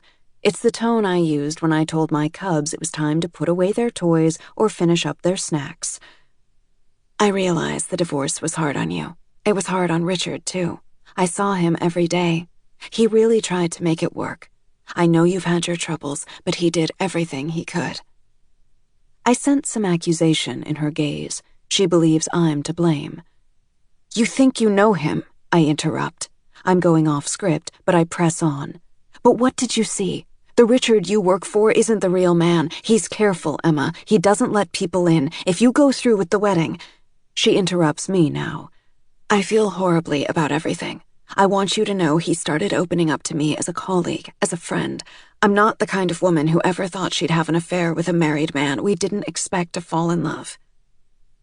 I believe this. I saw their attraction spark shortly after Richard hired Emma to manage his calls, proofread his correspondence, and keep his schedule.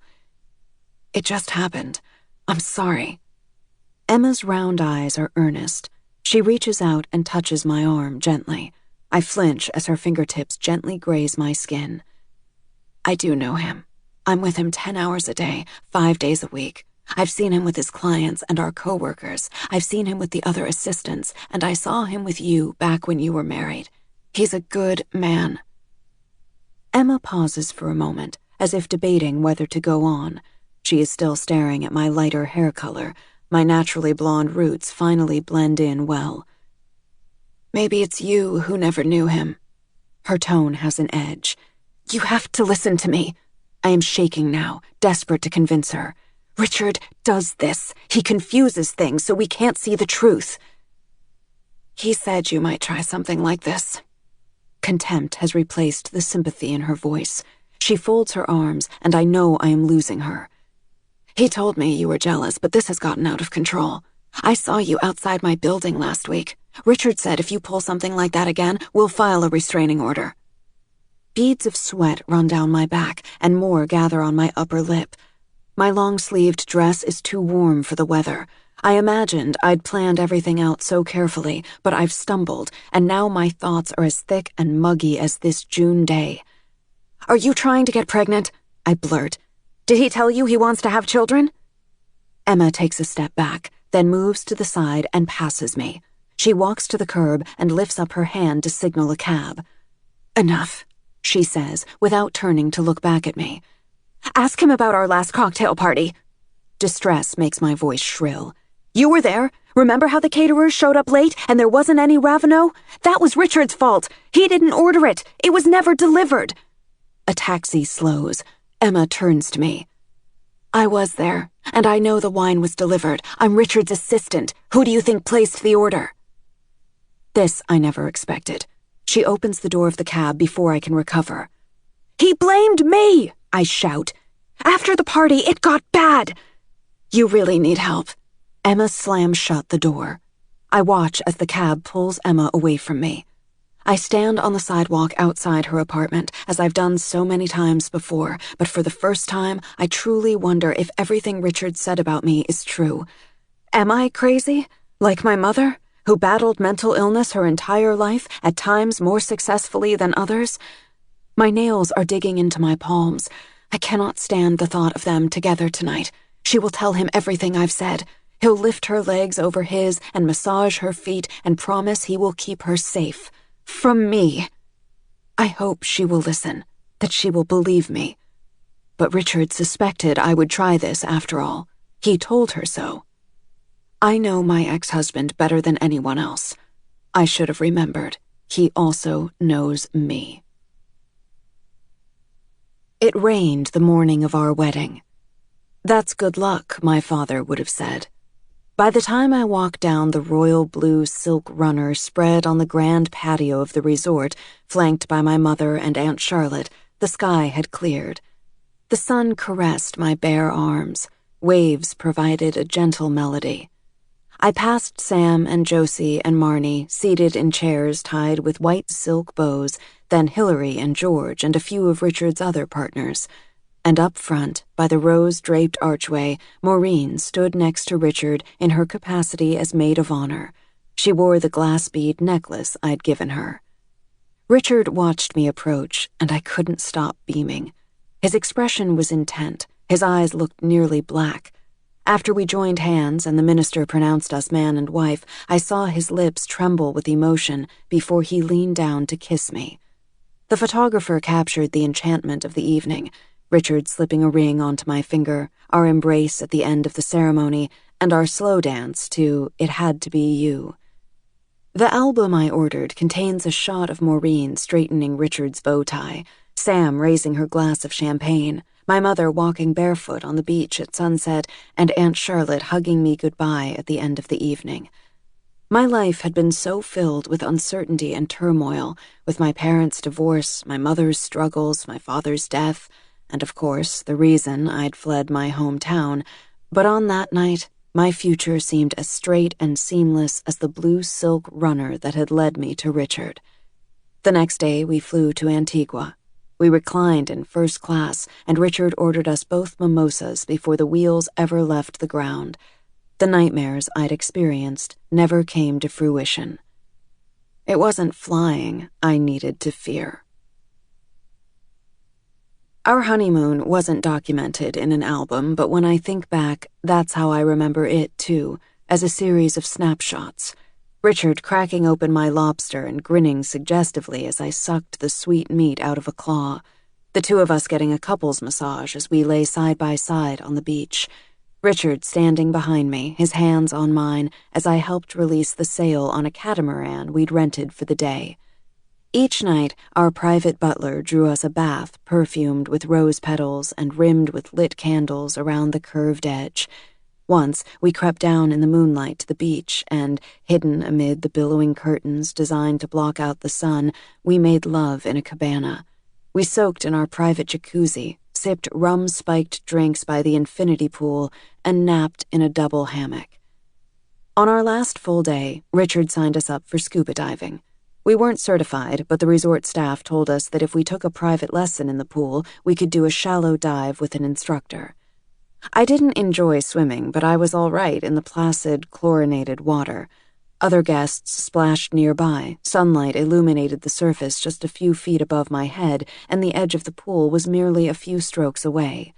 I took a deep breath as we climbed into the motorboat and tried to make my voice sound calm and carefree. "How long will we be down?" I asked the instructor, Eric, a young guy on a summer break from UC Santa Barbara. 45 minutes. Your tank has more oxygen than that, so we can push it a little if you want." I gave him a thumbs up, but as we sped away from land toward a hidden coral reef, pressure built in my chest. The heavy oxygen tank was strapped to my back, and fins pinched my feet. I looked at the plastic face mask atop Richard's head, feeling an identical one tugging the sensitive hairs at my temples. Eric cut the motor, and the silence felt as vast and absolute as the water surrounding us. Eric jumped off the edge of the boat, pushing his shaggy hair out of his face after he surfaced in the water. "The reef's about 20 yards away. Follow my fins." "Ready, baby?" Richard seemed so excited to see the blue and yellow angelfish, the rainbow-colored parrotfish, and the harmless sand sharks. He pulled down his mask. I tried to smile as I did the same, feeling the rubber seal tightening the skin around my eyes. I can come back up any time, I told myself as I began to climb down the ladder where the heavy equipment would help drag me beneath the surface. I won't be trapped. Moments after I sank into the cool, salty ocean, everything was blotted out. All I could hear was breathing. I couldn't see. Eric had said that if fog formed on the inside of our masks, we should simply tilt them just enough to allow a stream of water to clear the condensation. "Hold up one hand if something's wrong. That'll be our emergency signal," he'd said, but all I could do was kick and flail, trying to maneuver to the surface. The straps of my equipment compressed my body, binding my chest. I tried to suck in oxygen as my mask grew cloudier. The noise was awful. Even now, I can hear jagged, tortured gasps filling my ears and feel the tightness in my chest. I couldn't spot Eric or Richard. I spun alone in the ocean, my limbs churning, a scream building in my lungs. Then someone gripped my arm, and I felt myself being pulled. I went limp. I broke the surface and spit out my mouthpiece, then yanked off my mask, feeling a burst of pain as it ripped away a few strands of my hair. Gasping and coughing, I tried to draw more air into my lungs. "The boat's right here," Eric said. "I've got you. Just float." I reached out and grabbed a rung of the ladder. I was too weak to climb it, but Eric hauled himself up onto the boat, then leaned down for my hand. I collapsed on a bench, so dizzy I had to put my head between my legs. I heard Richard's voice from below. "You're safe. Look at me." The pressure in my ears made him sound like a stranger. I tried to do as he said, but he was still bobbing in the water. Seeing the blue ripples made me nauseous. Eric knelt next to me, unhooking the straps from around my body. "You'll be okay. You panicked, right? This happens sometimes. You're not the only one." "I just couldn't see," I whispered. Richard climbed up the ladder and hoisted himself over the side, his equipment clanging as he landed. "I'm here. Oh, sweetheart, you're shaking. I'm so sorry, Nellie. I should have known." The mask had left a red imprint encircling his eyes.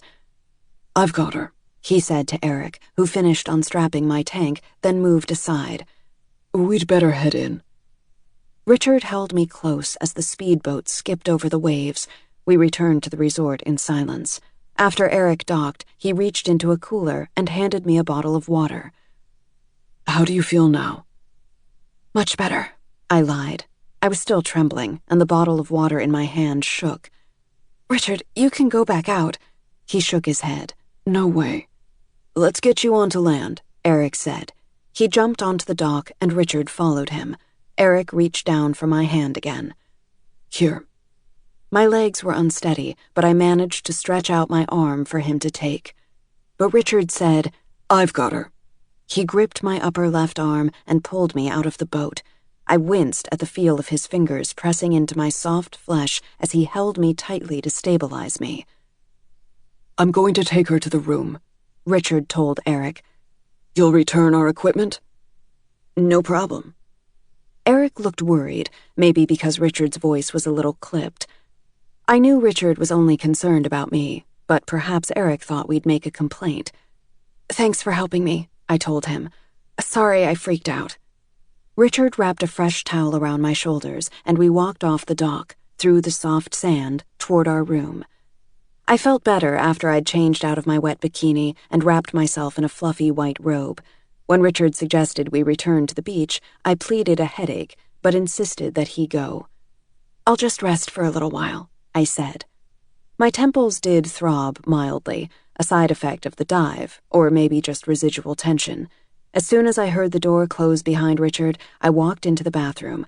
I reached for the Advil in my toiletries bag, then hesitated.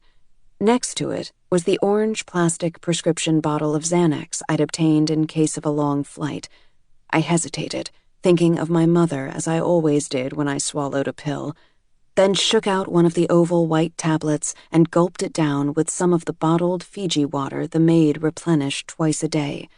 I closed the heavy drapes, blotting out the sun, then crawled into bed and waited for the drug to take effect. Just as I was drifting off to sleep, I heard a knock on the door.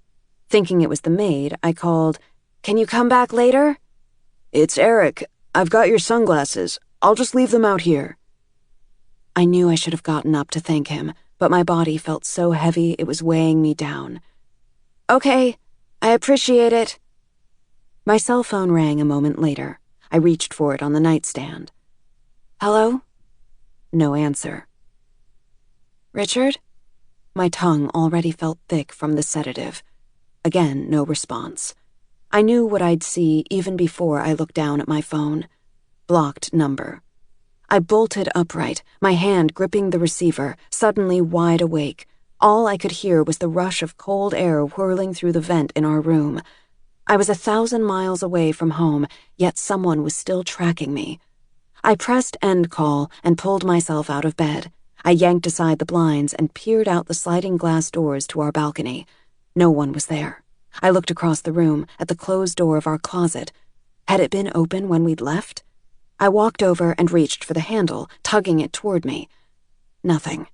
I looked at my cell phone on my bed, the blue screen glowing. I grabbed it and threw it against the tile floor. A piece snapped off, but the display was still illuminated. I picked it up and plunged it into our ice bucket, reaching down until I felt the shock of the freezing water. But I couldn't leave it there. The maid would certainly find it when she refilled the bucket.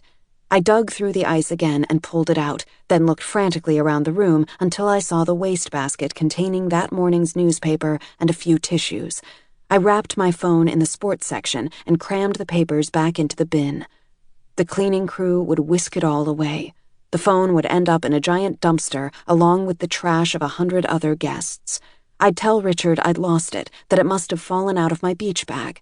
He'd bought it for me right after we got engaged, saying he wanted me to have the best quality device, and I knew he'd simply bring home a new one for me.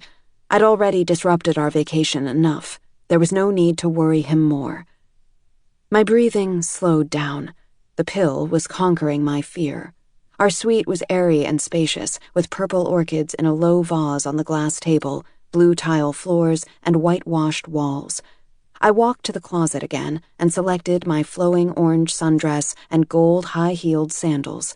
I hung the dress on the back of the closet door and placed the shoes neatly beneath it. I'd wear the outfit tonight. Our mini refrigerator held a bottle of champagne. I pulled it out and nestled it in the ice bucket, then arranged 2 delicate flutes beside it. My eyelids were heavy now. I took a last glance around. Everything looked lovely. Everything was in place. I slipped back under the covers. I curled onto my left side and winced. When I looked at my upper arm, I saw a red mark that was the beginning of a bruise forming where Richard had gripped me to pull me out of the boat. I had a light sweater that would go with my sundress. I'd wear it to cover the mark. I turned on to my other side.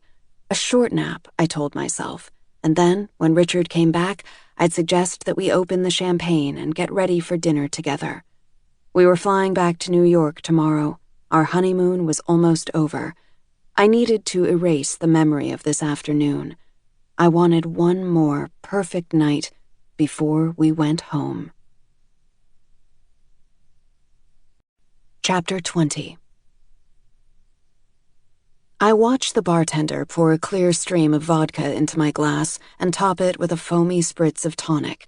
She wedges a lime on the edge and slides it across the smooth wood, then removes the empty glass from in front of me. Do you want some water, too? I shake my head. Damp strands of hair stick to my neck, and my thighs feel sweaty against the vinyl chair. My shoes rest on the floor beneath me. After Emma dismissed me and disappeared into the taxi, I stood on the street corner for a long moment, not knowing where to go. There was simply no one I could turn to, no one who would understand how spectacularly I had failed. Then, because I couldn't think of an alternative, I began to walk.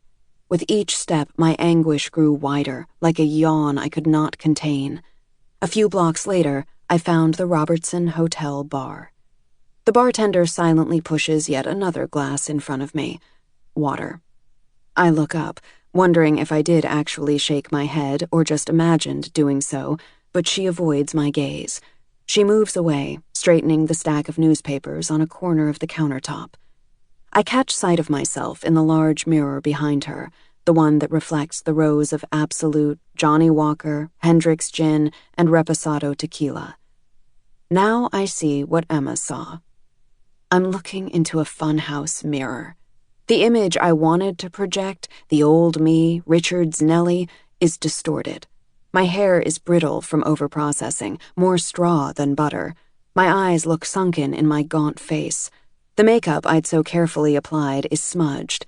No wonder the bartender wants me to stay sober. I'm in the lobby of a fine hotel. One that hosts international business people and offers $200 snifters of scotch. I feel the vibration of my phone again. I force myself to pull it out of my purse and see 5 missed calls. 3 from Saks, beginning at 10 a.m., 2 from Aunt Charlotte in the past 30 minutes. Only one thing can break through the dull ache engulfing me, the thought of Aunt Charlotte worrying. So I answer. Vanessa, are you okay? I have no idea how to respond. Where are you? At work. Lucille called me when you didn't show up. My aunt is my emergency contact. I put her home number down on my application. I'm going in late. Where are you? My aunt repeats, her tone firm. I should tell her that I'm on my way home, that my flu has returned. I should make excuses to ease her worry. But the sound of her voice, the only safe thing I know, unravels me. So I give her the name of the hotel. Don't move, she says, and hangs up. By now, Emma has arrived at her dress fitting. I wonder if she called Richard to tell him I intercepted her. I think of how the pity in her eyes transformed into scorn. I'm not sure which made me feel worse. I recall her shapely legs folding up into the cab, the door shutting, her image receding as I stared after her. I wonder if Richard will reach out to me now. Before I can even order another drink, I hear Aunt Charlotte's Birkenstock slap against the floor as she approaches. I see her absorb my new hair color, my empty cocktail glass, and my bare feet. I wait for her to speak, but she just takes the stool next to me. Can I get you anything? The bartender asks. Aunt Charlotte peers at the cocktail menu. A sidecar, please. Sure, that's not on the menu, but I can whip one up. My aunt waits while the woman pours the cognac and orange liqueur over ice and squeezes in a lemon. Aunt Charlotte swallows a sip, then puts down her frosted glass. I brace myself for more questions, but they never come. I can't make you tell me what is going on, but please stop lying to me. A bit of yellow paint stains the knuckle of her index finger, just a small dot, and I stare at it. Who was I after I got married? I ask after a moment. What did you see? Aunt Charlotte leans back and crosses her legs. You changed. I missed you." I missed her too. Aunt Charlotte didn't meet Richard until just before our wedding, since she was doing a year-long apartment swap with a Parisian artist friend. After she returned to New York, we saw each other, more frequently in the beginning, and then much less often as the years passed. "I first noticed something the night of your birthday. You just didn't seem like your old self." I know exactly which night she is talking about. It was August, shortly after our first anniversary. I nod. "I just turned 29. A couple of years older than Emma is now. You brought me a bouquet of pink snapdragons." She'd given me a small painting, too, about the size of a hardcover book. It was of me on my wedding day. Instead of a portrait, Aunt Charlotte had captured me from behind as I began to walk toward Richard. The bell shape of my dress and my gauzy veil stood out against the vivid blue Floridian sky. It was almost as if I were walking off into infinity. We'd invited Aunt Charlotte to Westchester for a drink, followed by dinner at our club. I'd already started taking fertility pills, and I remember I couldn't zip up the skirt I was planning to wear. The silk A-line was one of the many new items filling my enormous closet. I'd napped that afternoon. The Clomid left me woozy and was running late.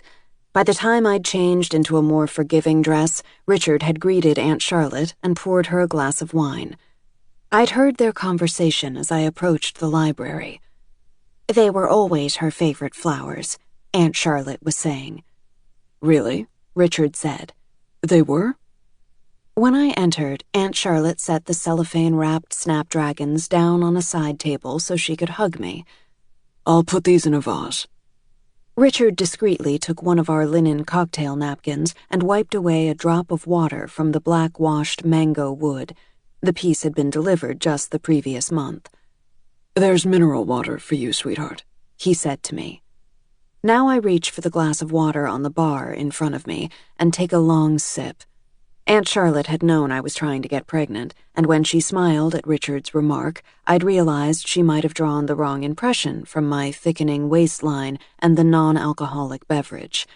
I'd shaken my head slightly, not wanting to say the words to correct her. At least, not then, in front of Richard. "Beautiful place," Aunt Charlotte says now, but I'm not tracking the conversation. Is she talking about our old house or the club?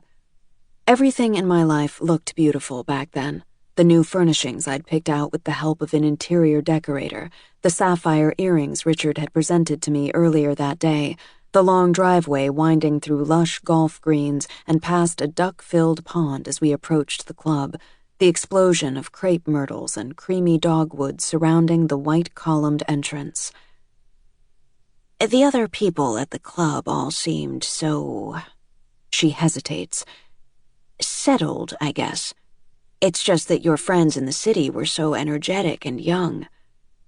Aunt Charlotte's words are gentle, but I know what she means.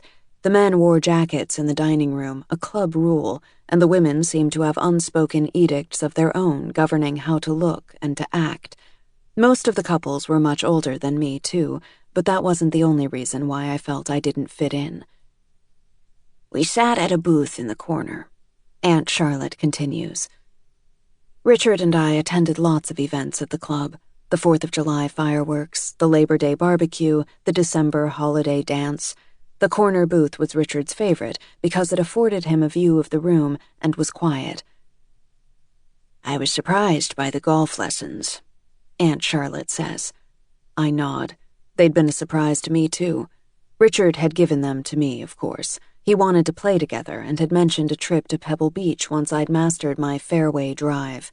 I'd talked about the way I'd learned to tell my 7 from my 9-iron, how I always shanked my shot when I didn't spend enough time taking practice swings, and what fun it was to drive the golf cart.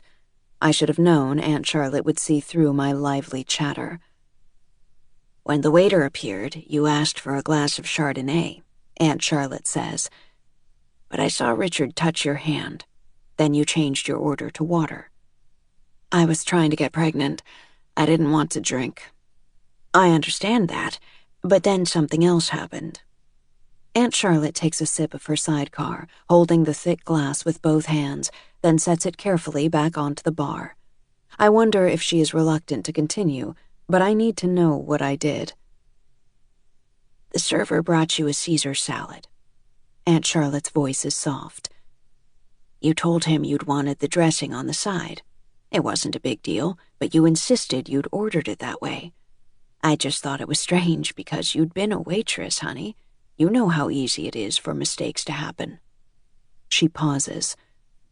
The thing is, you were wrong. I ordered a Caesar salad too, and you just said you'd have the same. You didn't say anything about the dressing. I feel my brow crease. That was all? I misordered? Aunt Charlotte shakes her head. I know she will be honest with me. I also know I may not like what I hear next. It was the way you said it. You sounded agitated. He apologized, but you made it into a bigger deal than it needed to be. You blamed the waiter for something that wasn't his fault. What did Richard do? He was finally the one to tell you not to worry, that you'd have a new salad in a minute. I don't remember my exact exchange with the waiter, although I do recall other, more fraught restaurant meals during my marriage, but I'm certain of one thing. My aunt has an excellent memory. She has spent her entire life cataloging details. I wonder how many other unpleasant moments Aunt Charlotte witnessed during those years and has held close out of love for me. Although we were still newlyweds, my transformation had already begun. Chapter 21. I always knew my life with Richard wouldn't resemble my old one. I imagined my changes would be external, though, additions to who I already was and what I already had. I'd become a wife, a mother, I'd create a home, I'd find new friends in our neighborhood. But in the absence of the daily scramble that composed my existence in Manhattan, it was too easy to focus on what was missing. I should have been waking 3 times a night to breastfeed and scheduling Mommy and Me classes. I should have been steaming carrots into mush and reading Goodnight Moon. I should have been washing onesies in Dreft and icing teething rings to soothe little swollen gums. My life was on hold. I felt suspended between my past and my future. I used to agonize over the balance in my checking account, the sound of footsteps behind me at night, and whether I would make it onto the subway car before the doors closed so I could get to Gibson's on time. I worried about the little girl in my class who bit her nails even though she was only 3, about whether the cute guy I'd given my number to would ever call, and if Sam had remembered to unplug her flat iron after straightening her hair.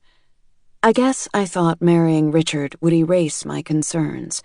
But my old anxieties simply yielded to new ones. The whirl and noise of the city was replaced by the incessant churning of my thoughts. My peaceful new surroundings didn't soothe my interior world. If anything, the constant stillness, the empty hours seemed to taunt me. My insomnia returned. I also found myself circling back home to make sure I'd locked the door when I went on an errand, even though I could see myself pulling it shut and turning the key. I left a dental appointment before I'd gotten my teeth cleaned, convinced I'd left on the oven.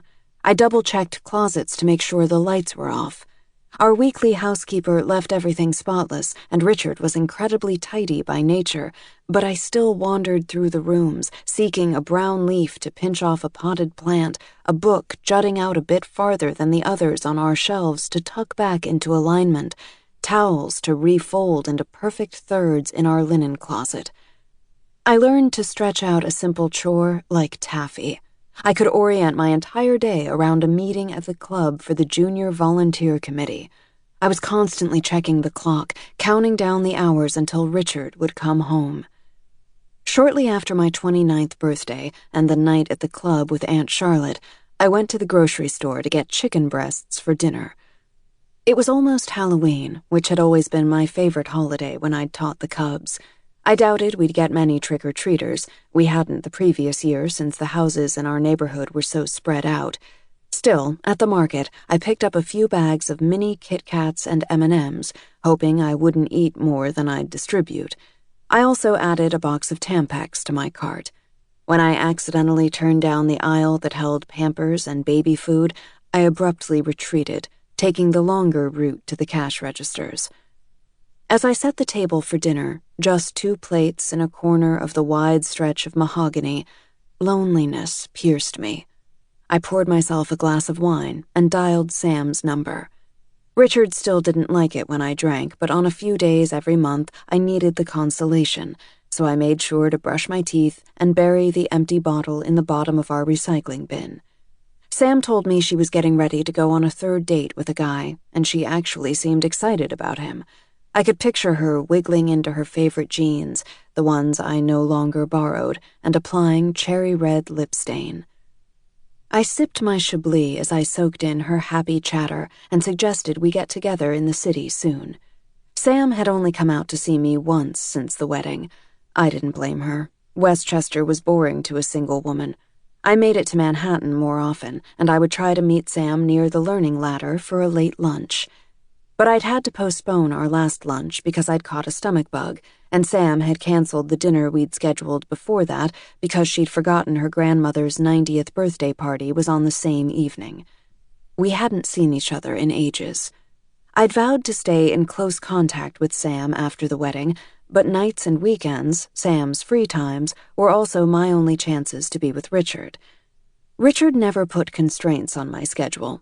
Once, when he picked me up at the train station after I'd met Sam for Sunday brunch at Balthazar, he asked if I'd had fun. "Sam is always fun," I'd said, laughing as I told him how after we left the restaurant, we'd come across a movie scene being filmed a few blocks away, and Sam had grabbed my hand and pulled me into the crowd of extras.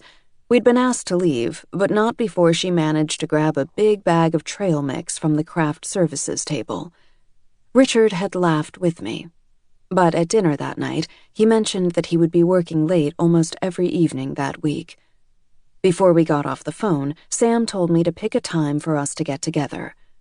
"Let's drink tequila and go dancing like we used to." I hesitated. Let me just check Richard's calendar. It might be easier if I come in when he's out of town." "You planning to bring a boy home?" Sam joked. "Why only one?" I bantered, trying to change the focus, and she laughed. I was in the kitchen a few minutes later, chopping tomatoes for a salad, when our burglar alarm began to shriek. As promised, Richard had a sophisticated alarm system installed right before we moved into the Westchester home. It was a comfort during the days when he was at work, and especially on the nights when he traveled. "Hello?" I called. I went into the hallway, flinching as the high-pitched warning pulsed through the air. But our heavy oak door remained shut. Our house had 4 vulnerable areas, the alarm company contractor had said, holding up an equal number of fingers to emphasize his point. The front door, the basement entrance, the big bay window in the eat-in kitchen area, and especially the double glass doors off the living room that overlooked our garden. All of those entrances were wired. I ran to the double glass doors and glanced out. I couldn't see anything, but it didn't mean no one was there, wasn't hiding in the shadows. If someone was breaking in, I'd never hear the noise over the blaring alarm. Instinctively, I bolted upstairs, still holding the butcher knife I'd been using to cut the tomatoes.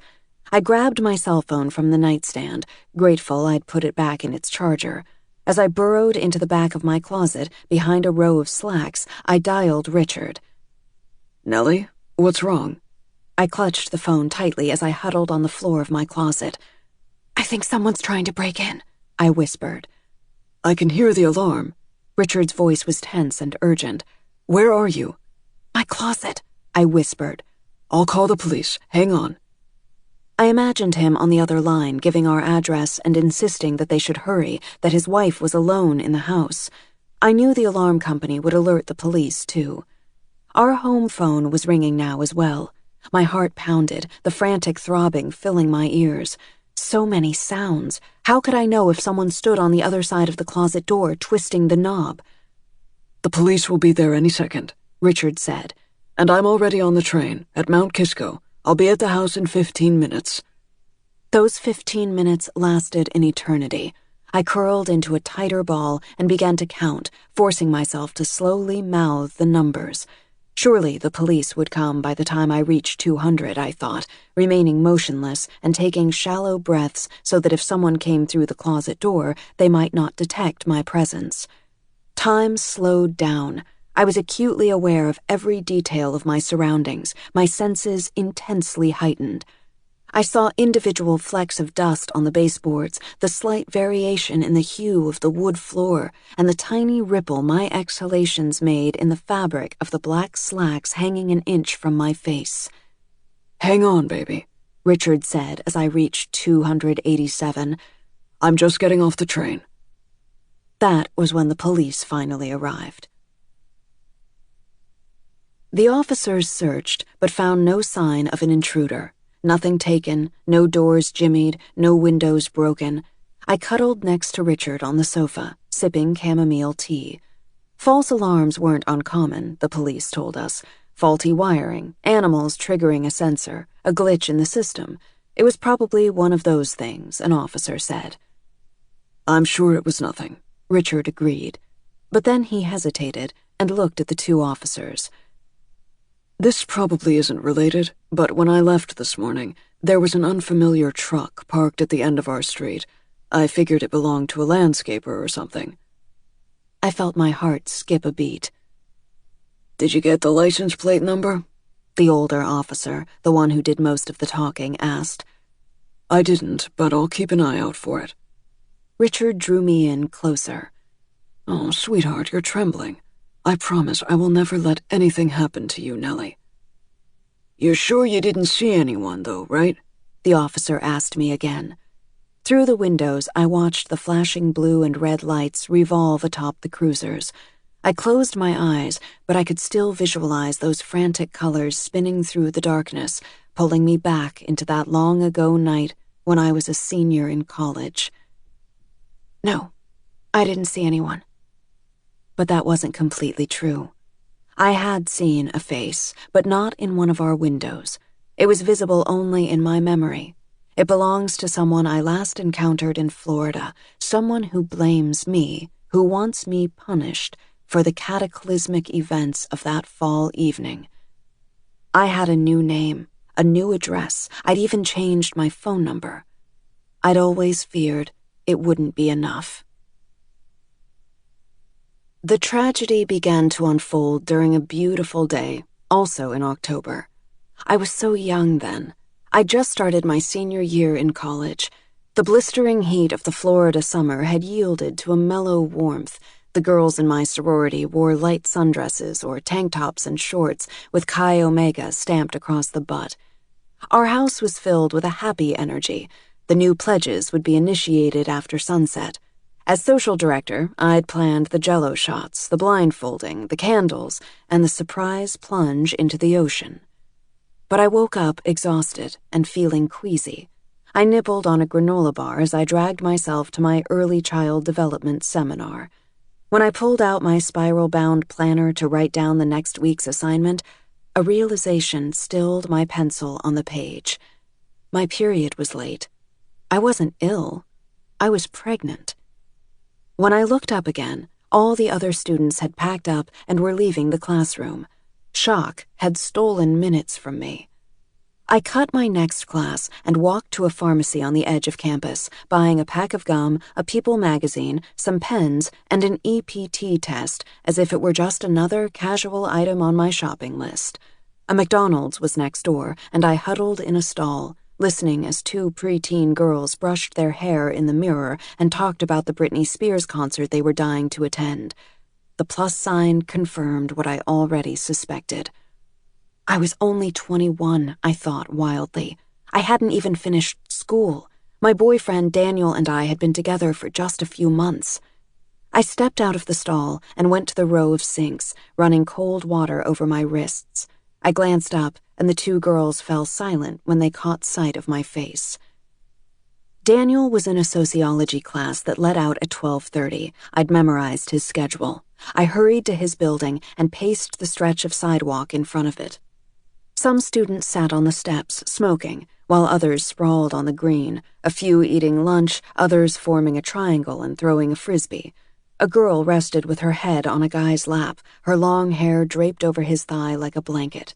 The Grateful Dead blared from a boombox. 2 hours earlier, I would have been one of them. Students began to trickle out the door, and I scanned their faces, frantically searching for Daniel. He wouldn't be the guy wearing flip-flops and a Grant University t-shirt, or the one burdened by a cumbersome saxophone case, or even the one with a backpack shrugged onto a shoulder. He didn't look like any of them. After the crowd had thinned, he appeared at the top of the stairs, folding his glasses into the pocket of his Oxford shirt, a messenger bag slung crosswise over his chest. I lifted my hand and waved. When he saw me, he faltered, then continued down the steps to where I stood. "Professor Barton!" A girl intercepted him, probably with a question about his class, or maybe she was flirting. Daniel Barton was in his mid-30s, and he made the frisbee-throwing jocks, with their leaps and hoots when they caught the disc, look like puppies. He kept glancing at me while he talked to the other girl. His anxiety was palpable. I'd violated our rule: don't acknowledge each other on campus. He could be fired, after all. He'd given me an A during my junior year, a few weeks before our affair began. I'd earned it. We'd never shared a personal conversation, let alone a kiss, until I bumped into him after being separated from my friends at a Dave Matthews Beach concert. But who would believe us?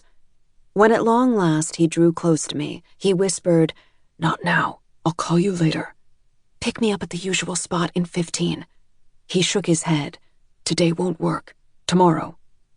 His brusque tone stung me. "It's really important."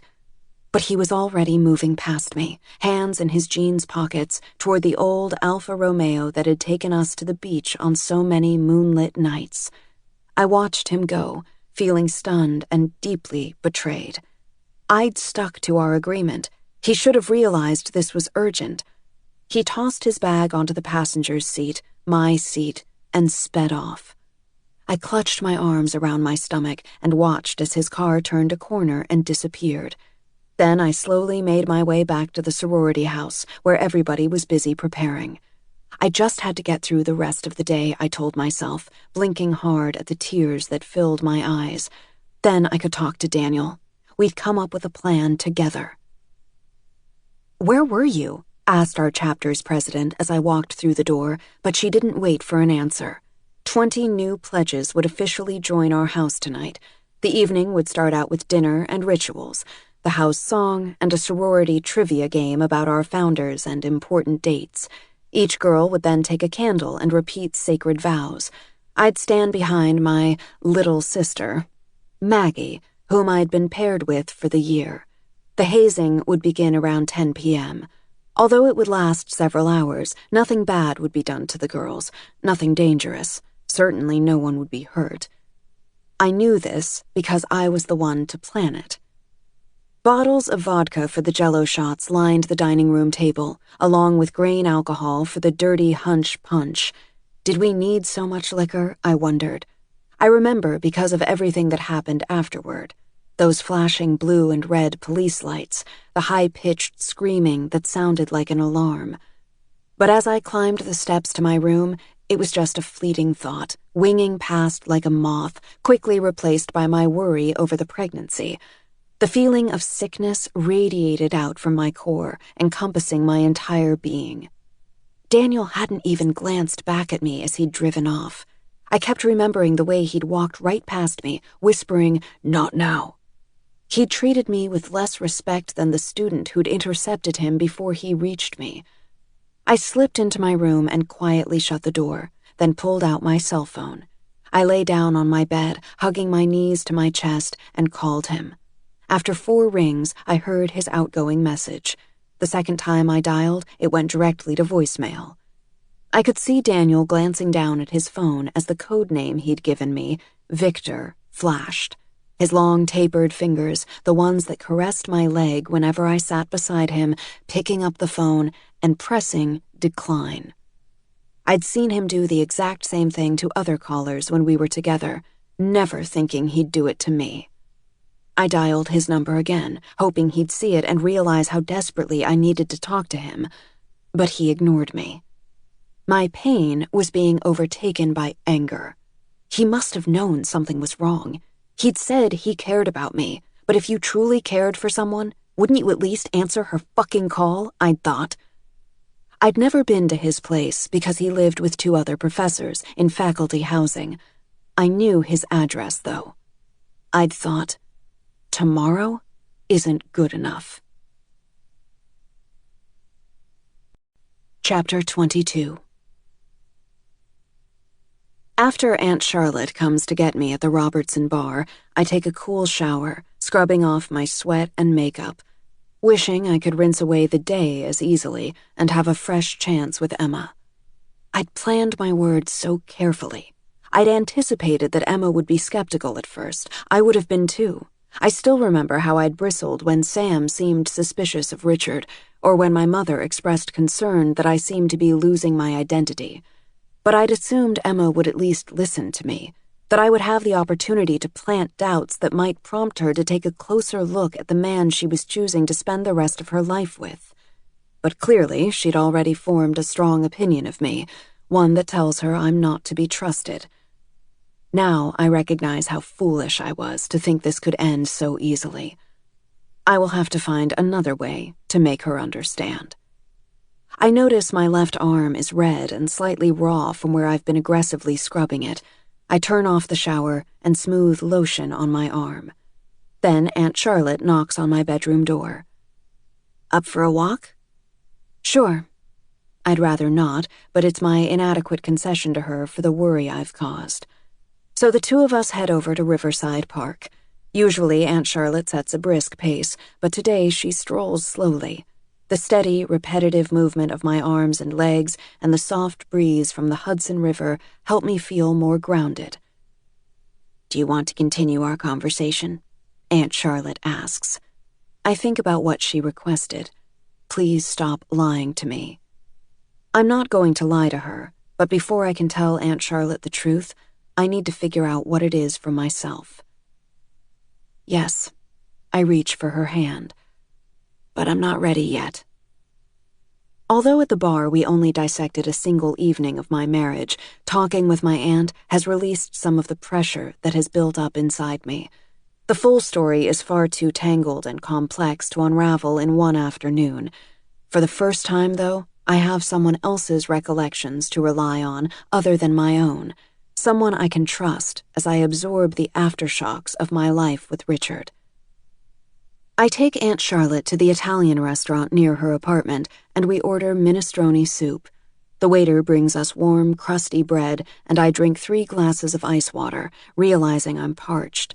We talk about the biography of Matisse that she is reading, and a movie I pretend to want to see. Physically, I feel a little better, and the superficial chat with my aunt distracts me.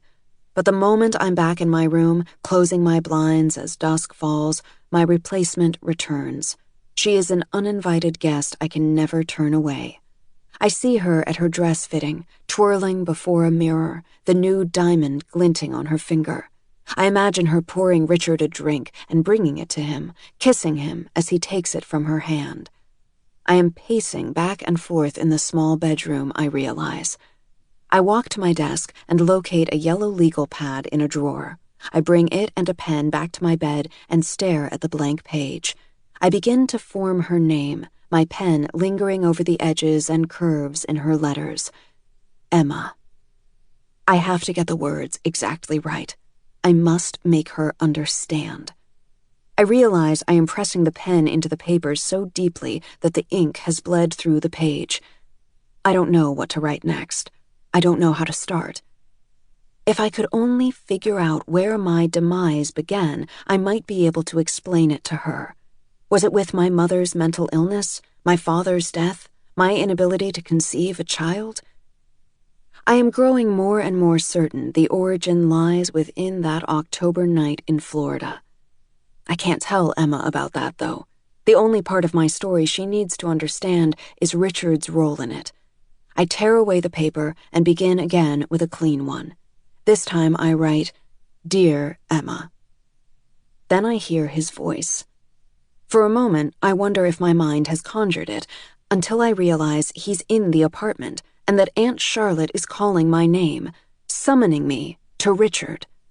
I leap to my feet and glance in the mirror. The afternoon sun and walk have left me pink-cheeked, and my hair is swept into a low ponytail. I'm wearing lycra shorts and a tank top. Dark circles mark my eyes, but the soft, forgiving light is kind to my body's sharp angles. Earlier today, I dressed up for Emma, but in this moment, I look more like the Nellie my husband fell in love with than I have in years. I walk barefoot into the living room, and my body reacts instinctively, my vision tunneling until he is all I can see. He is broad-shouldered and fit, his runner's build filled out during the years we were married. Richard is one of those men who grow more attractive with age. Vanessa. That deep voice, the one I still hear in my dreams all the time. I'd like to talk. He turns to Aunt Charlotte. May we have a moment? Aunt Charlotte looks at me, and I nod. My mouth is dry. Of course, she says, retreating to the kitchen.